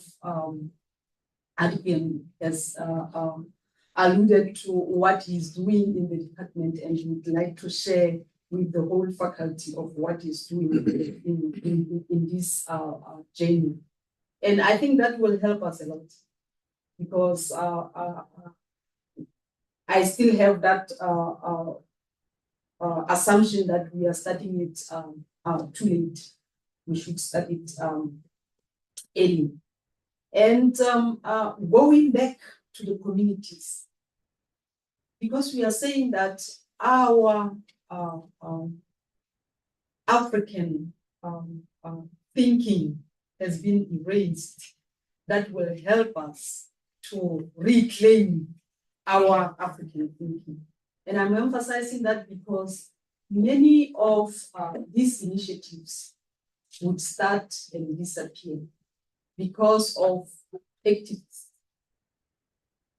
Activists will equate going back to the communities and getting what was erased, so that we can incorporate it into the broader knowledge as to we want to go back to how our forefathers were living before, which is not the truth, and it's activism. And it's trying to block or eradicate the process that we've been starting and stopping because of ATC.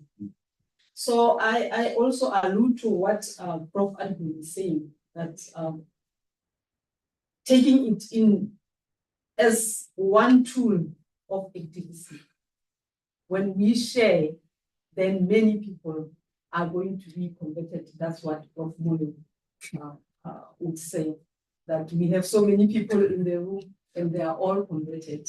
So if you want to convert the people to join your church, then you have to talk, you have to communicate to the people, and it is the right thing to do. I want to give an example of the importance of going back. Like as a young girl, I started making bread at very early ages, and we were kneading dough, the dough. Yeah. But we never know why we were doing that. And as now you get educated, you start feeling the heat when you knead the dough. And now you can see now, because now you have the knowledge of now you see that is important for building up the protein so that you can have a certain structure of the bread. So it tells us that our forefathers had the knowledge of why the bread should be needed. So that's in short what I can give for today, not going back to the issue of ESCOM. Because we are jumping into solving other people's problems. We have coal. Instead of doing research and finding out how can we use coal to generate energy and then reduce pollution. Yep. Yes, The we are carbon jumping emissions. into solar because other people are doing the solar. We are jumping into wind. And if you can equate how much of energy with wind or water or solar produced compared to coal, we are just wasting our time. Yeah. Thank you, Prof. That's a powerful point, because the same people asking us to go to coal are telling us not to go nuclear. And they are using nuclear. I was about to say the same thing. Oh my goodness. Okay, go ahead. I would like to read a quote that was made by Lord to Macaulay addressing the British Parliament. It was the 2nd of February 1835. That's this. I think this thing, most of us have seen it on social media. It reads as follows: I have traveled across the land and the breadth of Africa. I have not seen one person who is a beggar, who is a thief.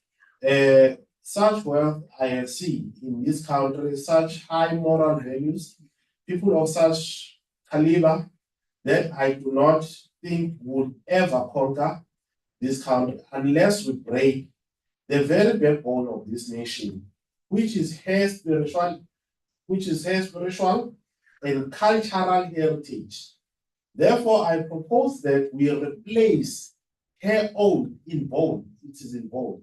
ancient education system, her culture, for if the African think that is foreign and English is good, greater than their own, they will lose their self-esteem, their native culture. They will become what we want them, a truly dominated nation. I think this is where everything and anything else of our problems that we are still facing today started from. You see, all of these things, they were being conceptualized through education and culture. So as the institution of higher learning, as we are doing, or as we are positioning ourselves as the African node of thought, it is the right thing. This is where the problem begins. Because even if you can go into science, Darwin, apartheid the backbone of apartheid, it was the theory of evolution, Darwin. Everything else, it was conceptualized from that ideology. So, going to even the colonialism, it has, in fact, science, it has been a tool that has been used to rob. Because as we are talking right now, as my genius has talk about the issue of coal and the renewable energy. There is science toward that. There is science where are the voices that are objective, not objective, but that are arguing against that, whatever that we have been told about with regard to renewable energy. So we are in Richards Bay, but next to the harbor. This is a harbor that they are taking our coal, A-grade coal, exported to wherever. We are just right at the spot of where crimes are happening. The humans. So the university, my good professors, I will ask you one more time. How deliberate are you with this? Because if ever we need a change, we need to be fair, and this thing of justice is not going to help us. Implementation is needed as yesterday. We have to implement these things, and we have to start now. As the Dean of Science, Prof. The science department, when we talk about minerals, what are the plans that are there in place to make sure that whatever from now on going forward, whatever that is going to inform our curriculum is going to mineral beneficiation is going to be part and parcel of that, because that is how you decolonize. That is the decolonization. When you talk about the decolonization, because they said education, make sure, capture their education system. Yep. Capture their culture. This mineral beneficiation, we are the minerals. Because when we die, our body components, they go and contribute toward that. When they are taking those minerals, they are taking us. That is what they are taking. And go and beneficiate themselves. So this is very emotional. Yeah.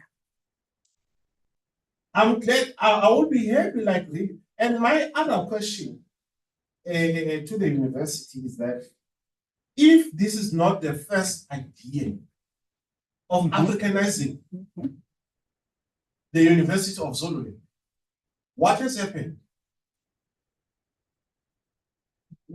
Because in terms of, because like at the current moment, it seems as if we are beginning to do something. To the previous literature and previous knowledge and plans that were being conceptualized, what has happened? What went wrong there? What makes that the project of 1980, as Prof. Ndimande alluded, that this is not idea, this is not the first time. What made that? Have we read what led to the failure? Because simply because we are seems as if we are starting with something new right now. That project, it has failed. Have we read thoroughly what led into its failure? Because if we have not read, because as a statistician, that is why we use data for. Because another thing, to make sure that whatever that we are doing right now, going forward, even if we are asking ourselves 20 years down the line, how are we going to know how much have we gone?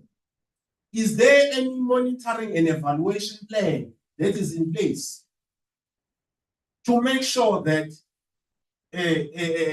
this idea it is even going to be captured of how far have we gone in terms of implementation? What is working and what is not working? Into those what is not working, what are we going to do to make sure that this plan becomes a success, because this is long overdue. It is a project of 1994. The day it was supposed to be done, the day after we voted, it's long of, we are 30 years late into freeing, to truly freeing the Black people, because the most marginalized people in the whole of the world is Africans, Black Africans. So my question is, the monitoring and evaluation plan, is there any plan that is in place in terms of making sure that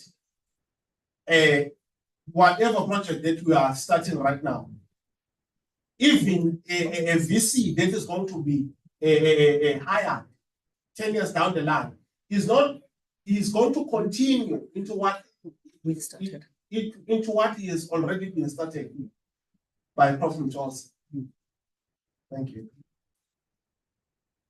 Thank you so much. As you can see, colleagues, our colleagues that were in the other room have just joined us. So I believe my time to stand in front of you has since ended. And thank you so much for being good to me, even though I didn't know what I was doing. But hey, thank you so much for not killing me. And I'm going to hand you over to our original program director. Thank you. Every one of us.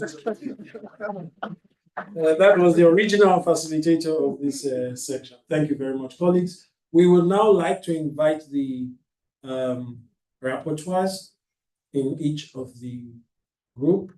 Dr. Langamanga, is your rapporteur here? Oh, yes. Okay. Okay. Okay. Please come forward.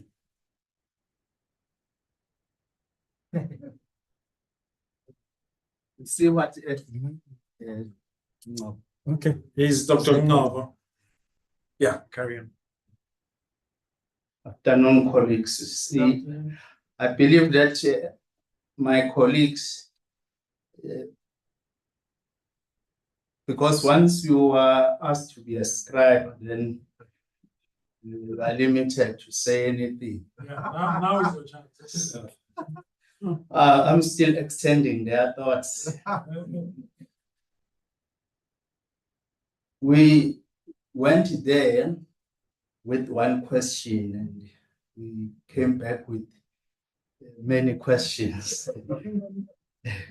So we kicked off with, I will term as personal reflections, where just colleagues and earlier on were being probed to say what could be young academics think of this. And the reflection was, in a way, we don't really identify with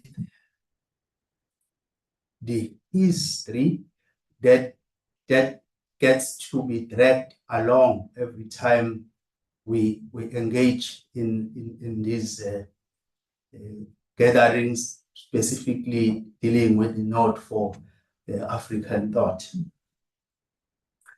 And the other one was the dichotomy to say you want to Africanize, but also being globally relevant. And then to say, how do we balance those? And interesting enough, Prof. Motlu made a case where he shared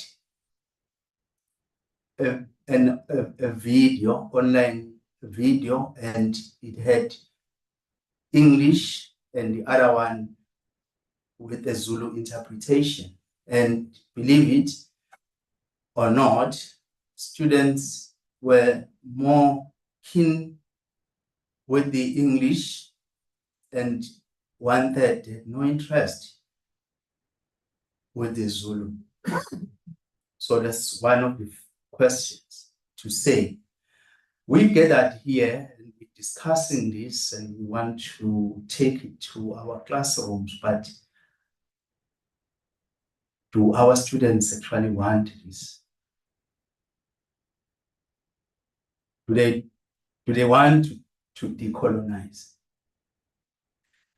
I'll then quickly make reference to that of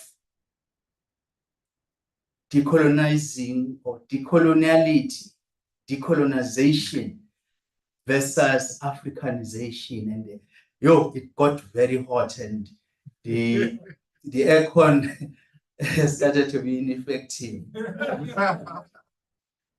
And I don't know if I should mention this, that we also relied on AI, even though we've been warned to say this thing begins with us. So, but when we defined it, I got a sense from my colleagues that really we want to Africanize for a reason that it will seem that it seems to be a burden to decolonize, because it brings all this, maybe that some people really don't feel maybe it's needed. I have my views, but I'm obviously a scribe. And no, my views, I base my context on timelines, and I was crushed to death with the timelines. No, that's a joke. But, and then we looked at the character of UniZulu in term. So just go through my HOD raised one issue around the entrance requirement to say, what do we do in the mind of society if one of the entrance requirements is English? And we say you should get level 4 in English. UniZulu remains a bilingual university, Zulu and English, and obviously a lot of narration took place around what do we imply by saying Zulu, meanwhile in class you could be having a vendor speaking or a Xhosa speaking. And I have my views, but I was deprived. Well, I believe that somehow we have to curate the Zulu. Well, I actually even myself very conscious, especially of late, about the Zulu culture and how we try and define it. Because at some point, Mbongeni Ngema delayed the tower in music and stage theater. At some point, he redefined being a Zulu as perhaps that state of mind of being a warrior, because at this point in the main, Zulu is equal to being a warrior because of Nkosi Ilembe Shaka Zulu. So anyone can choose to be a Zulu at any point. Now, back to this character of UniZulu and its language. I believe colleagues were also raising the importance of socialization to say we need to socialize ourselves as the UniZulu cohort colleagues into what we seek to achieve with this node for African thought. So we do. And with the departments, just a few synopses where we had colleagues from consumer science, and they were taking us through nice and at least enlightening examples where, for an example, they would working on the documentation aspect of the use, for an example, of vinegar in food safety, and to find that people were using that during COVID, and it means somehow that's how we understand the role of vinegar to be in food safety. And the link was just to say, do we document those enough? And the other one was where one of the students in some hotel, I believe he was practicing, and he or she developed a pineapple jam and a pineapple-based ice cream, and that is now sourced from local farmers, and that is localizing our commerce. Nursing, a whole long story around the diabetes and the study of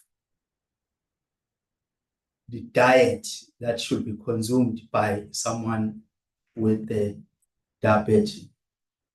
And at some point then it was clear that it should be low GI diet. And with moving up and down and engaging even with the registered nurses, and they mentioned that the patients were eating pap and drinking amahewu, and actually they were very frustrated, especially with amahewu. And later on, with the revelation from South African Low GI Foundation, it was clear that, in fact, amahewu, because of fermentation, it's supposedly one of the best, safest for diabetes patient. So it means the fermentation that we do in our villages is somehow known and not really promoted in the consumer sciences. And there was even a reflection on one of our universities around the country, Nelson Northwest University, that they actually offer programs up until his PhD. First guy graduated in a PhD in indigenous astronomy. So maybe let's just close this to say our group felt that we should Africanize. And second thing was the establishment of the Indigenous Knowledge System Center that can at least be resourced and be able to focus on the curriculum in a form of pilot programs, and really take this forward. It seems that there is an agreement that the issue of UniZulu asserting itself as a node for African thought has reached a point of no return. Thank you. Thank you, Dr. Naldo. Okay, yes, the rapporteur for the group in the room, that's Jabulile Nzimela.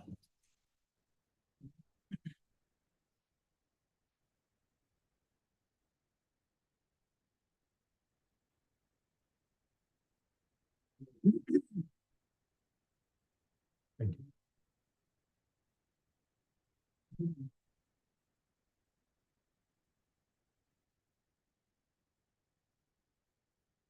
Good afternoon, colleagues. Jabulile Nzimela here. I will just summarize the main points or the questions that were posed by colleagues and the points that were discussed. First of all, a colleague made a point that in this decolonization project, we need to look at the issue of language. At our own institution, we need to look at languages, we need to look at symbols, and we need to look at the history of the university. So we need to incorporate that, as well as include the community and the traditional structures, the traditional leadership in the community. Okay, and another colleague supported that. And then there was also a proposal that we need to, start decolonization with basic education.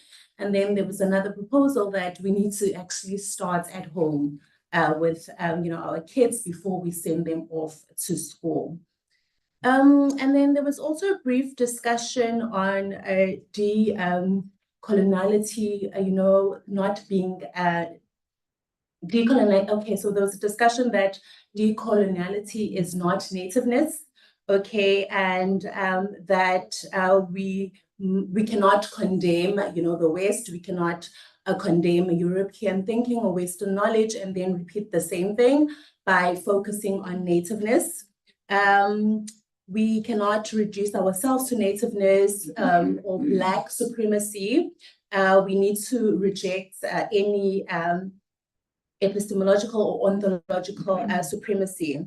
Okay, so because we don't want to replicate coloniality, okay? And then there was also a conversation on Ubuntu. Where is Ubuntu in this whole project for our institution?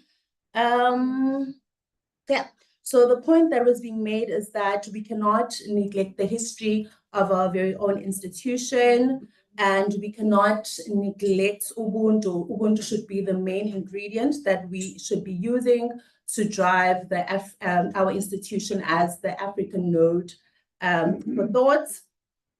And then moving on.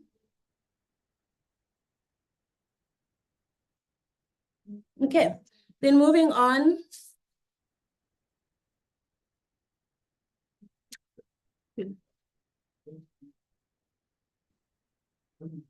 Okay. Yes, colleagues. Okay, moving on. Sorry about that. We also need to, we need to look at the process evolution. We need to figure out what is it that we have done, right? And what is it that we need to do? And we also need to see if we have done justice for our students, experiences as well as the workers' experiences. And then and then there was a brief discussion on the fact that we need to, the purpose of this conversation of this workshop or sessions is to raise consciousness of colleagues, and then, everything else should follow from there onwards. And then there was a proposal that at a department level, we need to meet regularly, preferably fortnightly, to share what it is that we are doing for the decolonization projects. The point was that there needs to be activism, okay? And then the last point, was that if we've had such discussions in the past on decolonization, what happened? What went wrong? What can we learn from that? What led to the failure? And then if there is a plan in place for the future, And if there is, a monitoring and evaluation plan at the moment that we can use to assess ourselves going into the future. So that is it. Thank you very much.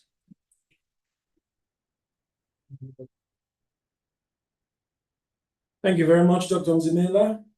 Thank you, colleagues. Yes, so that was one more thing from our group, was a suggestion from Professor Atibu that we needed to converge talk shops, colloquiums was a suggestion at maybe departmental and maybe across departments on what individual lecturers are doing. We give them a space where it's not so much a group of experts coming to talk to people all the time, but the colleagues themselves talking about what they were doing. They're very interesting points.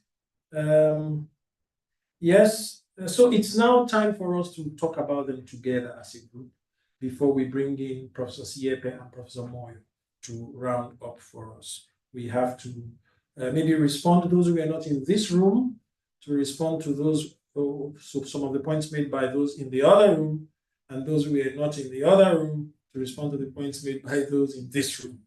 Yeah. So I like that question about to Africanize and to be globally relevant. That question, that same question was posed, I think, when we met with the colleagues in the Faculty of Education. Somebody actually said, we say we want to internationalize, and now we are talking about Africanizing. So I want to ask all of us a question. Is it possible to Westernize and to be international? Yes. So why is it a problem to Africanize and not be international? Oh. Yes, go ahead, go shoot. Can I respond to that one?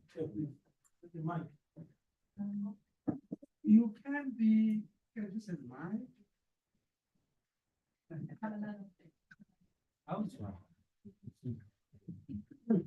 Right. My take on that one is that yes, you can decolonize, you can Africanize, and at the same time become international.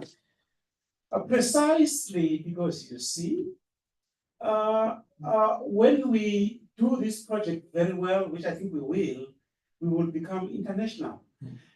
People will be coming to us, rather than the other way around. Yes.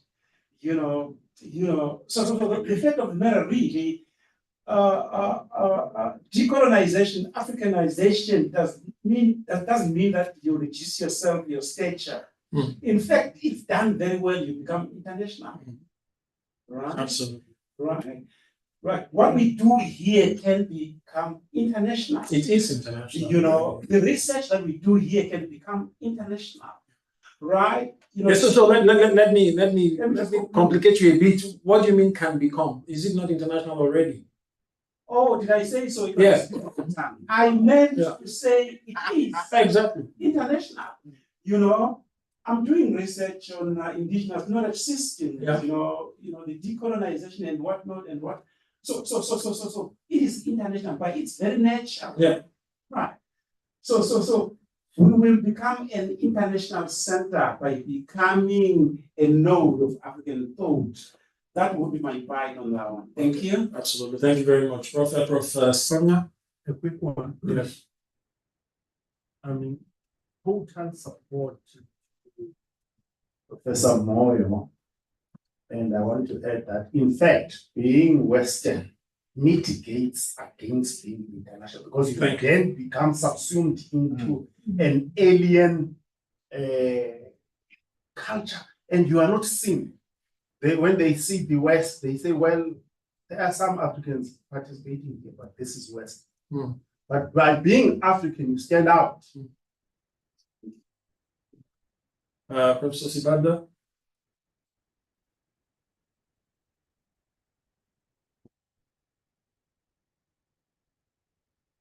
Thank you very much. I think I concur with the colleagues. Most has been said. So absolutely, it's possible. The two can coexist: Africanization, internationalization. I just want to give one example that I had a chat with earlier on with Prof. Woodley. during lunch. For example, the issue of AI. Moodley. Moodley. Moodley. Moodley, yes. Moodley. But it's not Moodle. Thank you. Sorry. Thanks for the correction. We were talking about the issue of AI. I think even Prof. Adgan emphasized on this point yesterday. So there's certainly a space. Currently, AI is mostly trained on Western data. You know, there's less from Africa. So there's still space. We can still do more there.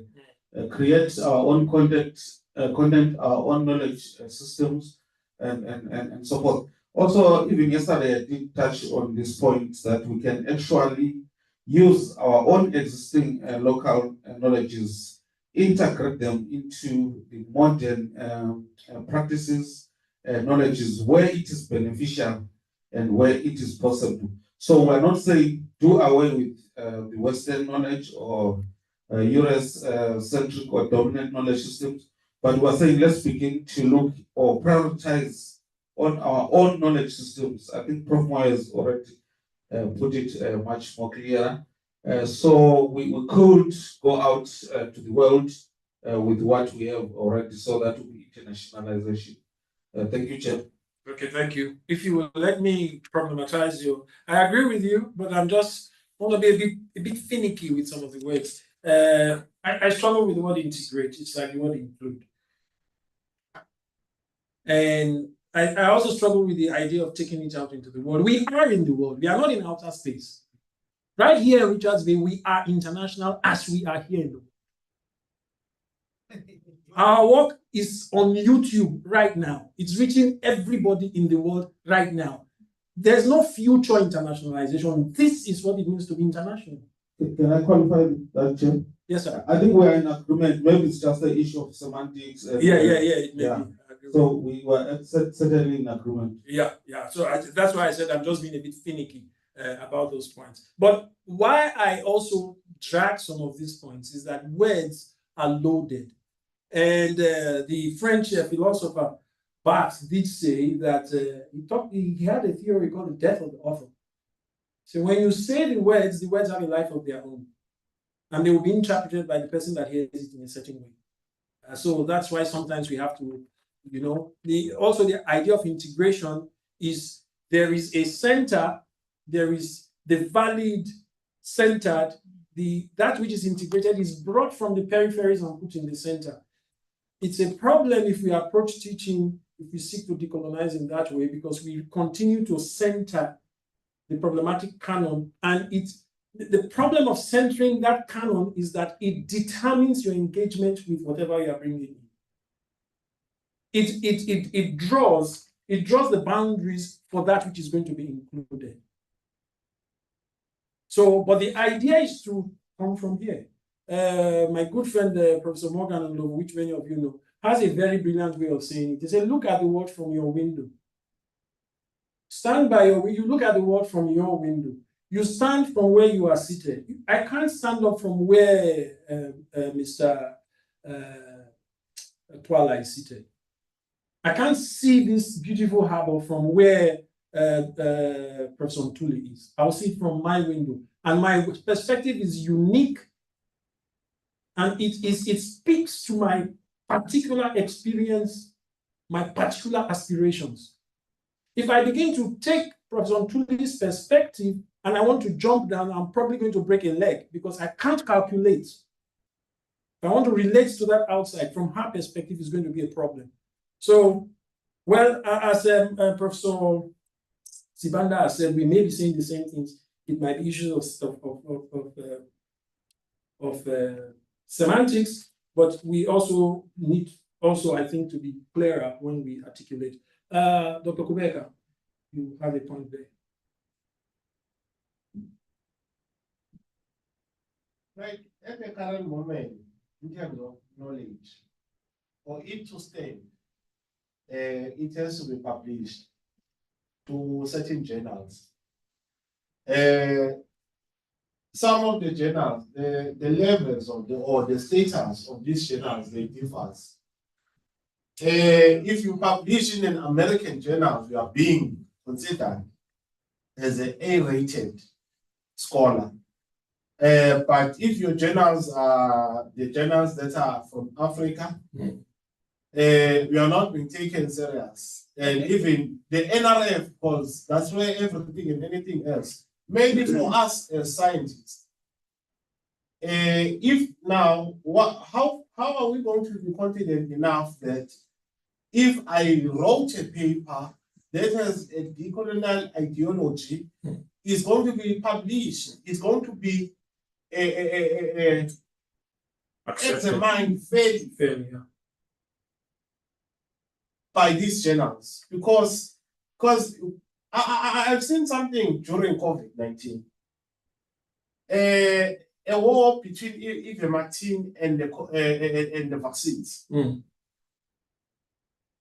There was a paper that was published. It was published in one of the highly respectable journal. They were criticizing ivermectin toward COVID-19. The doctors, people who were practitioners, they were in favor of ivermectin. But there were scientists who wrote against that because there was this certain ideology or there was an agenda that they were pushing.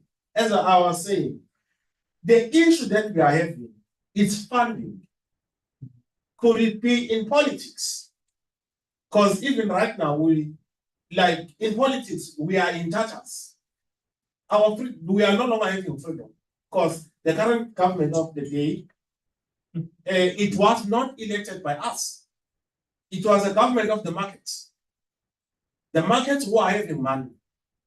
Even here in science, I heard Dr. Ngobo, they were talking about diabetes.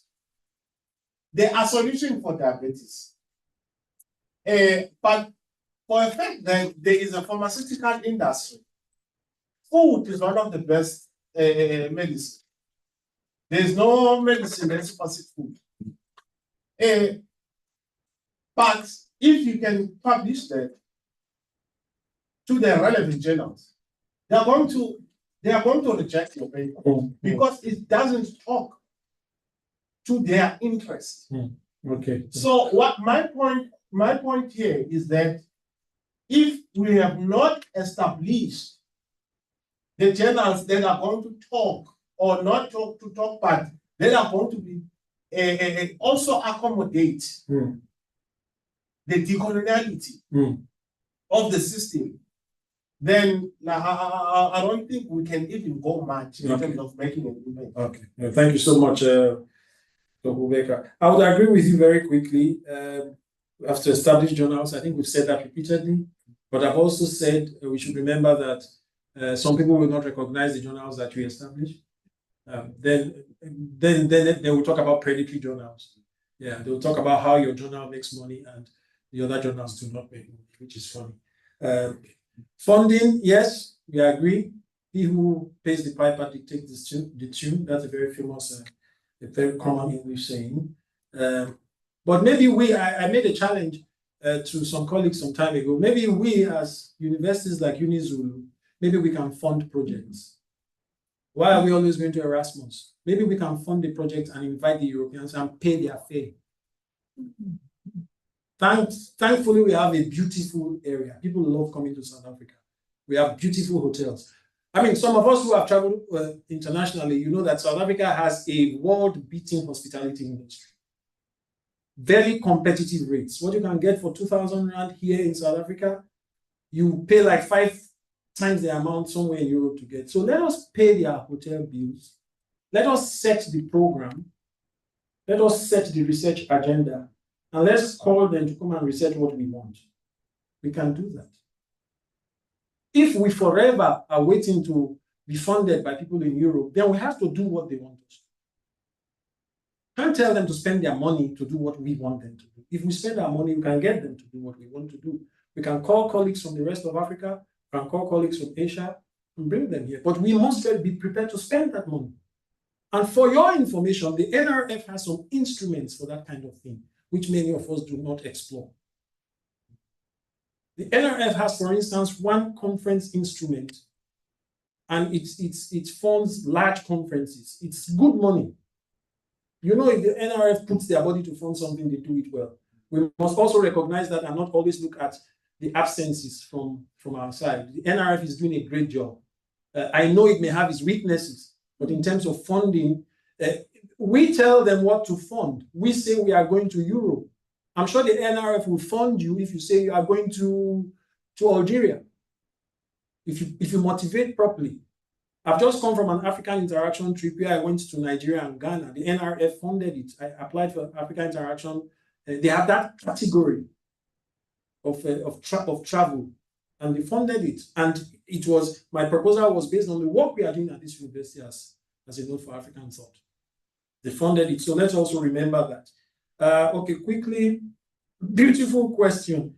Do our students want this? Do they want to decolonize? 2015, roads must fall.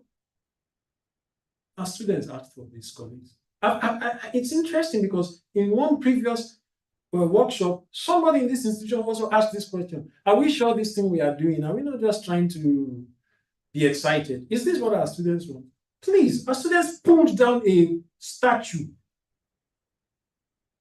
Our students made international mark, and students in the UK and other parts of the world started following them. 1976, our learners gave their blood. It's disrespectful to their history if we begin to ask whether our students want decolonization. I'm sorry to put it in that way. Our students absolutely asked for this. As Professor Siepe would say, some of the lecturers at UCT probably were taking selfies with roads. Until the students say, no, that statue shouldn't be there. Unless there's evidence to the contrary, I think our students want it. Professor Sibanda?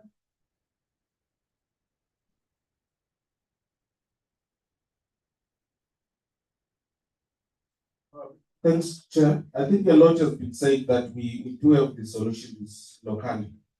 I think they spoke about the local leaders, indigenous knowledge systems. One thing that I want to raise is we always talk about experts and maybe invited guests. Sometimes we tend to think about CEOs of big companies. We tend to think about people who have got certain accreditation, PhD holders and likes.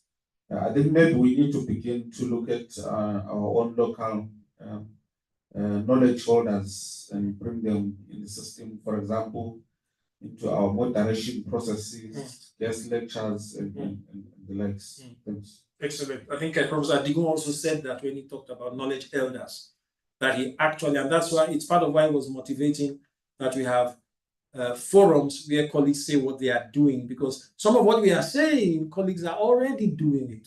Yeah, he talks personally of doing that in inviting knowledge elders. Bamkubeka, you said a few things about things if we don't put them in certain journals.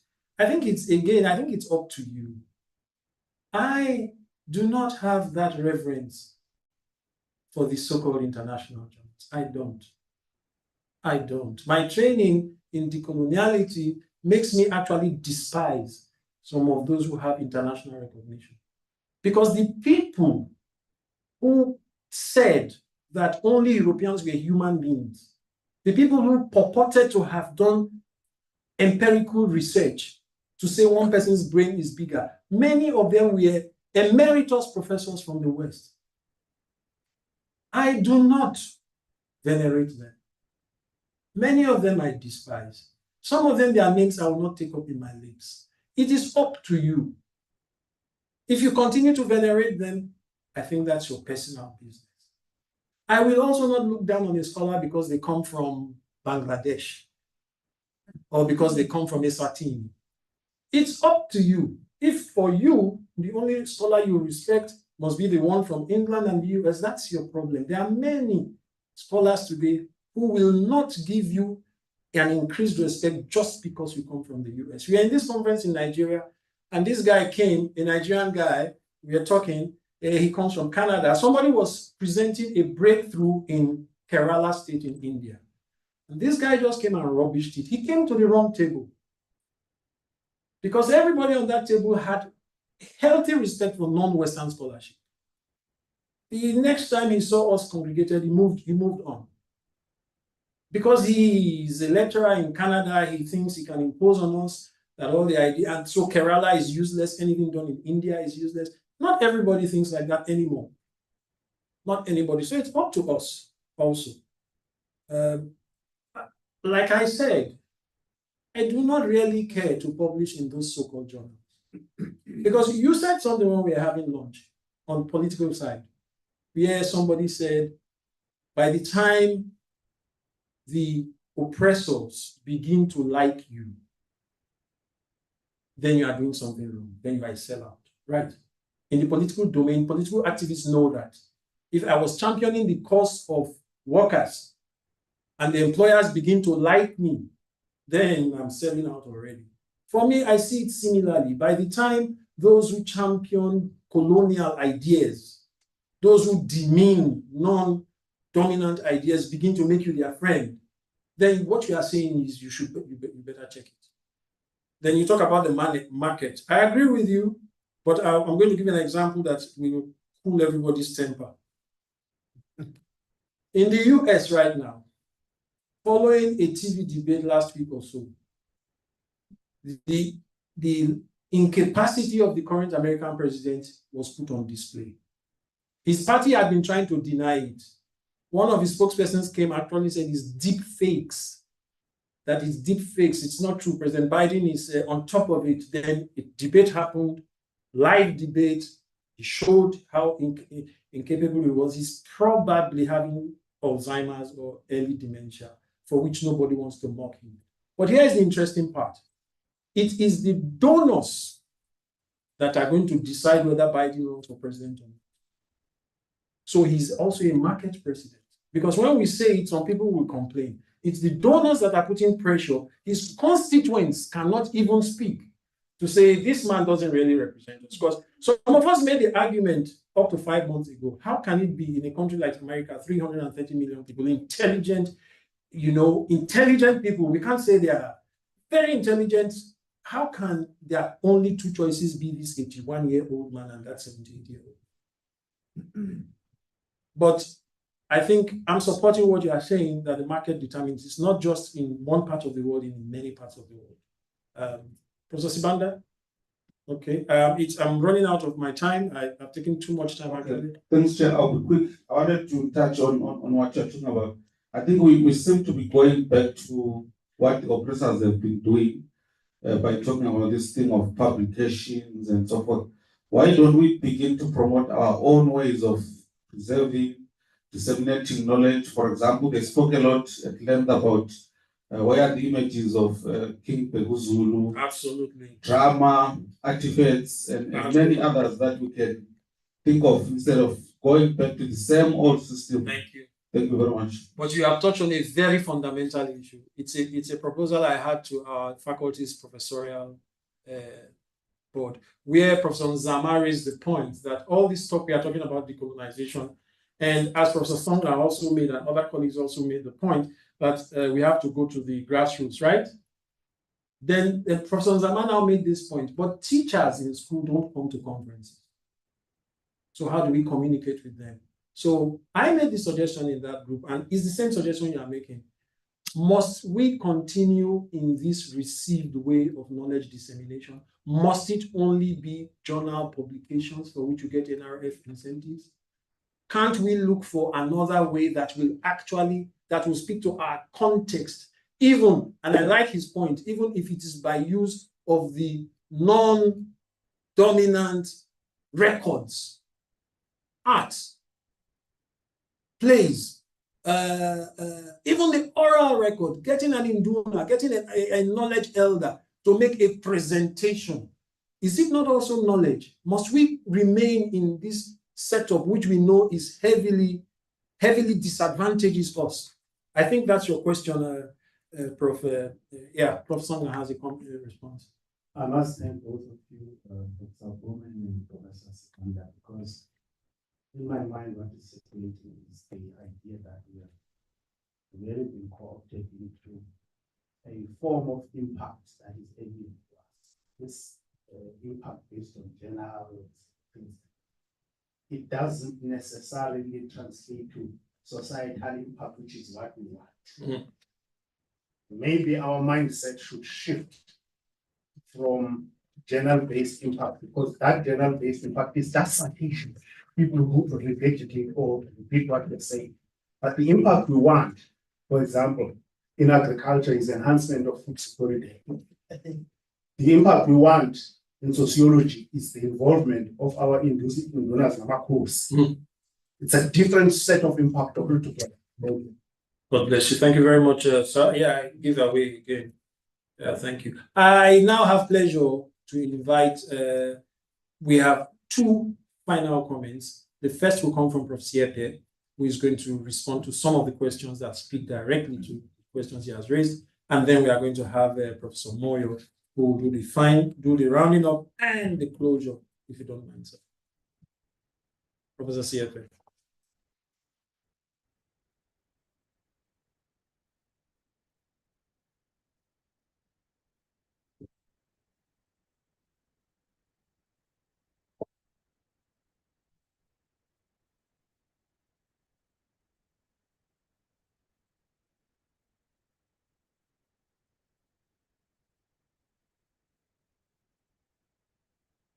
I want to look at them, not you.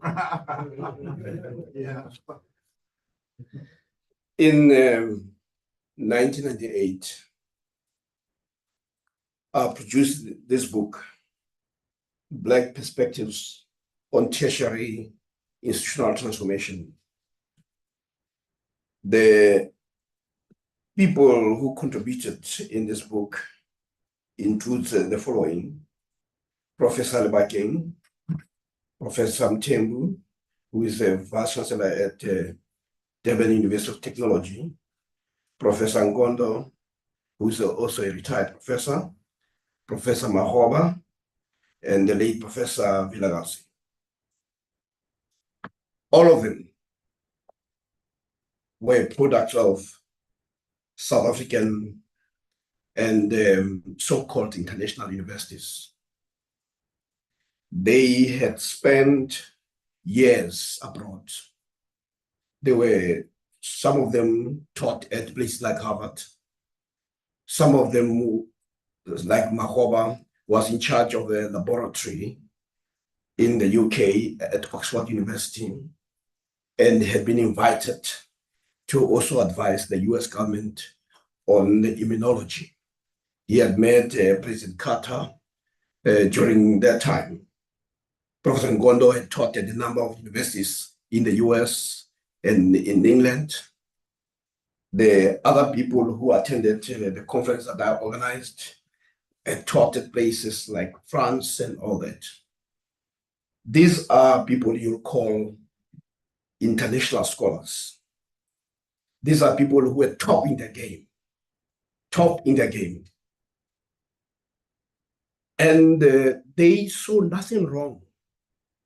Actually, they found the idea of a Black perspective, an African perspective, very liberating. But I'm talking about people who know when you talk about scholarship at its best, who have been with people who are Nobel Prize winners.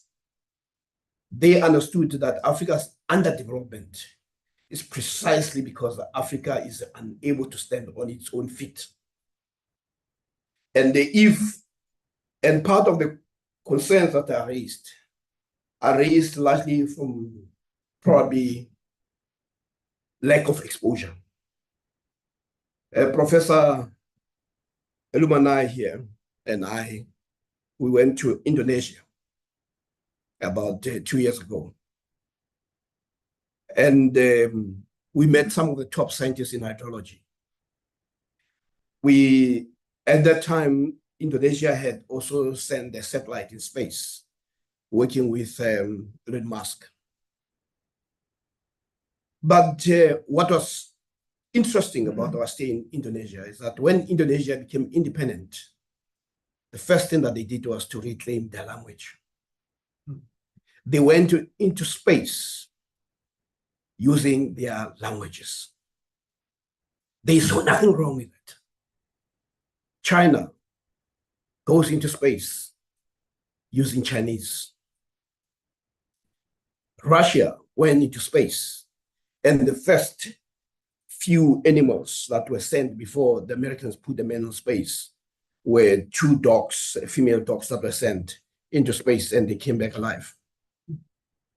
I still don't know, when you go back to Russia, ask them why 2 females, not 2 males. But the point is, all these countries achieved excellence and development on the basis of their own language. No country has ever developed on the basis of a foreign language.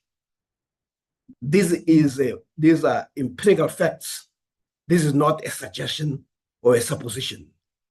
And yet in Africa, we are willing to look at that, ignore that reality, that fact, and we call ourselves scientists.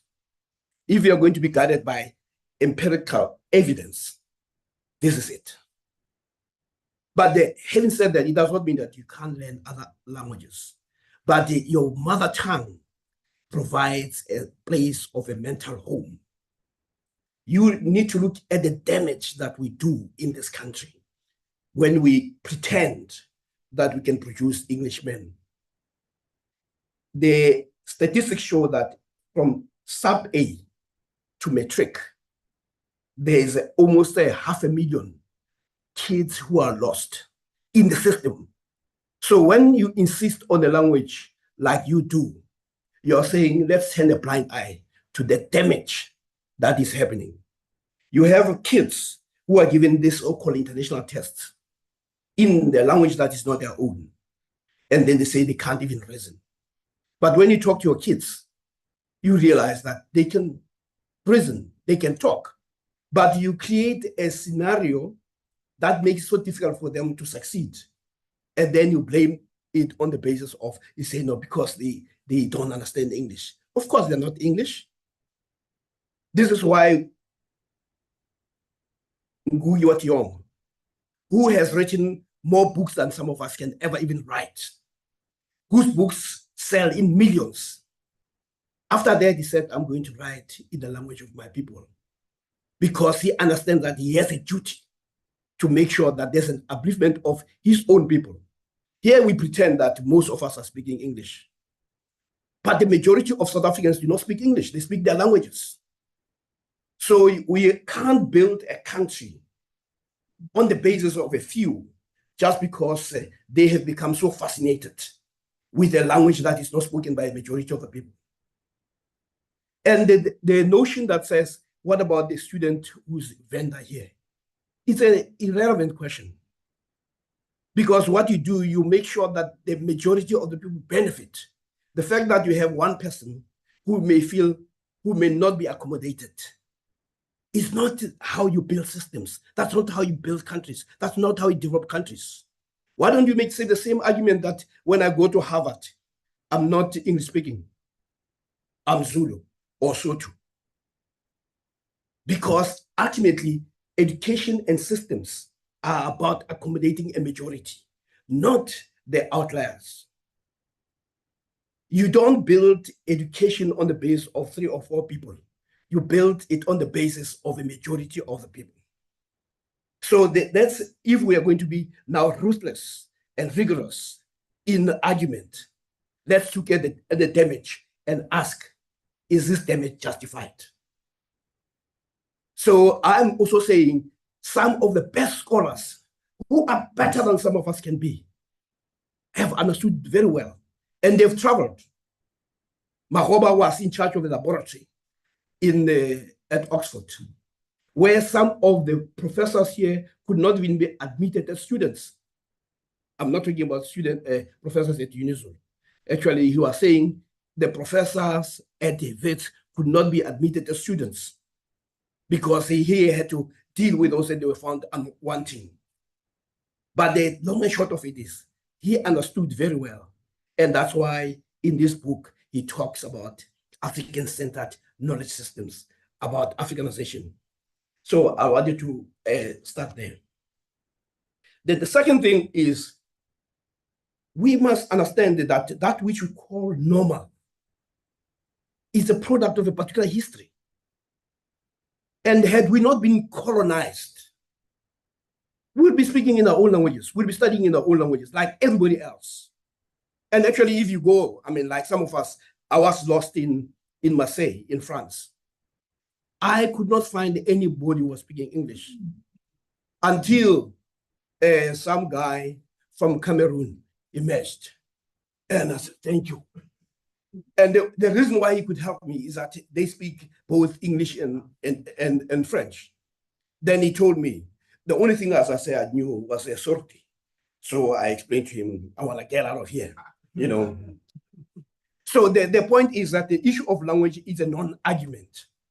It actually reflects ignorance of the world. If you travel anywhere in the world, you'll find people speak their languages because it is in language, mother tongue, that you find a mental home. And I know some of you who have been colonized sufficiently now also dream in black and white, in color, in English, etc. Some of us just dream. So definitely. Now, do our students want to decolonize? I think Professor Akume has already responded to that. Not only is it our students who are asking for that. You go to England, the students are asking, why is my curriculum white? Why am I not reflected? Now, for those of you who still suffer from that misconception, Google University of Kiel, Google University of Warwick, Google Penn State. I can give you a whole list of number of institutions outside Africa where they understand that issue of decolonization is an issue of justice. It's an issue that acknowledges that some horror was visited, violence, death, genocide was visited on other people. And when we talk about this, it's about recognition of that which we call normal is an outcome of the most horrific and horrible system that involved the death of many people. If we're not colonized, we'll be speaking our languages. Those languages will be language of learning. So there's nothing, what we are calling for is nothing short of simply correction. Simply to say, we are not a mistake. We are not children of a lesser God. And that the fact that we were born speaking Xhosa is not a mistake. And yet there are some here who want to make it clear that you are a product of a mistake, as if nature was a mistake. Nature is not a mistake.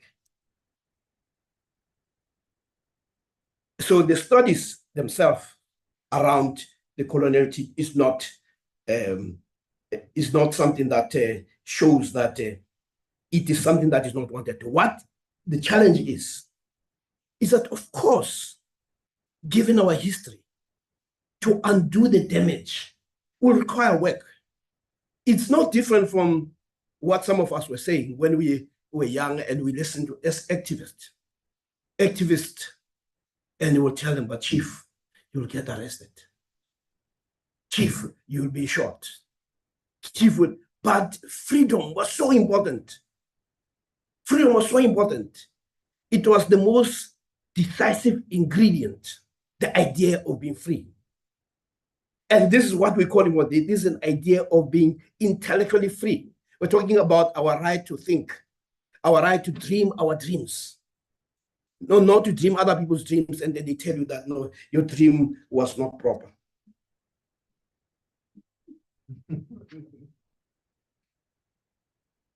So there are enclaves of languages in every part of the world. And when you go to Europe, even small places, you go to a place like Belgium, you go to groups in like Flemish, very small groupings, but they have and they learn in their own language. And yet you come home where there are millions of people who don't speak English and you want to subject them to that. So let's not confuse, and let's not allow our condition to be presented as if it enjoys a majority reality. I mean, I'm largely English speaking. I have difficulty in African languages. It's not a source of pride. It's a source of embarrassment. But I do want to learn African languages in the same way that Ngugi said, from now on, I'm going to write in my language. And that's why the journalist asked him, but why? And he simply says, I'm Kikuyu. In the same way that Shakespeare, when he's asked, why are you writing in English? He'll say, because I'm English. Yet Africans must be denied that. So this is Professor Moyo. This is something that is very serious. Then the issue of international. The mythology around that is also shocking. We have been in laboratories in the US. And when you are there in the physics department, you ask what research they're doing. They don't tell you that we're doing a research that will be international. They ask a question and try to find the answer. It's as simple as that. And it is a rigor with which they do that. Then after they've done it, they say, no, look, this is what we've done. They share that to the world. Nothing prevents you from doing exactly the same here. So this myth of internationalism or globalization, it's a myth. And also when they talk about, those who often talk about, oh, you must be part of the globe. It also their misconception as if we are not part of the globe already. But this nonsense gets repeated so many times. But part of it is, it reflects a notion of ignorance. Because, I mean, let me give you Harvard University. They came up with a case study on leadership. And it became a case study that was adopted by many business schools. It was a case study on Nelson Mandela, his leadership, that they felt that the business world must learn from Mandela. It didn't come from South Africa. It required people from outside to recognize that there's a kind of leadership that is different. But because we are so socialized into thinking that nothing of value can come from us, that we don't even see the gem, the genius that emerge from our own people.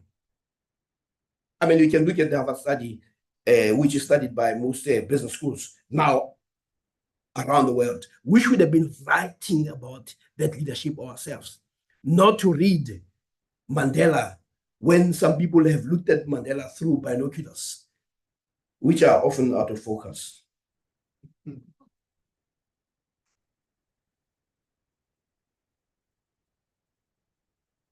The question is, Professor Moyo, what happened when this has been raised before? And the answer appears in this book by Professor Nkondo. And it's very interesting that, Nkondo was asked, I asked all these guys, well, the only one was not alive, to reflect on what happened to our ideas in 1998. That we put this together and we had these dreams. But the answer lies with Nkondo. He says, what you need in any transformation are the following. He says, you need a clear identification of agents of transformation and their relative capacities and orientation. Also in this regard, an analysis of alliances that are likely to be formed based on the orientation. Now, the key issue is identification of agents of transformation and their relative capacities, which we never did. But in political speak, they talk about you need to identify the motive forces for change, because those are the ones that you can rely on. Then Nkondo continues.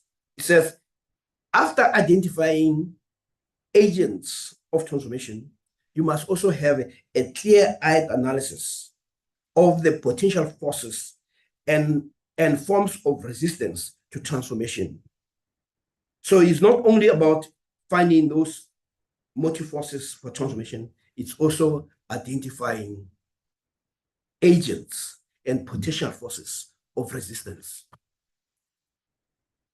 What we did in 1994 was to assume that because apartheid was so evil, that the beneficiaries of apartheid will be more willing to work together towards the creation of a new society. But we're mistaken. So our naivety was a problem. And if you listen to Mandela before, when he stepped down as a leader of the African National Congress in 1997, he talks about the sense of disappointment.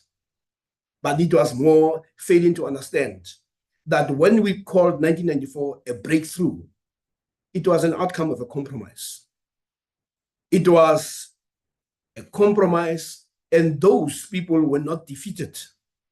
Instead, they went back to the lager to make sure that there's no movement. I mean, if you take some of the universities that were said to be historically liberal, look at transformation there. It has come to a naught. You take the University of Cape Town.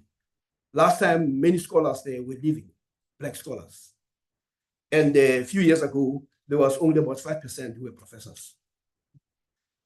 And some of the great professors, one of them ended up committing suicide, and others went back to the States. Because when we thought these are comrades who are going to be transformative, they dug, they made sure that they control and cement white supremacy. So part of the failures was to fail to have a clear-eyed analysis of potential forces of resistance and their relative capacities. And this is why the project ultimately failed, among other things. But secondly, we did not even understand that some of our people are so colonized that being closer to the master was more important than anything. And what we saw, instead of us getting engaged in philosophical discussion, the issue was more about rearranging the furniture. And that was called the so-called restructuring of higher education, without dealing with the philosophy that underpins those universities. So that was our biggest failure. And the third failure had to do with the fact that most of the changes were being pursued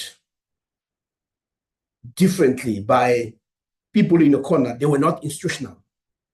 And when it's not institutional, it can easily fizzle, because then you have it gets ghettoized, that you are there in a ghetto, like African studies departments in some of the universities. But if you make it institutional, you actually are now able to create traction to make sure that it moves forward. So those are the realities. And the last one is what I capture in my article, written, and I quote one of the professors who used to be at UCT. And he says, people talk about standards, but he had been in panels where the applicant, who happens to be Black, is more qualified than all of them in the panel. And the applicant is found not appointable. Says, I as a white person, I can tell you that I sat in panels at that university where the applicant is supremely qualified and experienced more than any of the panel members. But in the end, they say, no, not suitable, not appointable. So we need to also to deal with that issue that we never dealt with, which Mandela talked about. He says the biggest challenge in South Africa is a white supremacy and black inferiority. So some of us who suffer from inferiority cannot even see, just like Malcolm X was saying, that you had the house slaves and the field slaves. The house slaves loves being in the master's house. But what we know, Professor Moyo, you know that, is that you cannot dismantle the master's house using the master's tools. You need new tools. And that's what we're calling for.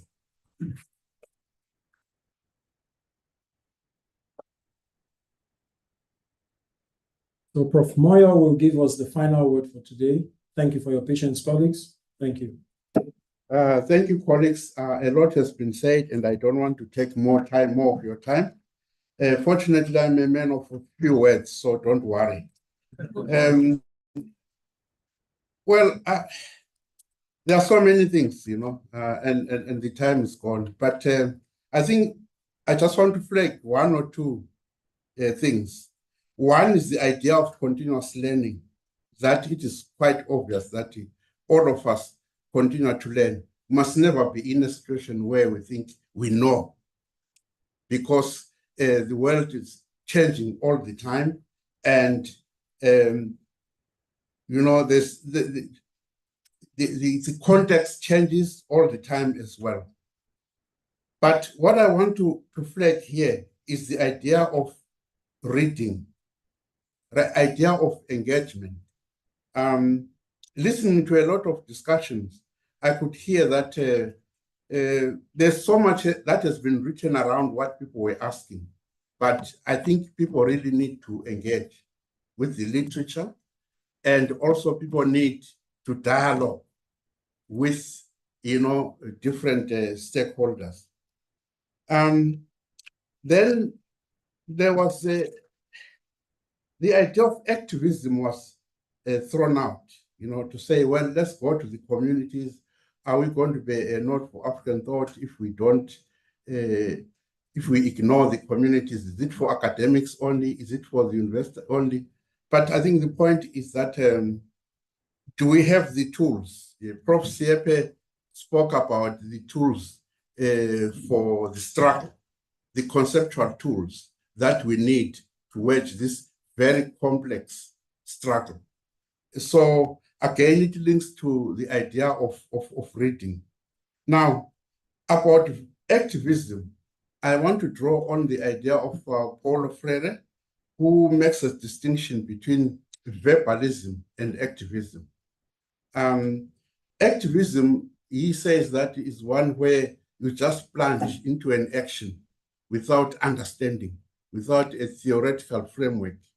And that is fraught with dangers of failure or many other dangers.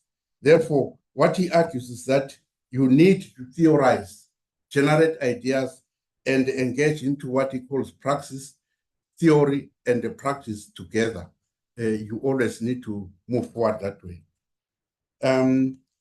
This also relates to the idea of a Marxist idea of you know, false consciousness, and you know, the consciousness that understands what are the contradictions in society and therefore how to attract them. Marx talks about class in itself before, you know, when they are suffering from false consciousness. They want to be like the master, they want to be like a native, a house native.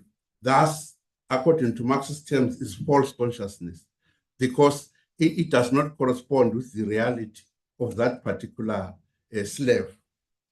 Therefore, he says we must transcend that and become a class for itself, so that once you have the theory, the conceptual tools, you can actually use those to actually unmark and liberate yourself. And then lastly, I had a lot to say, but you know, the program director, using his power, he It just the idea of an African university, obviously, that came up very strongly. But then I think again I go back to the idea of reading. There's a lot that has been written. In fact, the AU, what used to be called the African, what was it called before? The AU, the OAU organization, they tried for some time to actually grapple with this idea of an African university as opposed to a university in Africa that is there. Like now, UNIZUL, we are grappling to change from a university in Africa to change it to an African university. But there's a lot that also has been written about an African university. If you want to debate that, I think engage with the literature, engage with what, as some speakers said before, with how, what some people tried before and what was the problem, what were the pitfalls, and therefore, as you move forward, you try to do it better. Well, colleagues, I know it's been a long day. Therefore, by the powers that have been invested in me, by the program director, I declare this meeting closed. Thank you.